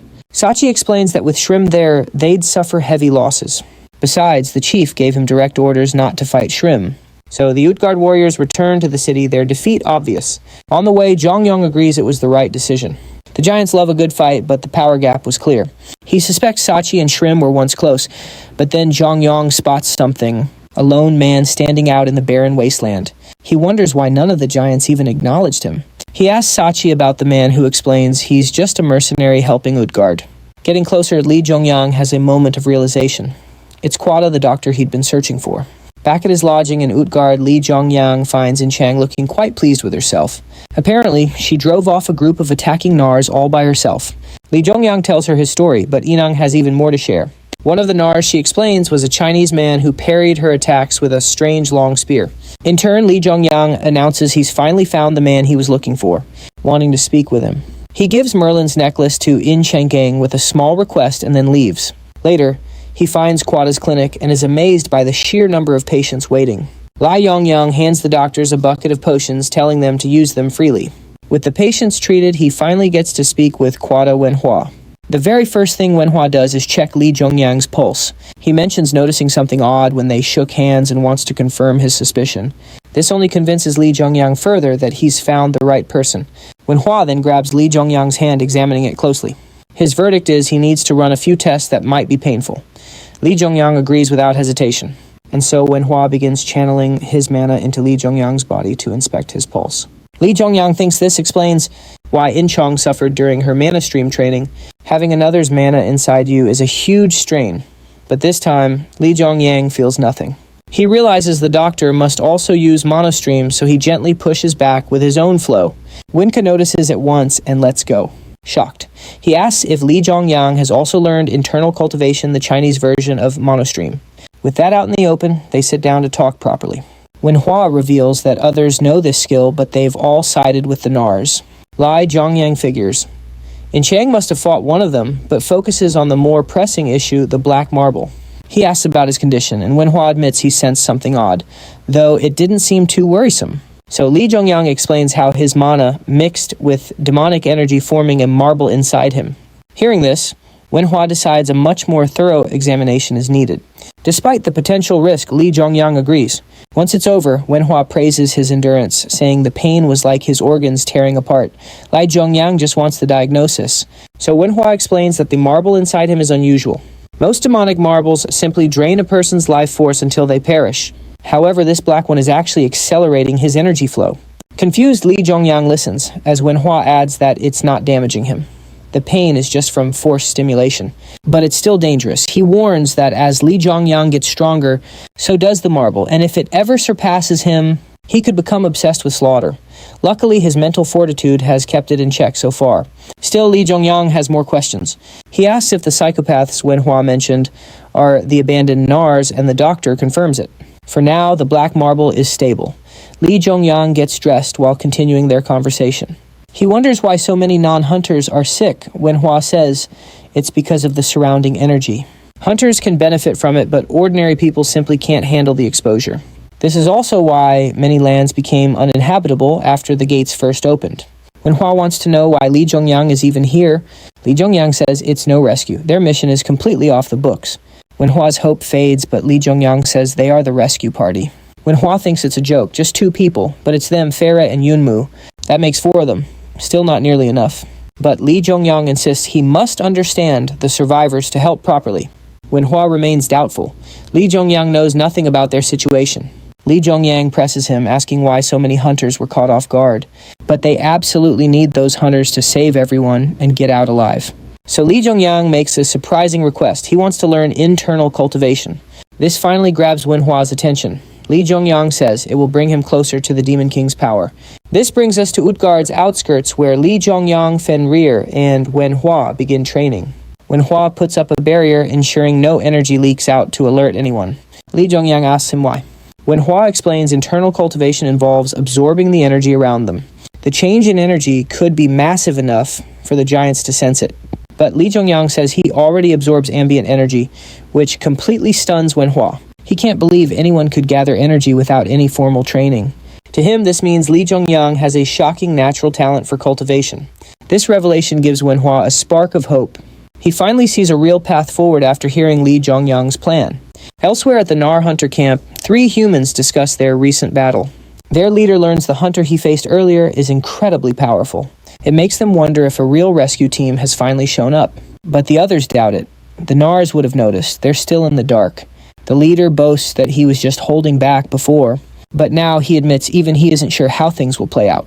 He asks about his troops, learning they're growing stronger and securing funds. He tells them to keep pushing themselves for the good of the cause. His words fire up his men who cheer him on. Back inside the barrier, the training continues. Wenhua starts channeling his mana into Li Zhongyang's system. Li Zhongyang is surprised by the warm feeling of another's mana. He recalls how his own mana first felt like being pierced by 1,000 needles. Wenhua tells him to match his rhythm. They're almost there. It will hurt, but he must remain completely silent. At last, Wenhua reaches the marble and starts to pull it out, but it's not so simple. This black marble is unlike anything he has ever felt before. He realizes its power is far greater than he ever imagined. The demonic energy isn't just consuming his mana, but his physical body too. The pain spikes suddenly. Veins bulge on both Li Zhongyang's and Wenhua's bodies. But Wenhua declares that it's way too late to stop now. He started this whole process, so he is going to see it through. Despite their efforts, the barrier can't hold the leaking energy which erupts in a beam of light. Even Fenrir, who snacks on ice drakes for fun, is stunned by the immense power. The shockwave travels all the way to Utgard, grabbing Sachi's attention. He recognizes this energy, but it's way too powerful for Manhwa or Li Zhongyang. That means the only one left is Shrim. Sachi clenches his jaw, recalling his earlier humiliation. But his warrior pride takes over. He tells every Utgard fighter to get ready for war. His soldiers are hesitant. They argue their leader wouldn't approve, but Sachi holds firm, asking how long they plan on waiting around. Paralyzed by their chief's orders and the fear of an attack, He appeals to their pride, saying he'll take the blame. That's all it takes to win them over. The warriors grab their gear and march toward the icy source of the energy. Shrim also feels the power spike and figures it must be the king of Utgard. Why would the king be on a frozen island instead of at his post? It could be a trap or a golden opportunity. He rallies his troops, declaring today they conquer Utgard. Soon Utgard and the Nars face off at the barrier, guarded by Fenrir. Both armies are poised to strike. Sachi spots Shrim and is convinced he's the culprit. Shrim feels the exact same way and asks if the king is behind the barrier. But before another word is said, a massive wave of bloodlust washes over them. It's coming from Fenrir, who snarls at both leaders. In Changang is also there. Seeing Fenrir, she knows Li Zhongyang has to be inside. Shrim's energy begins to flare. He declares his trust in Sachi is gone. Peace talks are over. This ends now. Sachi stands firm as both sides charge forward. Chaos erupts on the battlefield as Shrim and Sachi leap into the fray. Meanwhile, inside the barrier, the commotion startles Li Zhongyang out of his meditation. Dark demonic energy fills the air. He sees Wenhua looking frail and old, his life force nearly gone. Still, Wenhua struggles to his feet, insisting that it's not over yet. He needs to control the wild energy swirling around them. But before he can finish his sentence, Wenhua collapses. Lai Zhongyang rushes to his side, relieved to find he's still breathing. He recalls the Demon King's journal where Wenhua sacrificed his youth to save him. The Demon King had used an elixir to save him back then, but Li Zhongyang has no such thing. Still, he won't let Wenhua die on his watch. He pulls a golden apple from his inventory, calling it Asgard's elixir. It's a gift from Odin for emergencies, and this definitely qualifies. He urges Wenhua to eat it while he handles the energy in the barrier himself. Using Mona Stream, he starts absorbing the energy. Outside, the battle rages on. The giants are fighting hard, and Inchang joins in, but they're no match for her. Suddenly, a spear flies right at her. The impact is immense, but she deflects it, stepping back to face a familiar hunter. She realizes this human is on a totally different level. She calls to Gongs to handle the other giants. This one is all hers. Gongs happily agrees and dashes off, leaving the two hunters to face off. Inchang's power flares as she says, "All right, let's do this." The hunter just chuckles at her confidence. Meanwhile, Shrim and Sachi are also giving it their all model. They clash, trading powerful blows. Shrim admits Sachi's improved, but Sachi snaps back that Shrim is still the same. Their strikes raise a huge dust cloud. Once it settles, Sachi emerges badly wounded. His shoulder is a mess, but he forces himself to stand. He sees that despite his training, the power gap between them is still massive. Shrim truly is the mightiest giant warrior. As that hits him, Sachi demands to know why the warrior betrayed his own people. Furious, he charges again, screaming about Utgard, but Shrim just swats him away. He claims he couldn't just watch the king's foolish reign any longer.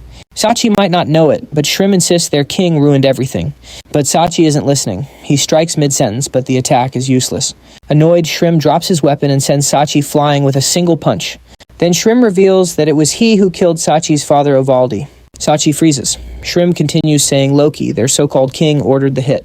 The news completely shatters Sachi's world. Just then, the barrier shatters, unleashing all the magic energy it held inside. The sheer pressure is immense, and everyone pauses to see what's happening. As the energy fades, Li Zhongyang appears. Wanhua is looking better, but not by much. This was after using Eden's apple, a treasure greater than any elixir. It barely kept the doctor from death's door. Zhongyang sees Wanhua's mana is low and realizes he might be the cause. He figures he absorbed the apple's power, which would explain his own mana surge. He feels so strong he thinks he could probably take on Hercules right now. Then he looks around and sees thousands of enemies staring back at him, which understandably makes him panic for a second. But Inchan rushes over, relieved. Her partner is safe and sound. The Sky of Apocalypse seems annoyed, but the system messages tell a different story. Thanks to Wanhua, his mana stream, harmony, and purification stats all got a boost. Demonic energy resistance leveled up too. Yanmu is stronger, and Fenrir's seal is one level weaker. Meanwhile, realizing only a human was inside, the Nars get fired up and press their attack. So Zhongyang summons his avatar, Yanmu, who's looking way more powerful. Yanmu offers to handle it, but Zhongyang has something else in mind. He tells Yanmu to get Wanhua to safety first. Yanmu looks a little bummed, but follows orders. Once they're clear, Zhongyang leaps into the fray, heading straight for Sachi and Shrim, and sends Shrim flying with one punch. Sachi can only stare in disbelief. This was a totally different Lai Zhongyang from the one he knew. Now free, Zhongyang tells Fenrir it's time to play. Fenrir immediately shifts into his wolf form and dives into the chaos. Then Zhongyang turns to the men behind him and asks, "Shall we talk?" Standing right there are the three hunters from the Nars. Their leader steps forward, demanding to know who he is. But Zhongyang reminds himself not to get cocky. These guys are no joke. Whoa, 3 hero-class opponents.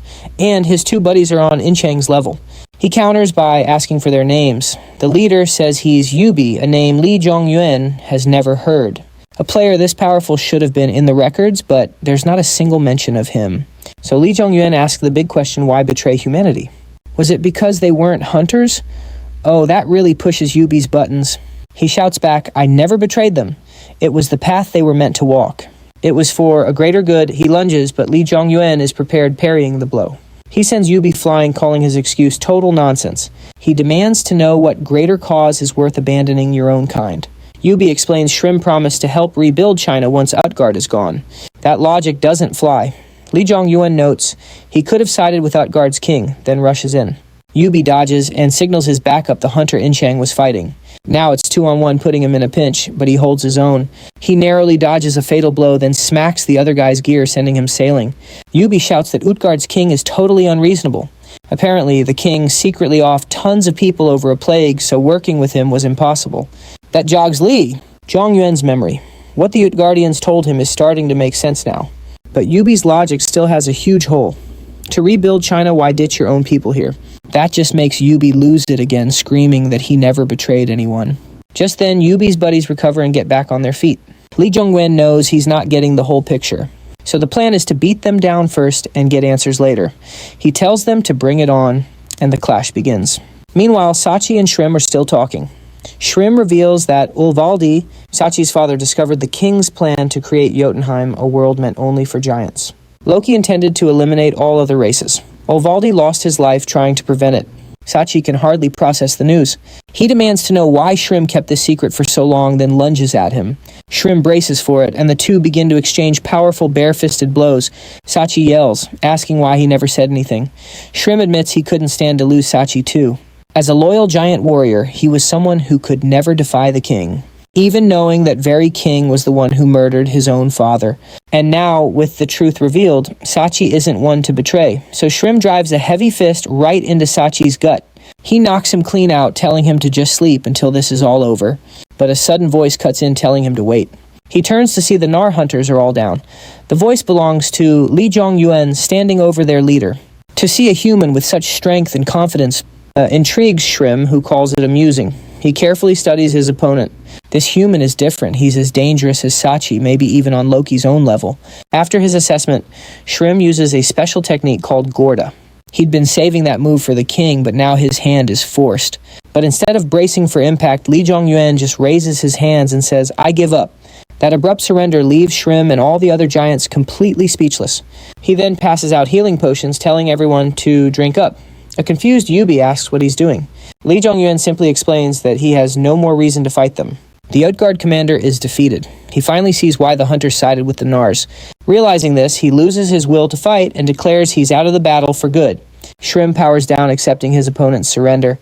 The Nars erupt in cheers of victory, while the Utgard forces look absolutely devastated. But Shrim halts his men, saying no more killing. Too much frost giant blood has been spilled.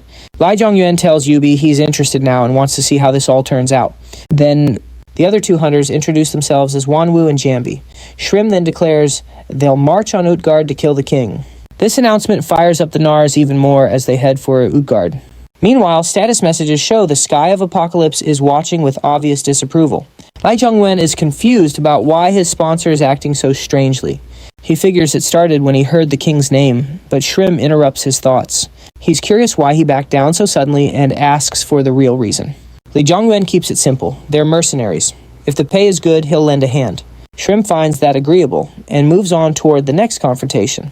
After that, Li Zhongyuan regroups with his team. Inchang asks if he's sure about this choice, but he's told not to worry. They were always neutral, and their main goal of reaching China is already complete. This was their best move. Yubi's group will help keep the humans safe in Utgard. Injin hears this and agrees it's the perfect outcome. So the march goes smoothly. Most opponents have already lost their will to fight. Their army gets inside quickly, and Hua finally wakes up to meet Li Zhongyuan. But seeing Utgard in chaos swarming with Nar warriors, he snaps, asking if Li Zhongyuan betrayed them all. But Li Zhongyuan reassures him. The rescue team is here just as he promised. Right on cue, Yubi and the other hunters appear behind him.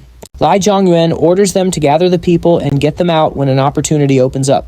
He also asks Hua to protect the humans, saying his presence will keep things calm. though confused. Hua agrees. Lai Zhongyuan says he needs to handle his mercenary job. Before he leaves, Hua asks how he's feeling. Lai Zhongyuan says he's better than ever, all thanks to the doctor. Suddenly a message appears. A new mission has been created. Eliminate the impersonator. Not only that, the time limit is only 15 minutes. Anyway, the hunters and Hua lead people out of the city. Outside, Hua worries for his new friend, hoping he's careful because the king is incredibly strong.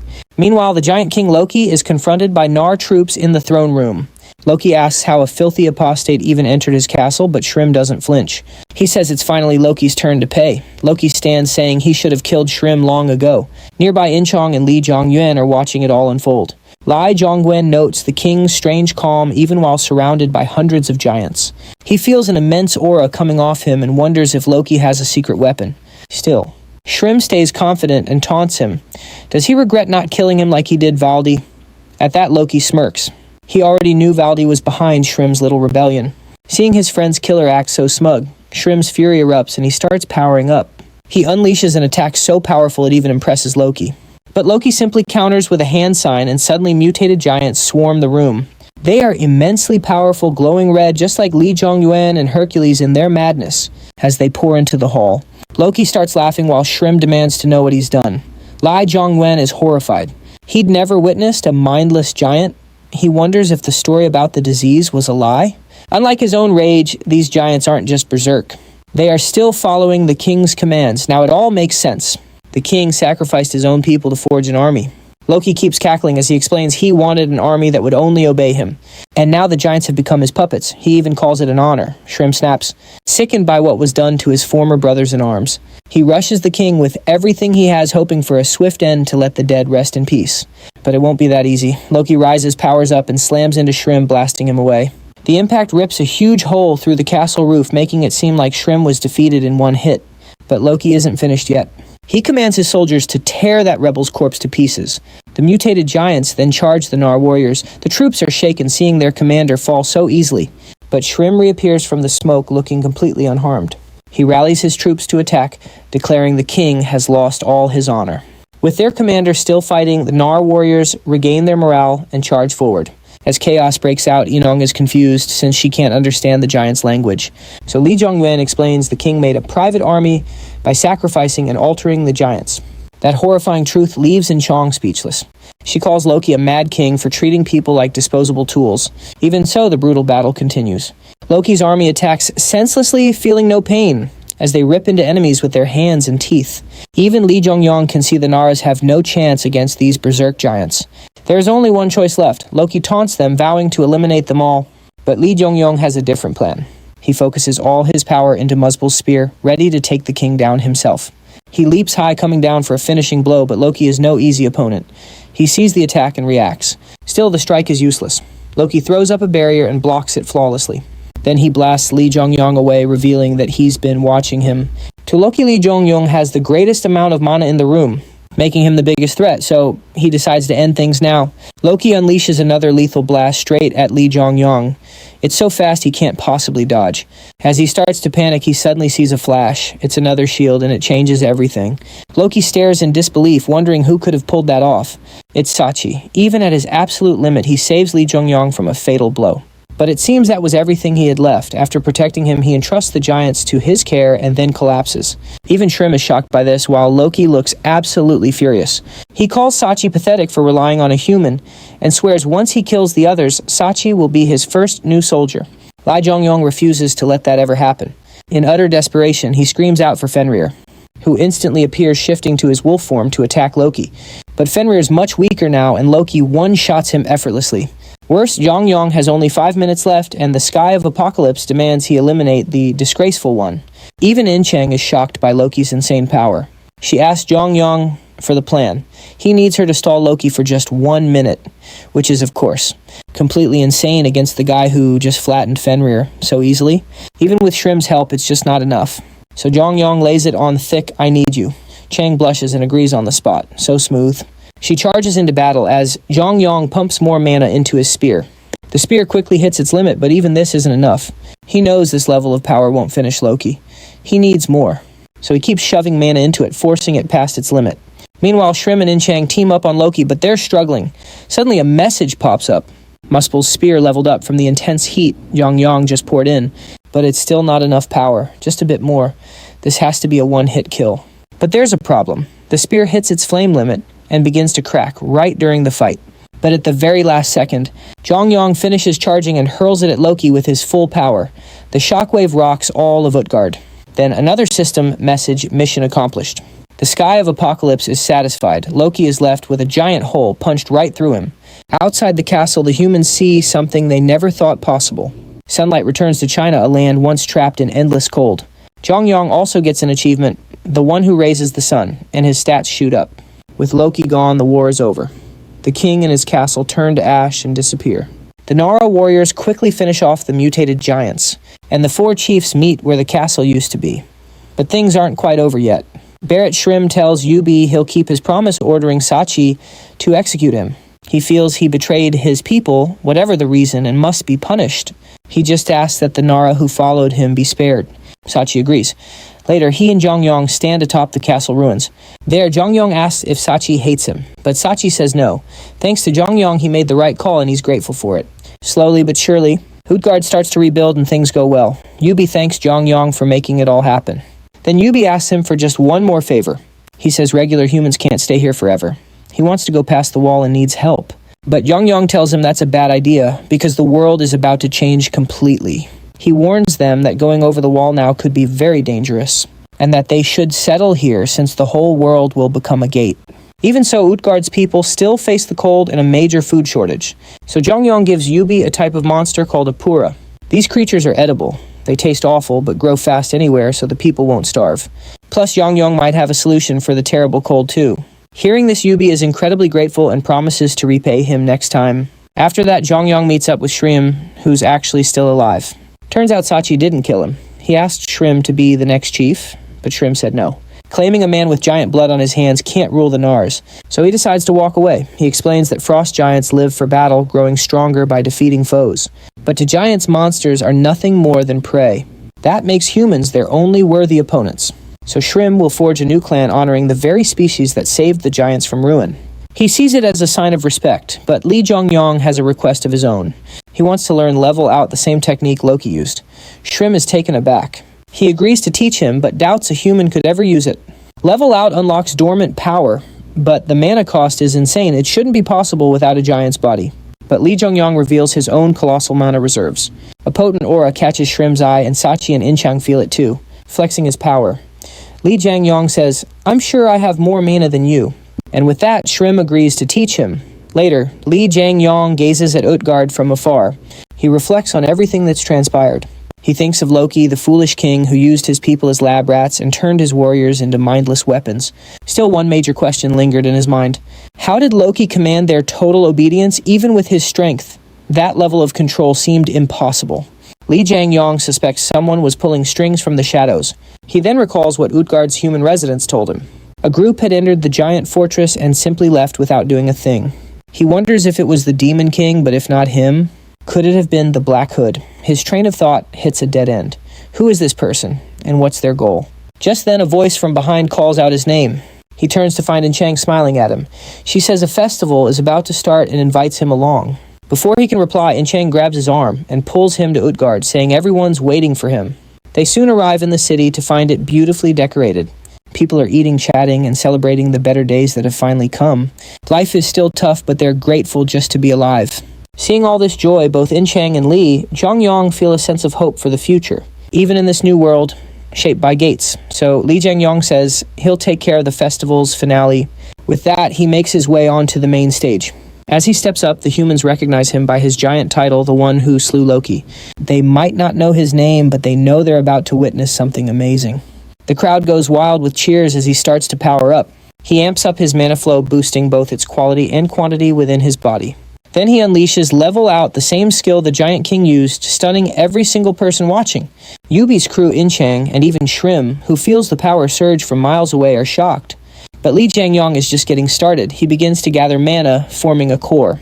The core glows like a miniature sun, leaving all the humans absolutely speechless. System messages then show the Dragon Bloodstone is helping a weak dragon heart form from that core. And with that, the festival's grand finale comes to a close. Afterwards, Lee Jongyang talks with Yubi, who asks if he's leaving.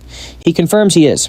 He explains he's infused heat into the metal structures using the technique he learned from Park Jun. He also used Merlin's necklace to create a barrier, preventing the heat from escaping. Yubi asks if Lee Jongyang is really going, adding that he still wants to repay his debt to him. But Lee Jongyun simply promises they'll meet again. He then rejoins his team in Manhwa, where In-chang teases him about his new taste. She then asks the same question Yubi had, and Lee Jong Yun explains himself, telling Fenrir to transform before saying goodbye. And with that, the team departs. That night, they make camp, and In-chang speaks with Lee Jong-yun. He also checks on her mana stream. Training, she's improving slowly, but he insists that it's not enough. They have to get stronger faster, time is running out. He recalls the black marble within him still charging up, amplifying his mana and growth. But he's not the only one getting stronger. The monsters are evolving as well. China's crisis is just the beginning of a worldwide threat. Suddenly, In-chang spots something and freezes in terror. Visibly shaken, she points. Lee Jong-yun follows her gaze to a horrifying sight. Baekdu Mountain is ablaze. On the mountain, Xuanji Cheon is under siege by a massive horde of orcs. After engulfing the city in flames, they charge in, slaughtering everyone in their path. Helpless civilians flee in terror, desperately fighting for their lives. Amid the chaos, Gao helps civilians escape, clearing the way for the hunters to fight. Gao and the other hunters carve through the orcs, securing an evacuation route for everyone. With the civilians safe, a hunter suggests they retreat down the mountain. But fate had other plans. From the smoke, a mutated giant suddenly appears. The hunters are stunned for a moment, but know they have to fight. Even if it means their lives, there is simply no other option. Just then, a flash of blue light erupts. The giant turns to see Fenrir charging directly at it. In a single clean strike, Fenrir decapitates it. Witnessing this power, Gao wonders if this could be the wolf he suspects. Lee Jong-yun, In-chang, and Wenhua then appear. He asks if the hunters are all right, and they thank him for the rescue. However, a much larger problem looms. Lee Jong-yun asks for Sangun and the chief, noting he can't sense their presence. He's horrified to learn the chief went to Cheonji to seal Sangun. A wave of panic hits Lee Jong-yun. He tells In-chang and Wenhua to manage the situation here, then dashes off to find the chief. Elsewhere, the battle between Sangun and the chief is already underway. Sangun has lost all control, roaring and attacking with pure ferocity. The chief faces him with a heavy heart, her appearance now frail and aged. Still, Sangun lunges again. The chief parries his attack, pleading for him to stop. "I can't go on like this," she cries. With tears streaming, the chief charges the tiger and strikes, but at the last moment she can't bring herself to harm her city's guardian. Sangun counters, sending her flying. She coughs up blood, but forces herself to stand. She reveals that as an orphan, Sangun was the closest thing she had to a father. How could she possibly kill someone so precious, but her words don't reach him? He charges again, completely lost to reason. This time the chief doesn't resist. She would rather die than kill Sangun, so she resigns herself to her fate. Even hearing her confession, the rampaging Sangun doesn't hesitate, moving in for the final blow. Just before the strike connects, Lee Jong-yun appears and intercepts the attack. The chief can only stare in disbelief, but the enraged Sangun is relentless. Lee Jong-yun sees how much the chief has aged and urgently asks what happened.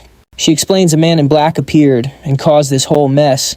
This news stuns Lee Jong-yun. He asks about the man, but the chief says he disappeared days ago.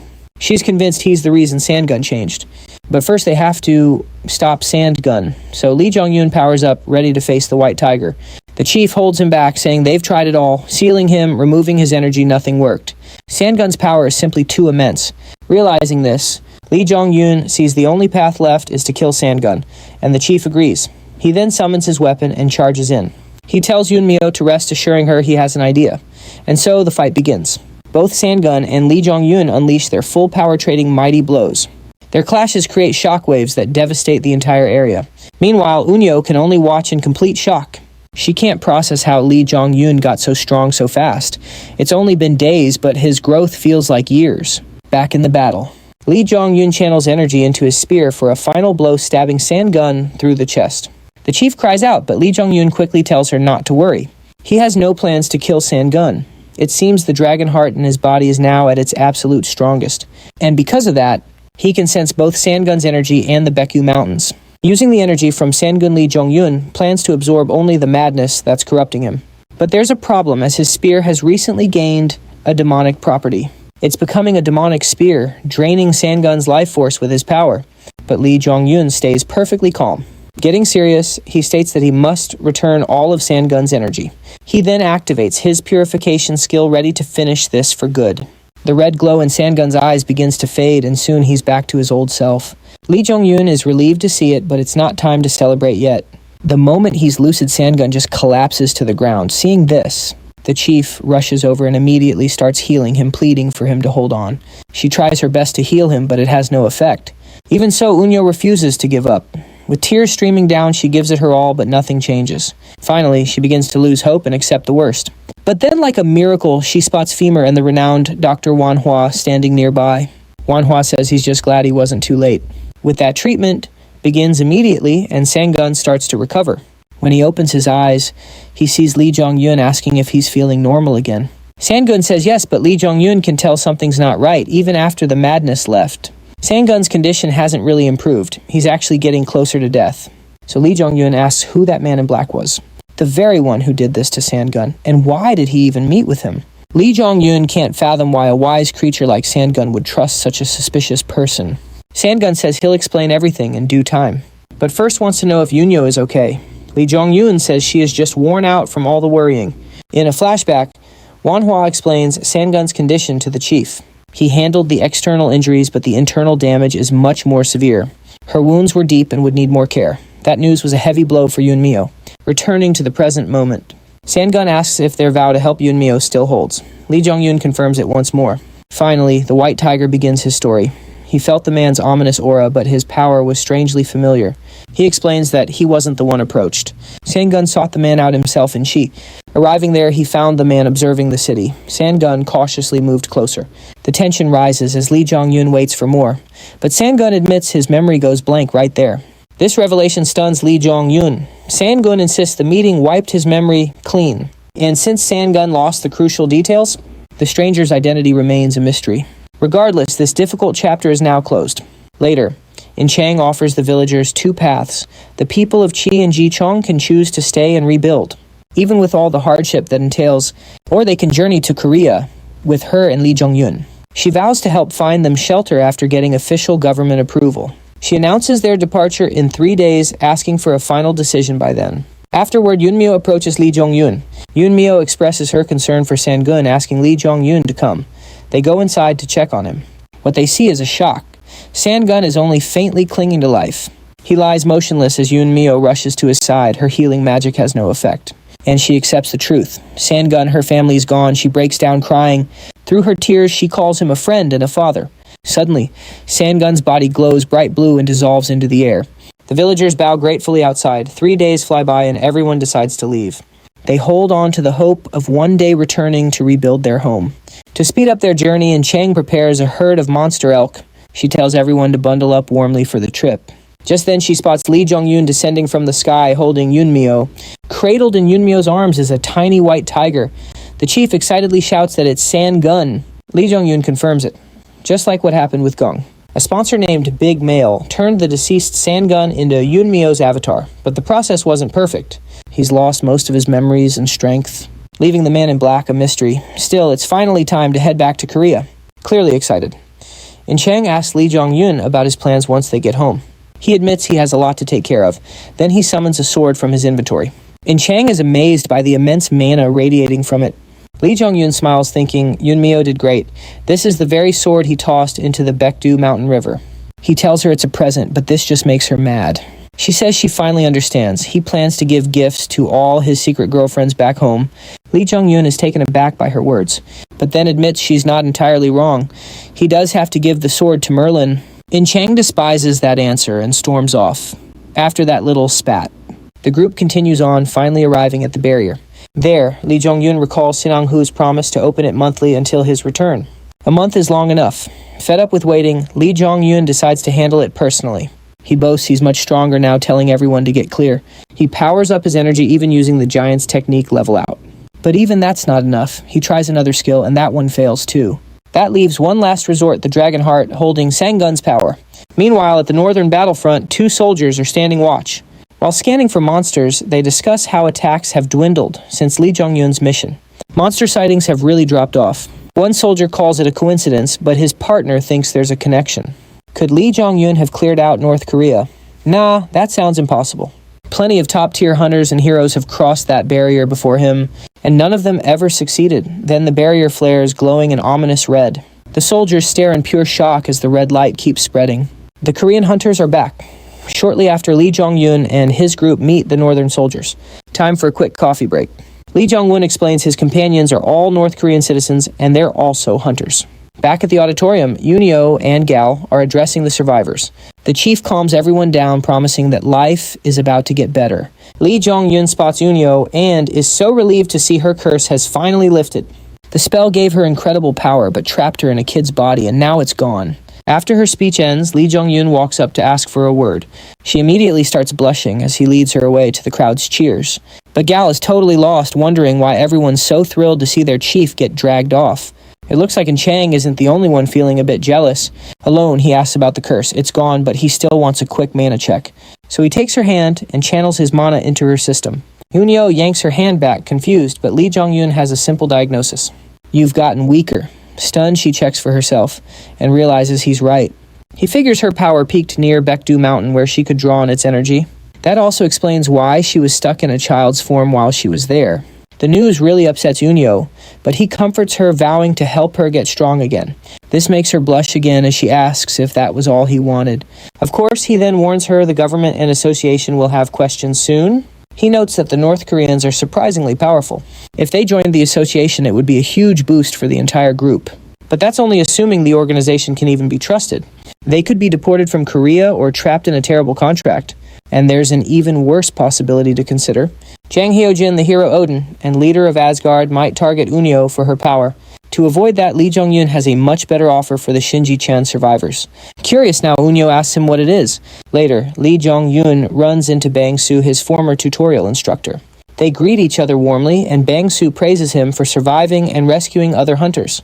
But he adds the president already has an offer, knowing the survivors are all hunters. He wants every single one of them to sign a contract. A mana contract, to be precise. It's a magical pact that essentially enslaves people with powerful curses. This would put the North Koreans in a terrible spot, but Lee Jong-un says he's one step ahead. Turns out the survivors already signed mana contracts with him since he was their rescuer. He explains it was simply to avoid future complications. And he reminds Bae Sang-soo that a person can only have one mana contract. This really gets Bang-soo's gears turning. He decides to talk with Jang Hyo-jin directly, while Jong-un waits to see Odin's move. Meanwhile, at the auditorium, the survivors are given fresh clothes and beds. They're even served a proper meal, which really lifts their spirits. They chat about living on just potatoes, so a feast like this is heaven. Yoon Chang and Jong-un join them, sharing a casual conversation during the meal. Yoon Chang admits that while resting is good, she's already itching to get back to training. Hearing that, Jong-un praises her fighting spirit, saying they'll be back to intense training soon, just like before the Hercules fight. Yoon Chang instantly regrets opening her mouth. Careful what you wish for. Later, Jong-un steps outside for a quiet moment to think. He knows the world is about to become a living hell, so he savors the peace. But a figure appears behind him. It's the chief, but not in her child form. Jong-un is completely taken by surprise. The chief then finally introduces herself. Her name is Cho Yeon-seo. Jong-un isn't focused on her name, though. He asks how she hid her presence so perfectly. Even with his heightened senses, he hadn't detected her at all. If she were an enemy, he could have been killed. She just calls it one of her skills. She then gets to the real issue, asking about his plans since the mana contracts have everyone nervous. Jong-un reassures her, saying he won't do anything drastic. The hunters just need to focus on doing their jobs. And since they're tied to him, an Asgard affiliate, the security teams can't really interfere. Satisfied with his answer, Yeon-seo leaves. A system message then pops up. The weak dragon heart has stabilized. Jong-un starts to wonder about the true strength of this new power. He figures he could probably beat Hercules now, even in his berserker mode. He quietly admits to himself that he's on a whole new level. Just then, a northern soldier approaches him, saying someone from the organization is here. Jong-un follows and is reunited with his bald-headed friend, Shang-gu. And somehow his head looks even more polished than before. After a quick greeting, Jong-un asks for the association's take on everything. Shang-gu says it's total chaos. Almost all of Asgard has returned to Korea because of new special gates.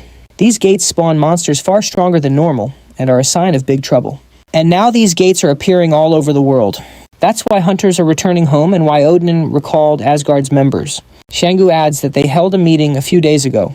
They discussed Jong-un there, but no one thought he'd return with such a huge prize. Even Yong-yun admits the North Korean hunters are a literal gold mine.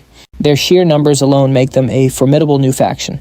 But controlling that gold mine means he's about to make a lot of powerful enemies. Shang-gu warns that MENA contracts force loyalty unlike normal guild bonds. But Jong-yun isn't concerned in the slightest. He's with Asgard now, so no one would dare make a foolish move. With that settled, Shang-gu gives him a hug, just glad he's back in one piece. At the auditorium, Jong-hyun announces their final trip is about to kick off. The North Koreans seem happy about getting a little downtime. But Jong-hyun hints their break won't last.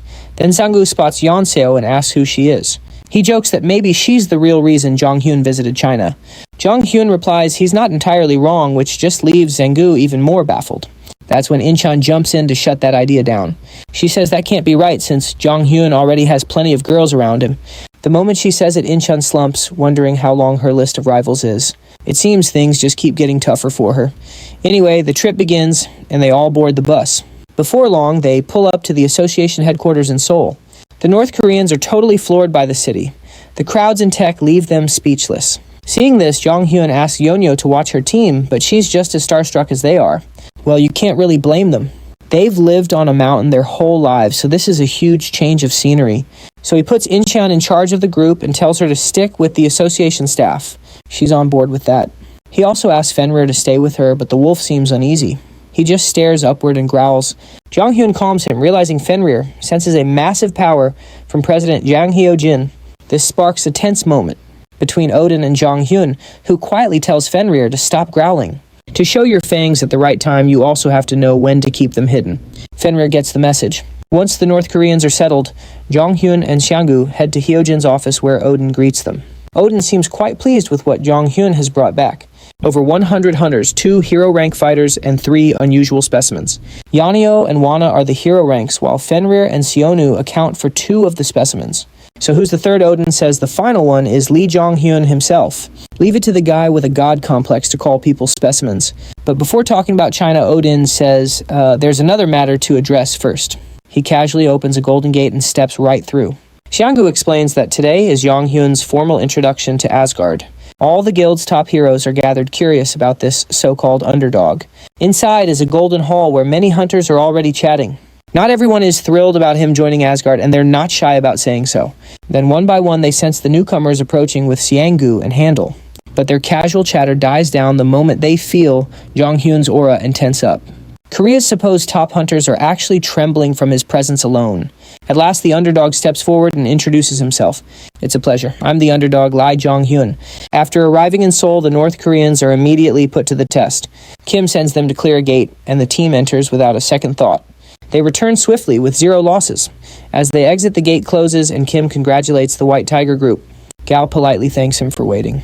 It's great that citizens feel safer. Kim also notes how polite and skilled the White Tiger group is. Still, Yeonyo is eager to continue and asks to head to the next gate immediately. Kim is okay with that, but says they can rest since they don't have to clear everything today. Yeonyo insists they're fine and asks him to lead the way now. Caught by her charm, Kim blushes and quickly agrees. Meanwhile, in a special gate, In-chang, Manhwa, and Lee Jong-yun are also leveling up. Gongshi and Yanmu join in, and together they easily crush the special gate. Still, the Sky of Apocalypse doesn't seem too happy with his sponsor. They clear the gate and head out. In-chang figures their sponsors are paying more attention now. Maybe since they fought in a special gate with stronger monsters. But Lee Jong-yun doesn't find this fun. To him, as they get stronger, more special gates will appear, filling the world with mana. Soon he warns the cataclysm will begin. His grim warning sends a chill through Manhwa and In-chang. So Lee Jong-yun praises their work, but says they must train even harder. He turns to leave, but In-chang stops him, saying he seems to be going somewhere. Lee Jong-yun says he's just taking a short trip around the world. It feels a bit off to In-chang, but she accepts that he needs a rest. In his mind, though, it's a lie. If he told her the truth, she'd worry especially about him meeting other women. So instead, he tells Manhwa and In-chang to join the White Tiger group and leaves Fenrir behind. Though he calls it traveling, he sees this as his duty as someone from the future. He knows what's coming and must change history. I need to meet with Odin, he thinks. A few days later, Lee Jong-yun borrows the right to use Bifrost from Seung. Seung hands it over, though he's confused as Odin never lets anyone use it. Lee Jong-yun says Odin was forced into a deal. After returning from China, he told Odin something secret info about the man in black. Days earlier, Lee Jong-un told Odin this man was behind it all, the one who raised China and destroyed Baekdu Mountain. That got Odin's interest. He ordered Lee Jong-un to find out the man's identity, promising Asgard's full support, a clever manipulation. Because of that, all of Asgard agreed to help the underdog. Using Bifrost, Lee Jong-un goes to the Round Table Council's headquarters. There, a man in shining armor greets him. Lee Jong-un is surprised to see him. It's Lancelot, a knight of the Round Table. The Round Table Council is a secret British group with a different philosophy than other world powers. While others try to control humanity, pretending to save it, the Round Table mostly stays on the sidelines. They have power, but they neither help nor harm. Their leader is Merlin, but their strength comes from the Order of Knights. Its members are all hunters, stronger than typical heroes, and they always step up when England faces a crisis. Lancelot says Merlin is interested in Lee Jong-un, so the others are curious too, especially him. But Jong-un could see the raw hostility burning in Lancelot's eyes. He figured it was all because Merlin had rejected Lancelot's feelings. Lancelot wasn't a traitor, not really. He just took things too far. His obsession was completely unhealthy, a classic case of yandere behavior. Apparently Lancelot caused most of their problems. So Jong-un knew this situation could easily get messy. Still, he only wanted to see Merlin, and Lancelot was in his way. Jong-un finally asks what his problem is since he's there on official business, but Lancelot's rude attitude didn't change one bit. Lancelot feigns ignorance, so Jong-un fires back that a knight blind to his own disrespect isn't worthy of the title. It was a very deliberate provocation. Knowing Merlin was watching, the proud knight immediately took the bait. Lancelot explodes with rage, ready to throw down, but just then Merlin appears. She scolds Lancelot on the spot for disrespecting her esteemed guest. Burning with humiliation, he challenges Jong-un to an official duel. Merlin objects, but Jong-un accepts instantly, telling Lancelot to lead on. They go to the training field where all the knights have gathered to watch. Even Gain and Galahad, leaders of the Order, arrive to observe the match. The other knights show immense respect, and so the duel begins. Gain observes that both men wield spears. This would be a clash of East versus West. Before they begin, Lancelot starts playing to the crowd. So Jong-un mocks him again, calling him more of an entertainer than a knight. To him, Lancelot didn't deserve to be called Sir. He then casually asks if killing is allowed and learns that it is. Lancelot says he'd planned to show mercy, but Jong-un just calls him a fraud. That was the final straw. Lancelot lunges, aiming for a killing blow. Jong-un recalls Lancelot's famous title, the One-Shot Knight, for his unstoppable piercing attack. Even so, he calmly prepares to counter. He stops the fatal attack with just his spear tip. The knights are stunned. Lancelot is frozen, completely unable to move. Jong-un now has complete control of the entire fight. Just then, Gain steps in. That's enough. He's been humiliated enough for one day. Hearing his name, Jong-un recognizes him instantly as the infamous Green Knight. When Gain first awakened, he cleared gates like an absolute demon. He was always drenched in enemy blood, which is how he earned that name, with Gain stepping in to end the duel. Jong-un eases the pressure, seeing no reason to fight him. Lancelot collapses, utterly defeated. Gain advises him to learn the gap between his strength and his opponents. He then orders Galahad and Lancelot to clean up the arena, and they obey without question. Jong-un realizes Gane is a man to watch carefully. Gain is also clearly impressed by Jong-un's overwhelming skill. He remarks that the rumor about him defeating Hercules must be true after all, and finding out only cost a commander-level knight his pride. Afterward, Jong-un finally gets his meeting with Merlin. He tells her this was a one-time thing, a fight he actually wanted for himself. He points out that Merlin controls the entire council, including the knight commanders. In reality, everyone there simply follows her orders. She could have ended the duel whenever she pleased, but Merlin wanted a fight, so Lee Jong-un played along to settle his debt. Merlin calls him straightforward, asking if that was his only reason. But Lee Jong-un simply says he's a prideful person. In truth, he was curious how strong he'd become, and he got his answer. At the same time, Merlin's own plan succeeded. She knew Lancelot would lose and let it happen. Merlin explains that Lancelot has incredible potential, but his arrogance and obsession held him back. This defeat was necessary for him to grow, since Lee Jong-un was the one to teach him that lesson. She considers that debt settled, but the other promise he made still stands. Then Merlin transforms into Kid Arthur, who immediately demands Excalibur. Lee Jong-un summons the sword Yansu guarded for him and calmly hands it over. This only infuriates Arthur. He asks if this is a joke, but Lee Jong-un looks completely serious. Lee Jong-un tells him to just take the sword first and complain after. But Arthur's still fuming. This flashy magic-infused blade is supposed to be Excalibur. He could tell it was a fake, almost instantly believing Lee Jong-un betrayed him. Arthur lunges only for Merlin to appear behind him and stop the attack. He's stunned to see Merlin and starts to wonder if this sword is the real deal after all. Both are overjoyed. Their curse seems broken, letting them exist in two separate bodies. But Lee Jong-yun explains this is just a copy designed to fool their sponsor, the Lady of the Lake. Merlin realizes that because Lee Jong-yun knew what Excalibur was, he could create a perfect duplicate. The real one sits in a magic-rich lake where it's been for ages. After all that time, the true sword absorbed immense magic, and he just copied a fraction of that power. Still, Merlin warns that when their sponsor finds out, the curse will return. Arthur gets angry again, but Merlin calms him, saying the fake will work for a while, and Lee Jong-yun agrees. He says the curse won't come back unless they both leave the Round Table estate. Sponsors are quite arrogant after all. They only see what they want to see, so she probably won't act on it right away. With that, Lee Jong-yun's job is complete. But Arthur still isn't happy. He was the one stuck in a kid's body. So, to appease him, Lee Jong-yun offers one more thing: the location of the real Excalibur. Elsewhere in a forest, the ground shakes with explosions from Hercules' attacks.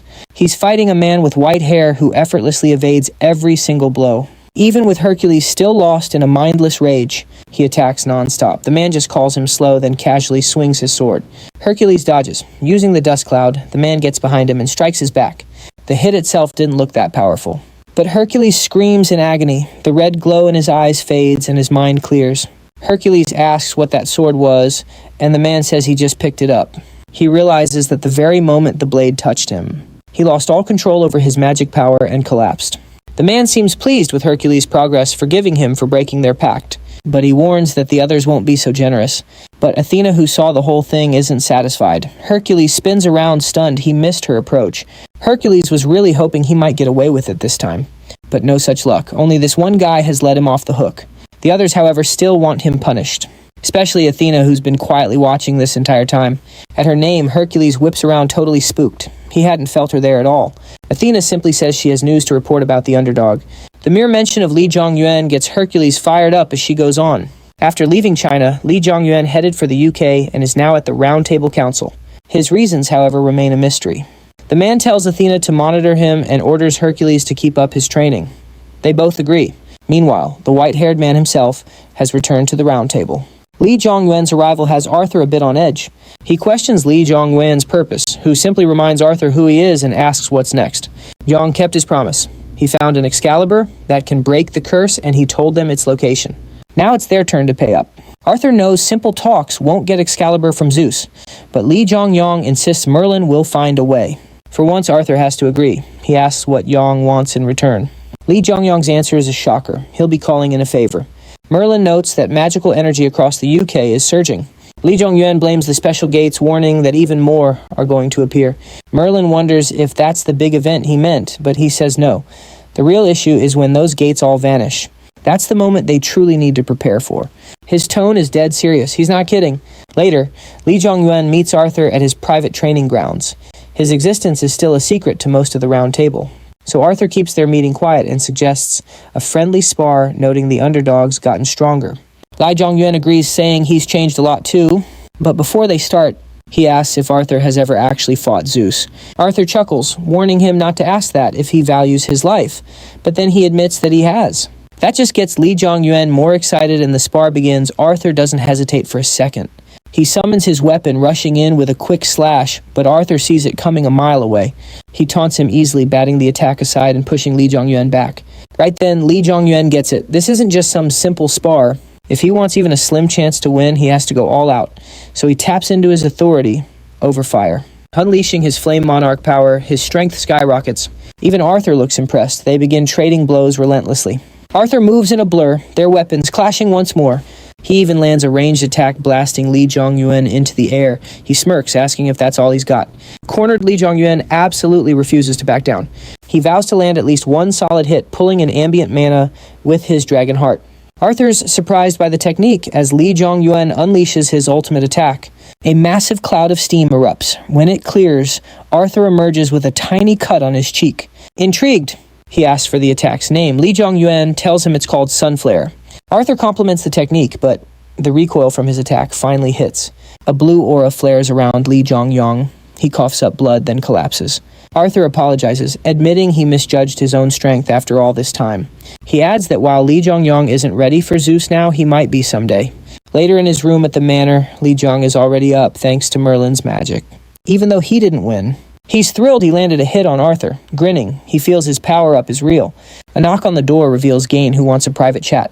Gain mentions Merlin told him about the crisis warning for England. He apologizes for Lancelot's attitude and thanks him for being so upfront. Li Jiangyang waves it off, then asks for Ganet's real reason for visiting. Gain comes clean, admitting he knows about the duel with Arthur. He confesses he also wants to challenge Arthur one day. But since that hasn't happened, he requests a duel with Li Jiangyang. As he speaks, Gain unleashes his aura and summons his weapon. Li Jiangyang totally expected this and accepts, curious about Ganet's power himself. The duel begins, and just like that, it's over completely off screen. We see nothing. During his stay, Gaine, Galahad, and even Lancelot challenge him. By the end of it all, he's totally drained. He just came to drop off a fake Excalibur, but got a marathon of duels instead. At last, it's time for him to leave the manor. On his way out, Merlin gives him a stat-boosting necklace, which he happily accepts. But Merlin has another request to visit the Nile if he can. She says Iniv, the man who saved him from Athena, made the request personally. Hearing Iniv's name, Li Jiangyang recalls Iniv saving him and even visiting him late at night. Iniv was punished for interfering in the Great War, and his sentence has only recently been served. Hearing this, Li Jiangyang assumes the Round Table will warn the others now. With that, his business at the Round Table is complete. But he has one last stop in England, so he tells Merlin he'll consider it and leaves. As he departs, Arthur is there to see him off. Next, Li Jiangyang visits Park Eugene's shop, but she's nowhere in sight. A blonde woman is at the counter, so he asks where Park Eugene is. The woman sizes him up, guessing he's not a loan shark or an angry client. So she figures he must be a regular customer. But no.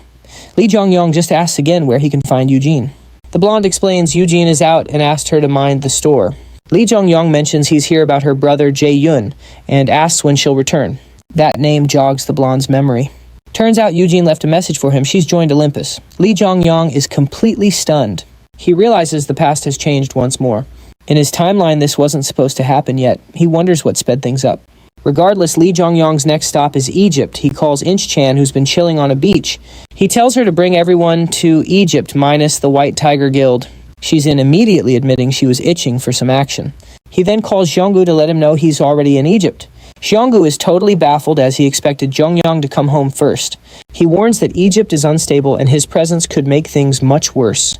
He tells him to lay low until he can get things under control. But as usual, our hero finds trouble first.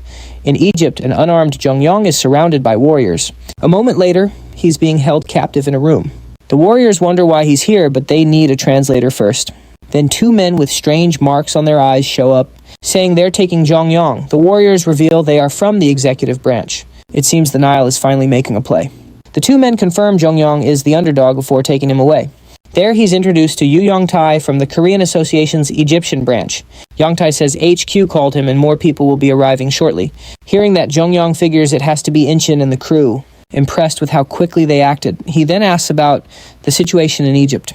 Yongtai explains the Nile controls everything and is split into 3 branches. Memphis runs the politics and Hermopolis is in charge of business, while Heliopolis rules the hunters. The 3 are in a constant power struggle. The result is that the entire country is in chaos. Heliopolis was the strongest, but the recent Horus incident really shook the faction. Zhongyang recalls Iniv was in Heliopolis, so he asks about Horus, but even Yongtai has no idea. It's so top secret that none of his sources have found anything. The only thing known for sure is that the trouble began during a gate raid. That reminds Zhongyang of the red ore Iniv mentioned, which can turn an ogre into an ogre mage. So he decides he must meet the hero hunter, and Yongtai starts to make arrangements. Meanwhile, at the airport, Inchan arrives with his team. Zhongyang's group is there to greet them, but they have an extra guest. The surprise guest is Balder, one of Asgard's strongest heroes and Odin's right-hand man. The second he sees him, Zhongyang immediately demands to know why he's there. He's clearly not happy. Balder retorts with his own threat, telling him not to test his patience. The instant those words land, Fenrir, Inchin, and Manhwa are all ready for a brawl. But Balder quickly changes his tune, saying Odin sent him to help out. He also notes that Korea's special gates have been taken care of, so there's nothing to worry about. He says he'll cooperate until Zhongyang is back in Korea, then turns to Yongtai. Zhongyang can already tell this trip is going to be awkward, and he is not wrong. The next day, Yongtai confirms the request to meet Iniv was approved. He also warns that something big is brewing within the Nile. Just like other factions, Egypt is recalling all its hunters from abroad. Set, who is Heliopolis' second in command, has also returned. If Horus can't recover from the incident, Set is next in line to take over. And at the moment, Set is the top hunter in the Nile. This gets Jongyong wondering if he could defeat him. His fight with Arthur took everything he had and he barely managed to scratch him. So is Set just as powerful, or could he be even stronger? With the decision made, Lee Jongyong tells Gongtai to keep pushing for the Eniv meeting. When asked about his strategy, Lee Jongyong just says he'll figure something out. Meanwhile, high above on the association building's rooftop, Odin admits he never really looked into the underdog, but now he needs to know. Lee Jongyong is fascinating, but he never gives a straight answer about anything. What truly puzzles Odin, however, is Shanggu's absolute trust in him. Shanggu isn't one to trust easily, so seeing this kind of faith feels strange. Because of this, Odin gets straight to the point. What does Lee Jongyong really want? Shanggu simply says that their ultimate goals are one and the same. This lines up with what Bangsu told Jang Ho-jin about getting help after a power-up. Still, Shanggu knows Lee Jongyong always has more than one plan up his sleeve. In fact, he was already prepped for this exact question. So Shanggu delivers the prepared answer. They plan to eliminate his sponsors. Odin is speechless, but Shanggu continues. He notes that hunters backed by the Riverside ruler are already losing their power. Nothing like this has ever happened before, which Odin declares is great news. Back in Egypt, Lee Jongyong asks Balder which Nile hero is connected to Asgard. Balder tries his best to dodge the question, but Lee Jongyong presses him on how much Odin ordered him to cooperate. Balder admits he was told to help in any way he can, so Lee Jongyong asks again. Balder promises to answer later, explaining that it's currently a secret. Lee Jongyong accepts this for now and heads on his way. Remembering what Gyeongtae mentioned, a hero-class hunter might be all he needs. Later, he and his team walk through the city with Incheon complaining about the heat, but Wanhwa jokes that it's much better than the freezing cold back in China. As they stroll along, Wanhwa asks what Lee Jongyong's final objective is. Incheon quickly agrees, saying she has no idea either. Wanhwa feels he's always chasing something. The small goals are clear, but the endgame is a mystery. He laughingly suggests it might be world domination. Suddenly, Lee Jongyong stops and turns, saying it might be something like that. He seems to be joking, but his expression leaves Wanhwa and Incheon completely unsure. Just then, Fenrir senses a powerful dark aura moving toward them. They soon spot members of the Nile Guild making their approach. Lee Jongyong tells his team to stay put as Set Heliopolis' next leader steps forward. Lee Jongyong can tell instantly that Set's power is on par with Arthur's. They exchange greetings, and Set asks for a quick private chat with the underdog. With that, they head up to a quiet rooftop. There, Set explains Egypt's history and its supposed freedom from the kingdom. In reality, however, the Nile dynasty is still pulling all the strings. Lee Jongyong asks if Set wants to take over, and Set confirms it impressed he caught on. Then he challenges Lee Jongyong to figure out the reason why. Why replace Osiris as the head, and why must it be after he becomes ruler? At this, Lee Jongyong says he first assumed the Horus incident was just a power grab. But if it wasn't simply about taking the throne, then what was his true motive? Lee Jongyong now wonders what Set is really after. But before he could solve the puzzle, their conversation was over. Rejoining the group, Incheon asked how it went. Jongyong admitted Set posed a riddle he couldn't answer. His first guess was simple power, but it was clear that wasn't the case. Set is definitely dangerous, but not purely evil. He isn't black or white, he's gray. Realizing that would just confuse Incheon, Jongyong simply said he failed the quiz. Footsteps approached from behind, and they turned to find Balder asking where he'd gone. Incheon was instantly annoyed that Balder was up, interrupting her time with Jongyong, telling him to find a hobby. But Balder was focused on his own concerns. To him, a team of hero-rank hunters not joining Asgard was highly unusual. And outsiders knowing their secrets was a risk. That was the last straw for Incheon. Her aura flared, ready for a fight, but Jongyong stepped in, telling Balder to knock it off. He then returned to his earlier question. Balder repeated his orders to offer all possible assistance, so he finally began revealing which Nile hunter was connected to Asgard. But suddenly, both he and Jongyong sensed danger. A blue light erupted in the city's center. It was a special gate right in the middle of downtown. The moment it opened, its energy surged outward. Incheon started to panic. If it continued, people would die. She urged Jongyong that they had to stop the collapse, but Jongyong remained perfectly calm, telling her to relax. Incheon couldn't believe it. How could he be so calm when lives were on the line? Jongyong simply replied that it was fine. This wasn't their home turf. To Incheon, that didn't matter one bit. Helping the weak was her duty, she declared, drawing her weapon. But her rush to action was unnecessary. She looked up to see the Nile hunters already moving with Set at their head. Jongyong gently reminded her again that this wasn't Korea. The Nile Guild had its own way of doing things. This time, his words sank in. Still, Jongyong noted how strange it was for Set to enter a gate personally. A short time later, the special gate was cleared. With their second-in-command on site, it made sense. The gate caused no real damage. With the crisis averted, Jongyong turned back to Incheon. She told him to stop teasing her, her face red with embarrassment. He assured her there was nothing to be ashamed of, but a loud commotion cut them off again. Incheon rushed to check finding hunters beating up a civilian. Furious, she demanded to know what was going on, but there was a language barrier. Thankfully, Jongyong arrived. Using Merlin's necklace, he asked in Arabic why they were attacking the man. He stated he couldn't just ignore this and demanded an answer. He even threatened to call the association, but this clearly wasn't Korea. One hunter sneered that in Egypt, hunters could punish civilians as they saw fit. The whole group started laughing. Then in a flash, their leader's arm was severed, falling to the ground. As the man screamed in agony, Set appeared from the shadows. He declared that while Nile could punish civilians, only Nile could punish its own hunters. A moment later, Jongyong and Incheon could only witness the brutal results. The arrogant hunters were now corpses sprawled across the blood-soaked ground. Witnessing this, Insong asks if Set is truly a good guy. Sure, he saved the man, but that was extreme. Lee Junyoung admits he planned to intervene himself, regardless of the Nile's opinion. But still, Set killed hunters he didn't have to. When Insong presses him, Lee Junyoung admits he just doesn't know. Afterward, they head back to their place. The following day, Lee Junyoung finally gets to meet Inib, though both sides bring their escorts. Inib brings Lemma and Bastet, while Lee Junyoung has Balder by his side. The Nile and Asgard are both watching this very closely. After some small talk, Inib asks about the meeting's purpose. Lee Junyoung claims he just wants to chat, but he actually has a plan. Using magic, he creates a mental link with Inib. This lets them speak directly in their minds. Junyoung asks him to reply positively for yes and negatively for no. Startled, Inib realizes Junyoung's skill and agrees. Then they make friendly small talk while Junyoung secretly asks if the incident is tied to the Red Corps and Hercules' power.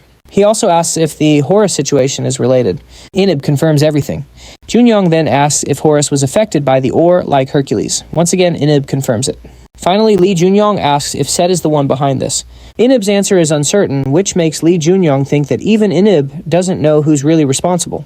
Later, Balder grumbles, "This is a waste of time," warning that using Asgard like this will make Odin look bad. Lee Junyoung just tells him not to worry. Odin will be happy with the outcome. Balder coldly tells him to make it happen, but Lee Junyoung simply says to be ready. He's leaving in 3 days, but first there's some sightseeing he wants to do. This only irritates Balder more, but his hands are tied. Junyoung then asks who infiltrated the Nile.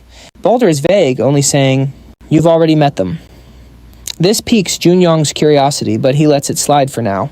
Later that night, Lee Junyoung stands on the shore gazing out at the sea. Inib arrives to meet him, apologizing for the delay. Saying they've both been under too much scrutiny, he suggests another spot, but Junyoung says he's already put up a barrier so no one outside can see them. Inib is impressed again by his magic, but warns that it might not be enough. He says nowhere is safe from the eye, leaving Lee Junyoung puzzled. He wonders if even Merlin's necklace can't block this eye. So he cuts to the chase, asking why Inib wanted him to come to the Nile. Inib explains Horus is comatose from the red ore, and it all began when Set brought that same ore back with him. Hearing this, Lee Junyoung is completely stunned. So they've already found the red ore. This is proof the past has genuinely changed.